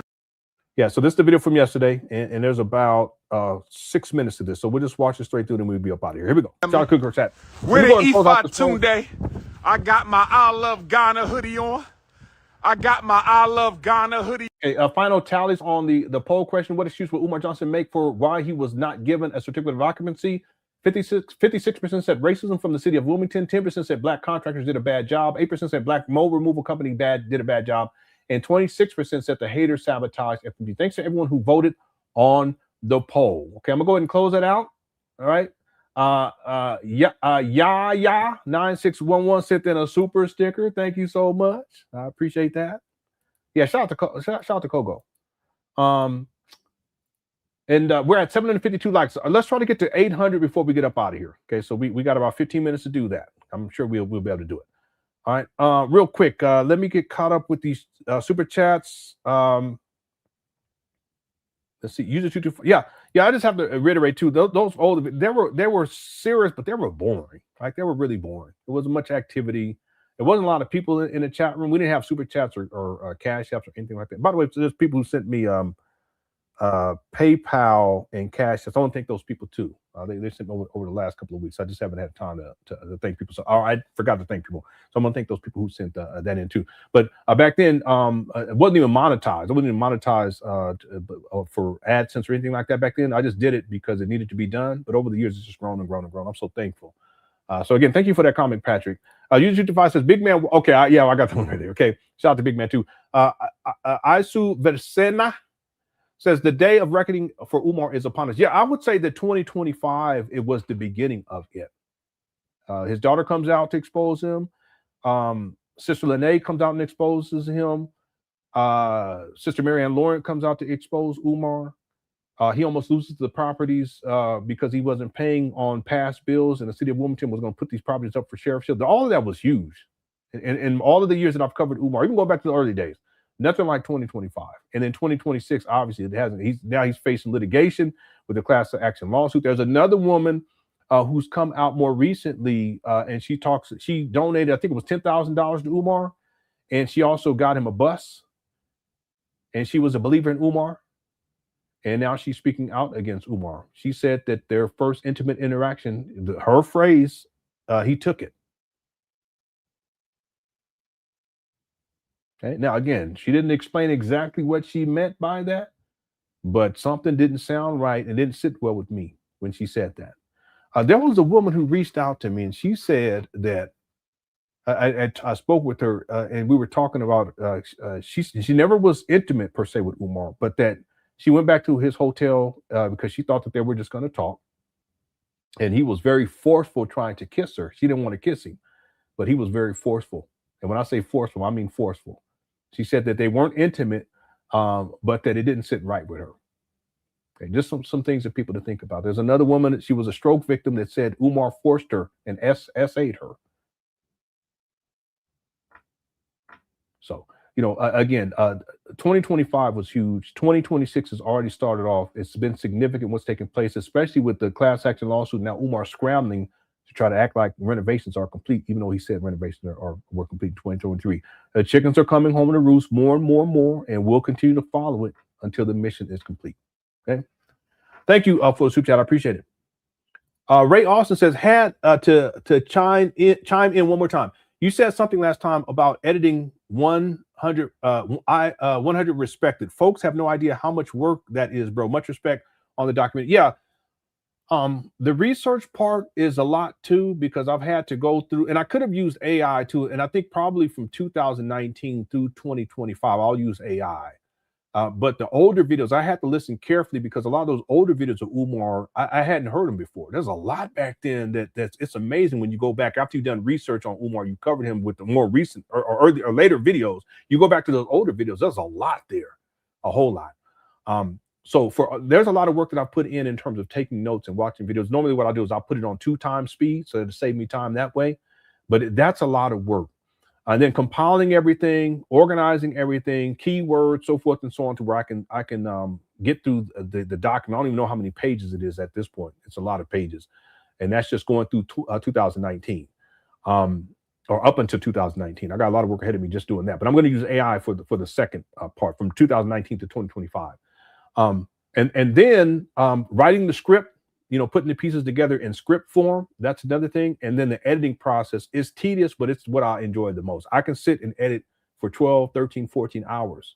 I'll take a break to use the bathroom. I'll take a break, to stretch a little bit, get something to eat, and I'm right back at it. I can literally do it for 12, 13, 14 hours straight. If there was anything that I could do as a profession, and that would be what I would do, it would be editing.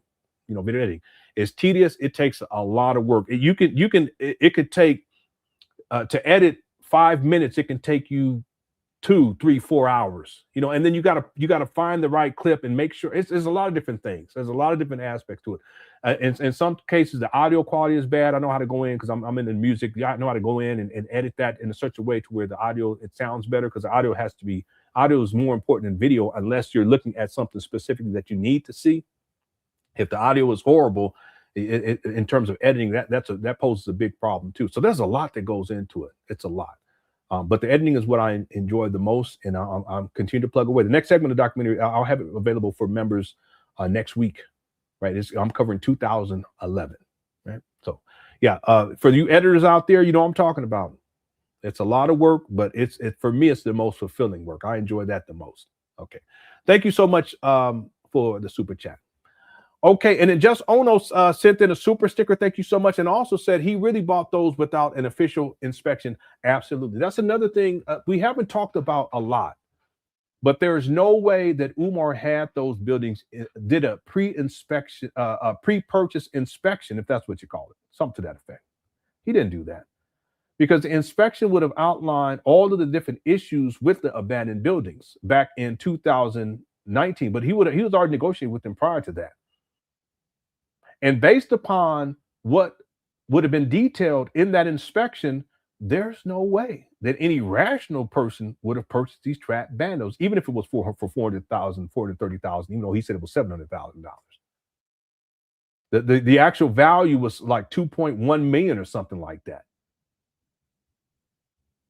So if it's 2.1 million, why are they selling it for 400,000?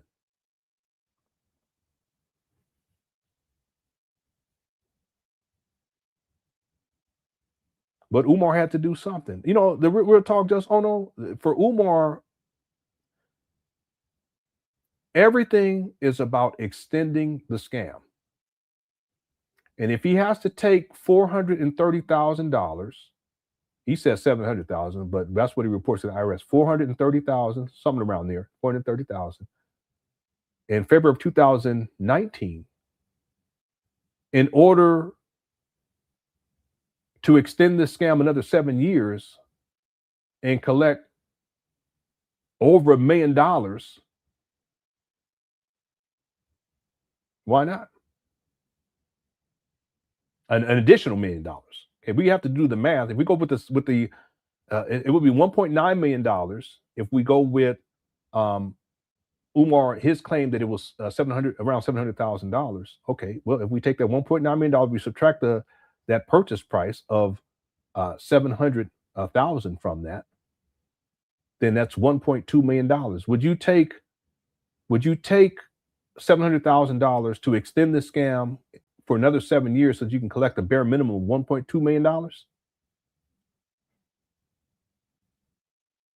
I mean, it doesn't make sense, period. But in order to extend the scam and keep going with it, and now we're in 2026, yeah, for Umar, diabolical. The other issue too is back then, GoFundMe, they started issuing refunds. And I was telling people, because I was telling people, listen, if you guys, want to get your money back, that's what you need to do, including with the GoFundMe, even after it was closed. These are the steps to take. A long time ago. Well, they started issuing refunds. In fact, one of the people who spearheaded that was Kim Ringo, the conscious stripper. And she posted her refund.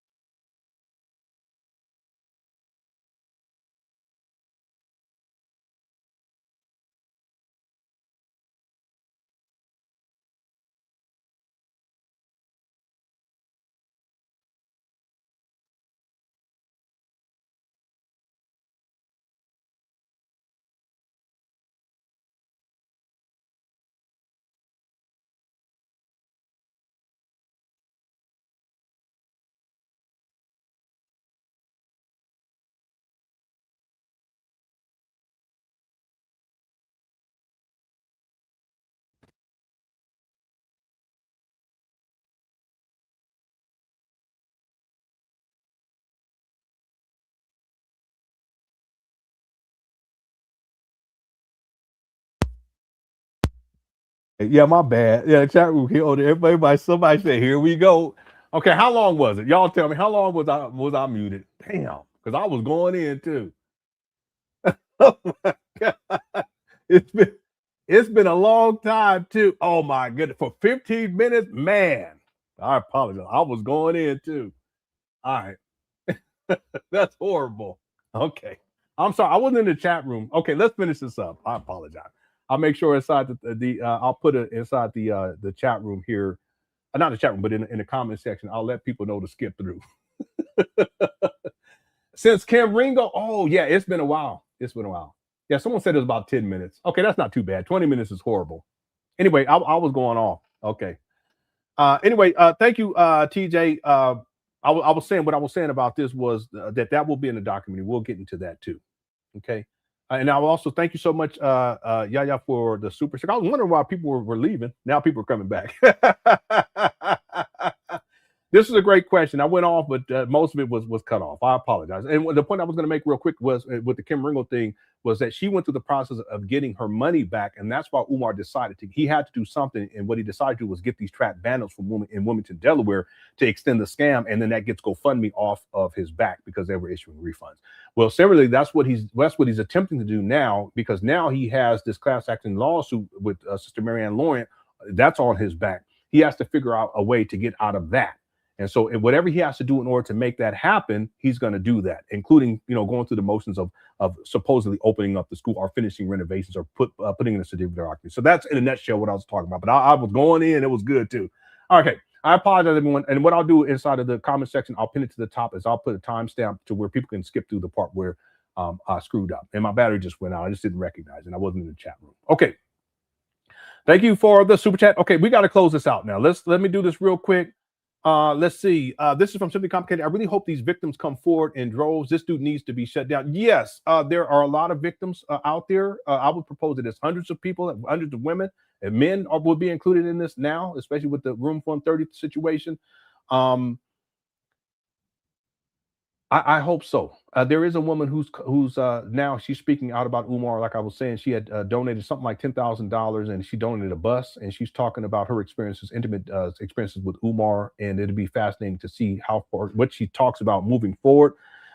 It's just another example of the exploitation. It's been going on for such a long time. That's what I'm saying. There has to be hundreds. He was grooming women at least in 2011, probably prior, but I'm talking about full on 2011, and that's what I cover inside the next segment of the documentary. And I do an analysis of that whole video. It's dealing with Umar. It was called "For Sisters Only: A Message to Black Women," something to that effect. And you guys will see, you members, you'll see how it becomes. He grooms them. He starts talking about sex. And actually, most of what he's talking about is sex. He doesn't start that way, but once he starts, what he does is incrementally he just expands the envelope. What I call it is he expands the sexual envelope. Excuse me. And then you'll see he actually starts to get into pornographic depictions at a certain point, and it gets P. Diddy like. But that's him. That's the grooming process. So at least I can say from at least 2011, he was using this platform to manipulate Black women in that way. So there would be hundreds of victims at this time at this point after 15 years. But mind you, remember that he was predatory even when he was in college, as a graduate, and he was predatory towards undergraduates. So he's been at this a very long time. There's victims, hundreds of victims all around the world. Okay. And again, if any of you guys ever want to come forward and you want to come onto my platform and share your story, you're welcome to do so. Okay. All right. Thank you, Simply Complicated. Black Mara says, Lenon, are you getting my videos? Yes, I have a whole bunch of them. I just haven't had time to pull them up. We are going to be doing a marathon. So I'll pull some stuff up from you, and Cole sent me a whole bunch of them too. Okay. I'll make sure we do that as well. Thank you, Black Martin. If I forget if you're here on Saturday and I forget, just remind me. Okay, there's a whole bunch of them. Thank you again. Kale says, do you think the Lady Blue knows about the lawsuit? I'm not quite sure. I don't know where Lady Blue is at, whether or not she's active on social media. I've never spoken with her. If she happens to see this video and she would like to speak with me, she can reach out to me. Because she did donate to Umar, and Umar owed her money. That's another example of a woman that he's exploited sexually and financially. Then there's also Queen's sister up in Chicago. That's another woman that he at least exploited financially. But I think that there was other stuff going on too, to be honest with you. Is she aware of the lawsuit? Probably not. You know, I think there are probably women who dealt with Umar, and at a certain point, they just want to wash their hands of him because everything that it's just all chaos with the guy, right? It's just craziness, it's madness, and they just want to move on. I understand that. I totally get that. You want to move on with your life. You want to have peace. And Umar, he has a tendency of trying to hold on and keep women, like it's almost like keeping them on a hamster wheel. So that when they're spinning in circles and spinning in circles, that's how he manipulates people in that way. So I don't know. I don't know. Again, if she wants to reach out, she's welcome to do so. Same thing with Queen Sister. If she wants to reach out, she's welcome to do so too. If they want to come on my platform and share their story, they can do so, including the stroke victim that claimed that Umar essayed her, allegedly. Right? Okay, thanks, Chaos. And I like this picture because it's old school. I can tell that's an old school picture, like from maybe the 1990s. You can always tell, especially you old, you can tell. Miss Tenica says, hey, Lenon, we can't. Yeah, I apologize. My goodness, I really screwed that up because I was going in, y'all. I was going in. I apologize. Thanks, Miss Vertica. And I was getting all into it. Thanks, I said, don't worry, he's just singing the national. No, I wasn't singing on national. We don't need to hear what he's saying because he's just singing the national anthem. All right, well, that's funny. Thanks, Real RZA. Information man. Okay, thank you. I apologize. That's my bad, y'all. Okay, we had a good show though. I'll make sure I'll put this in the comment section where people can skip through that part. But I was going in, family. Shout out to Information Man too. Much respect to you, sir. Thank you for the super chat. And then Dream says California. Yeah, we haven't played that in a long time. I may pull it up for the marathon. Okay, we got to close out because I know it's getting late on the East Coast. I try to be done to where you guys don't have to stay up. And most of the people who view are on the East Coast, so I want to be respectful of your time. Some of y'all need to go to bed. I don't even know if people still snowed in, but thank you so much, Dreezy Drummer Andre. And then Kikwana says, talking under the women's skirts. Yeah, that's a pattern that Umar does. He does that in the video from 2011, how he's talking, what he's talking about. That just goes to show you that he's been at this for a very long time. There has to be hundreds of women victims for dealing with Umar, whether that's financial, sexual, or otherwise, or both, right, or otherwise. And I would encourage women to come forward. It's difficult though. It's difficult. You know, you think about people. You think about what's taking place with the Epstein files. And a lot of that stuff people have known about for a very long time. You look at what took place with R. Kelly. People knew about that for a long time. Same thing with Bill Cosby. People knew about that for a long time. But it's difficult for women to come forward. But see, that's why I think, and I know that what Lenon did in 2025, it was monumental. I've been at this a long time. I've seen people come and go. I've seen a lot, right? It's Black and Armors, you know, there's been all kinds of stuff. But 2025, that really it broke open the floodgates, and that's what I had hoped for. You know, and again, there's women I've spoken to that they've asked me not to share their story, you know, here online. So I know there has to be hundreds, you know, and not just starting in 2025. There's women who contacted me prior to that, you know. So I want to thank Sister Mary Ann Lauren. I want to thank Lenon. Also want to thank sisters who came forward in the past, and you know who you are, to share your experiences with Umar. There's another sister that had experiences too. She reached out to me on Facebook, and I've covered her video. She was talking about this years ago.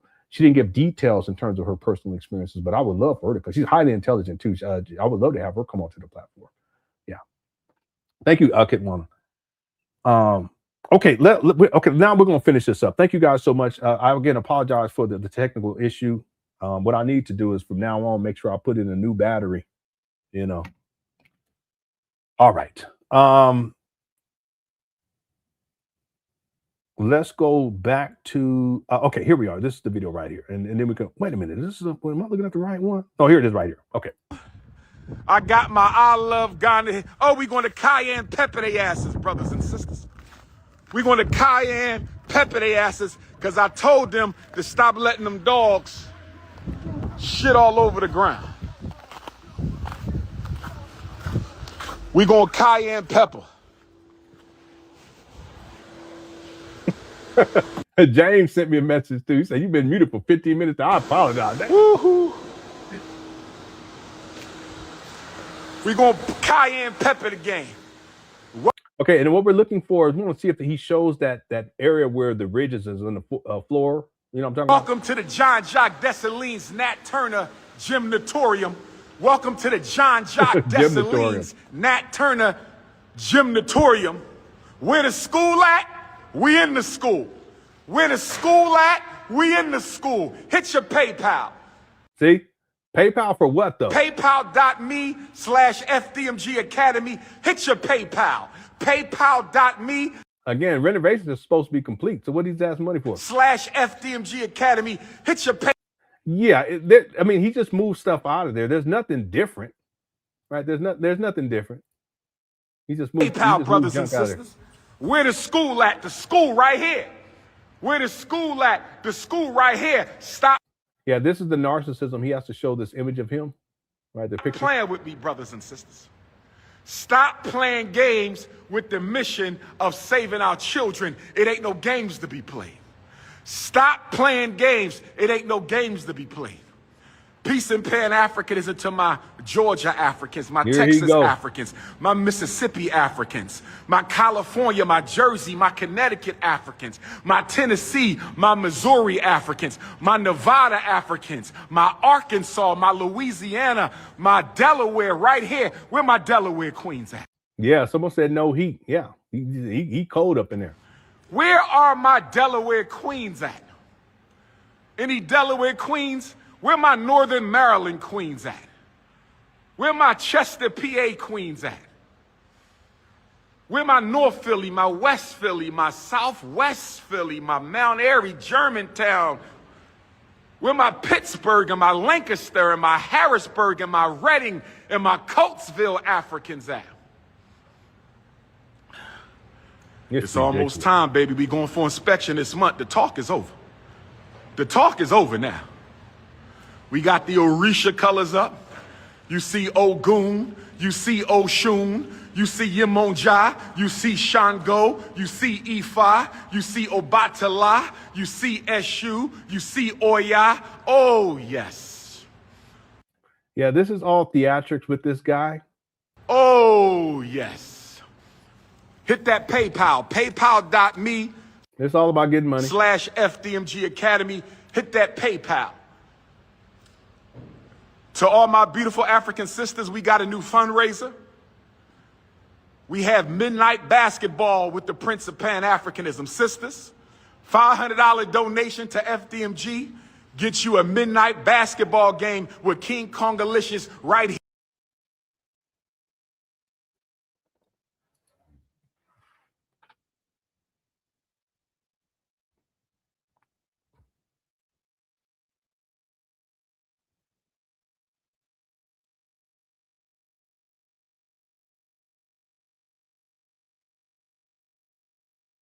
This is just, it is weird. This is just sexual depravity. He's trying to prove his masculinity and manhood because room 130. So he's saying, and he don't say the brothers. It would make more sense to play basketball with the brothers, right? But it has to be midnight because this is insinuating that it's late at night. You know, this is sex time. And you paying $500? Yeah, here we go. I can't believe this guy.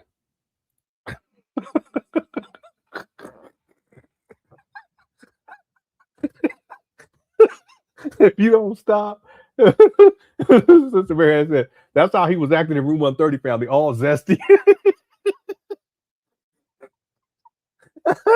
Oh my God. Shout out to Sister Mary. We're almost done. Let's go. Here in the John Jock Dessalines Nat Turner. To all my beautiful African sisters, we got a new fundraiser. We have midnight basketball with the Prince of Pan Africanism. Sisters, $500 donation to FDMG gets you a midnight basketball game with King Kongalicious right here in the John Jock Dessalines Nat Turner. Who want to play one-on-one with me? Where my queens at? See this? This is all overcompensating for room 130. Man, this guy, poor Umar. Midnight basketball from 12 to 2. 12 to 2. Then afterwards, Scrub Daddy gonna come through. Let me stop. $500 donation. Put on your basketball outfit, and we gonna play one-on-one. Basketball outfit? Who talks like that? You brothers, what kind of shit is that? Hey, bro, you want to play some ball, man? Yeah, we're going to put your basketball outfit on. What you talking about, Umar? You just tripping. I don't be using them terms, but that's zesty.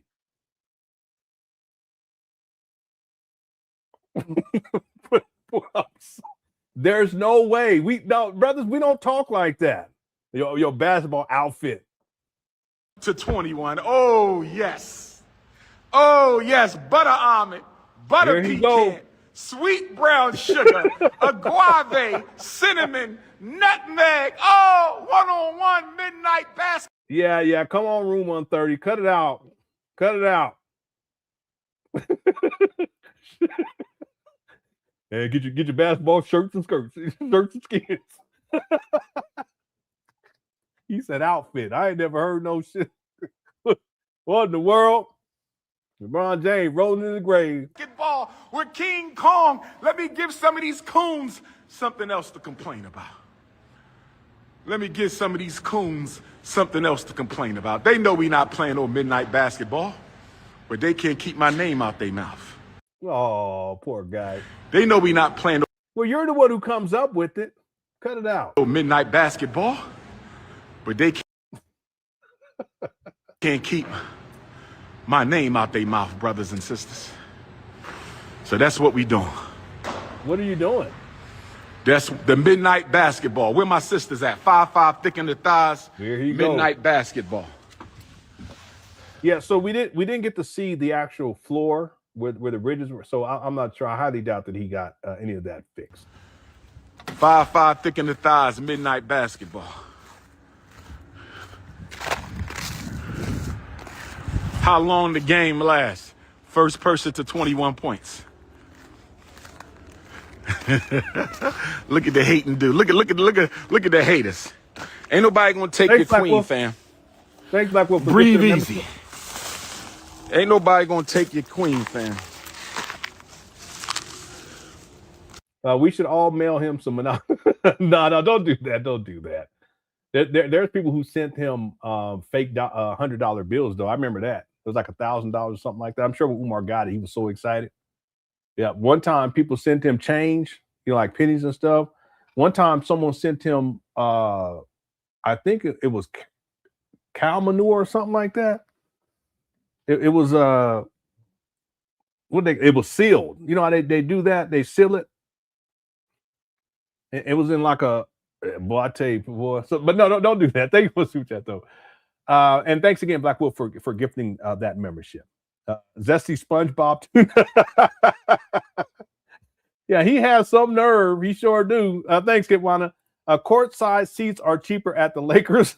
Yeah, I know, right? You're gonna pay $500. Umar just running his mouth, right? Thank you, Mr. CLL.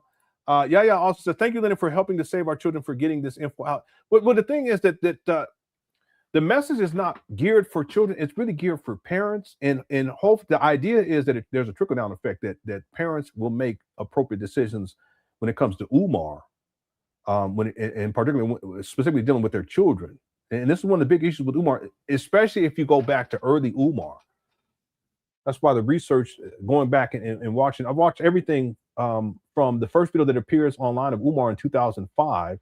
It appears later, but it goes back to 2005. All the way through 2018. I'm going all the way through. Now I'm in 2019. I've been stuck on 2019. That's because I've been working on the timeline in the documentary. I'm up to 2011. But I've done the research, watched all the videos, done all the research leading up to 2019. But if you go back to early Umar, you'll hear it. What he's proposing and what he's suggesting to parents, what they should do with their children when it comes to ADHD, when it comes to medications, when it comes to trauma. When it comes to what he calls the school to prison pipeline, and he didn't come up with that, but the point is that special education, the school system, white teachers, counselors, school psychologists, and all this other stuff. You guys go back and how ADHD doesn't exist and that you shouldn't do this. You should. Very dangerous what he was doing back then, and he continues to do nowadays. These days, he doesn't talk as much about those things. Most of what he talks about is sex, but back in the day. Very dangerous. So the idea is to get this information out to people, in particular parents who have children, so that they can keep themselves safe from Umar, especially the single black women. So I have a big issue with that. But also their children, because there are parents who have made decisions about their children based on what Umar Johnson has said. And that's very dangerous, right? So real talk. Thank you, Yaya, for the super chat. I appreciate it. Yeah, the mission will be completed one way or the other. Somebody hit it on my steps. Was it you? Thank you, TJ. Okay, let's finish this up now here, ladies. We got about 3 more minutes on this. Here we go.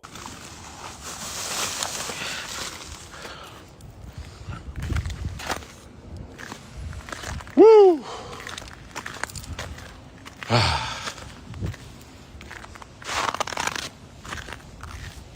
He ain't got nothing to do.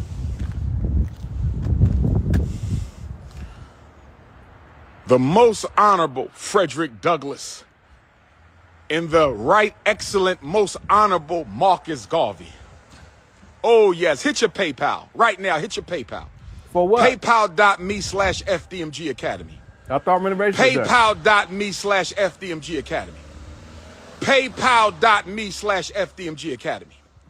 PayPal.me/FDMG Academy. Become a bronze loyal donor. Here you go. Back to the loyal donor scam. Become a silver loyal donor. Become a gold loyal donor. Become a platinum loyal donor, brothers and sisters. Oh, yes. Jean-Jacques Dessalines and the Prophet Nat. Yeah, that's Captain Crunch. Okay, we got it. Captain Crunch. Turner. Jean-Jacques Dessalines and the Prophet Nat Turner. Jean-Jacques Dessalines and the Prophet Nat Turner, the 2 greatest black revolutionaries in the Western Hemisphere. The 2 greatest African revolutionaries on the Western Hemisphere, and both of their revolutions started on whose birthday? I know you watching, Umar. Invite me to room 130. What the Mr. Vico tripping. He said, I know you watching, Umar. Invite me to room 130, play. All right. Thank you for all the super chats. We're going to finish it up. Here we go. The Haitian Revolution and the Nat Turner Revolution began on whose birthday? I said the Haitian Revolution and the Nat Turner Revolution began. That's the wrong PayPal, family. That's the wrong PayPal. It's FDMG Academy. Stop the cap. Here you go. It began on my birthday, August 21st. On your That's birthday, me right there. That's King Kong. Black children matter. You wasn't even born when that happened. So what are you talking about? Black women matter. Black wives matter. Black men matter. Black I bet you the black men matter. Room 130. elders matter. Black institutions matter. Independent black schools matter, brothers and sisters.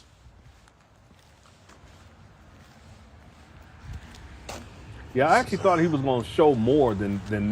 There's 2 other videos. We'll get to those tomorrow to finish this up. Get reset for Saturday. We'll do a marathon on Saturday.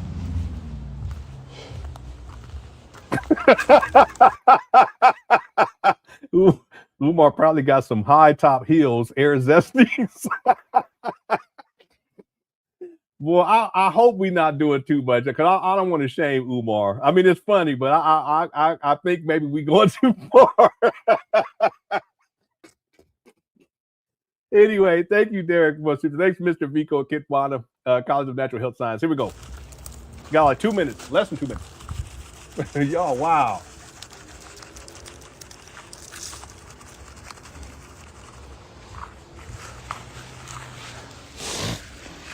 There you go, sniffing.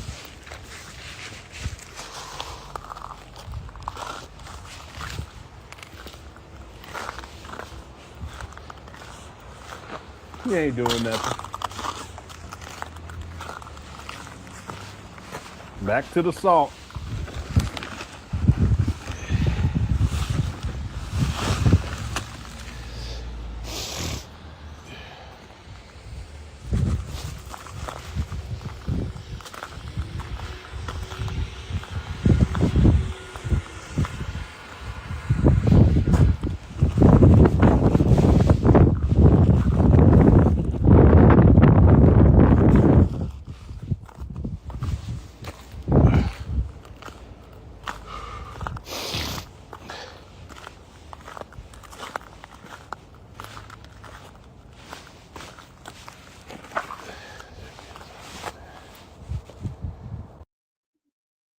And that's it. Okay, so tomorrow we'll pick up where we left off here. There's 2 other videos. This is the next one. So he actually goes inside of the abandoned buildings. This one is only about little bit less than 3 minutes long. And then let me see what the other, just so I get an idea what we're going to be getting into tomorrow. Let me see what the third video, the length of it is. That's this one right here. It looks like he's back outside. This one is about 19 minutes long. Okay, so we can probably take about 5 hours to get to those. And then there was one other one, but I think that this is a repost here. If you want to clap masculine cheeks, that's your business. Yeah. If you want to someone reposted this or posted this in Umar. He reposted clap masculine cheeks, that's your business on his Instagram. But that's because again he's trying to reclaim, I guess, his masculinity after the whole Room 130 fiasco. Okay, I think real quick. Yaya also says Umar should do a podcast talking about black conscious aliens. That he's kinsman of King Tut, Sonny and Cher, and Sammy Davis Jr., and that the ancestors taught him to ride a unicycle. This dude is hilarious. He is. Now, Umar, he has stated that he's a descendant of, not King Tut. He said Pharaoh Ramses. Okay, that'll be in the documentary. He says he's a descendant of Frederick Douglass. He also says that he's a descendant of Harriet Tubman, and he also stated that he's a descendant of he was in WWF. Booker T. Washington. I'm thinking of Booker T. Right. So that's at least four people, right? I get four or five. Anyway, he stated this. None of that's true. He's not related to any of those people. So Umar has a long history of trying to say that he's related to people. This has to do with him trying to make himself feel better about himself. So yeah, you can throw in King Tut, you can put in Sonny and Cher, and you can put in Sammy Davis Jr. See, Umar's he is as related to Sammy Davis Jr. and Cher as he is related to Pharaoh Ramses. But in Umar's mind, he is hilarious. In his mind, he believes this stuff. Yeah. One last thing I want to say before we get up out of here. Just that alone, the fact that Umar claims that he's descendant of all of these well-known people when he's not, and he knows that he's not, that should be more than enough for anyone to recognize that Umar is a pathological liar. And if he's willing to lie about something like that, why would people think that somehow he's not lying about FDMG? See my point? Yeah. All right, thanks. Are you up on a cliff? Boy, you ain't gonna catch me doing nothing like that. I don't play. There's one guy, he climbed this big skyscraper. I said with nothing, just him. No ropes, and I said, boy, these people crazy. You ain't gonna catch me. I don't play them games. Thanks, y'all. Black Wolf says, oh shizzle, the Donors Club is back. Yeah, he has to reintroduce because he needs money. Umar is hurting for money. Yep, he's hurting for money now for real. Plus, he's paying out.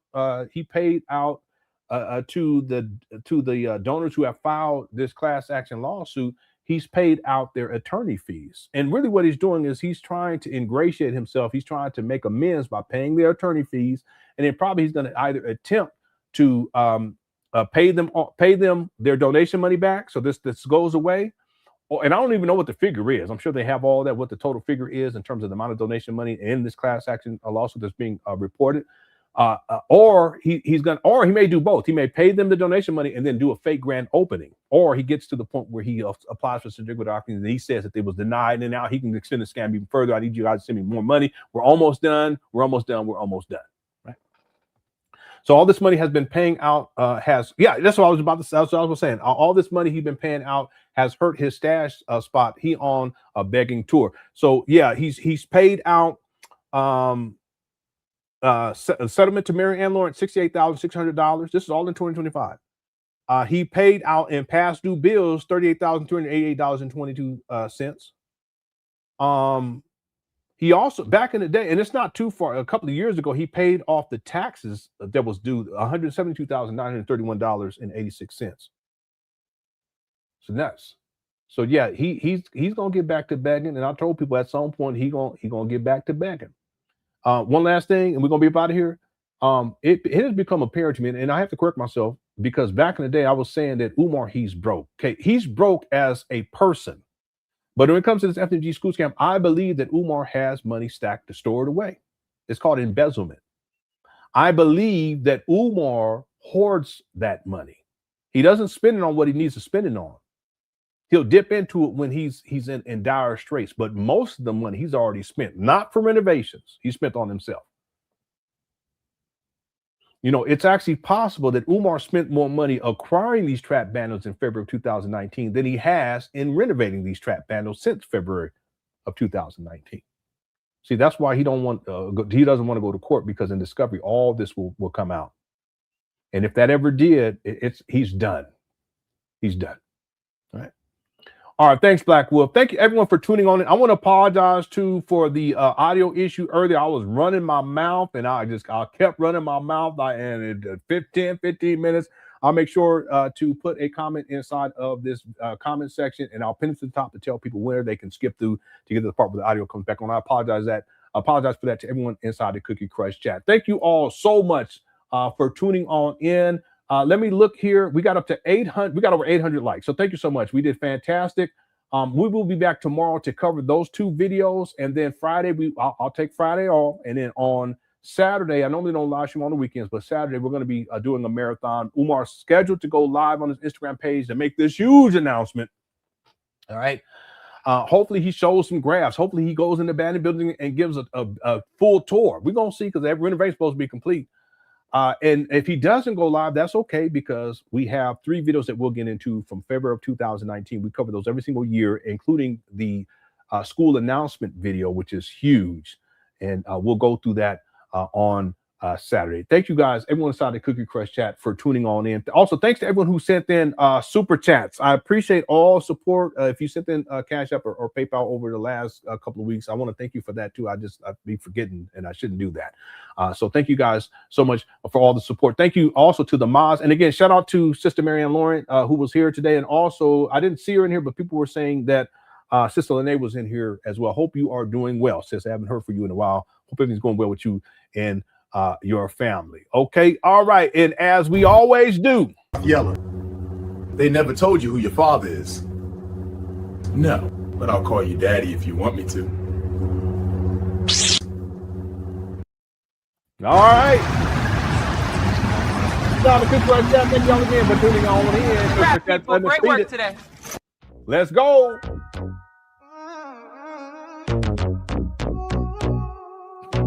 It's the same guy in here with the lightsabers. All right. Good question. Hope you all enjoyed the show. If you haven't hit that like button, make sure you hit that like button. Every like counts. Thank you all so much. Take 2 seconds. Let's go. Lights are rolling on a movie set today. Action cutting down the packing things away. Heading to the red roof in room 130. Homie gonna sponge my hair real nice and make me look real pretty. Rose over hoes, ask how we roll.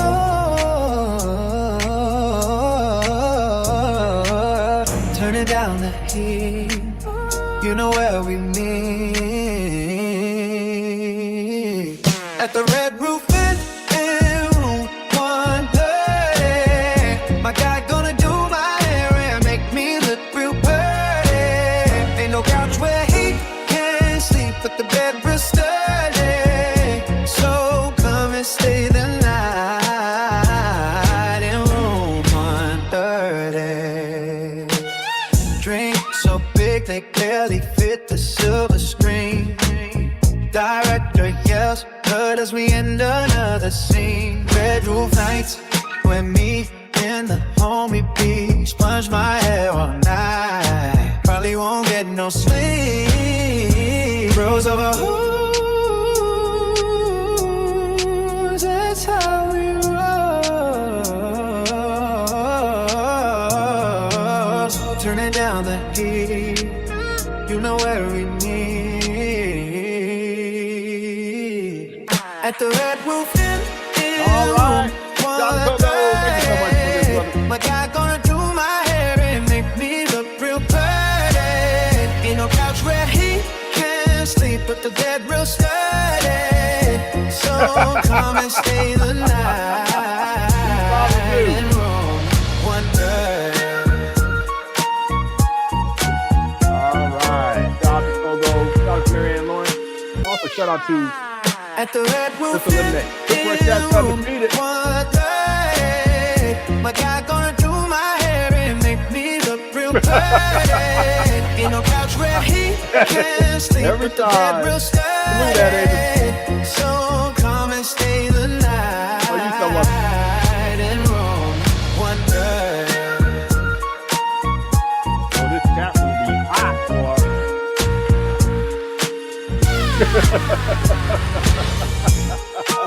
Oh, no, don't do that. Don't do that. Yeah, shout out to Sister Lemonade. Yeah.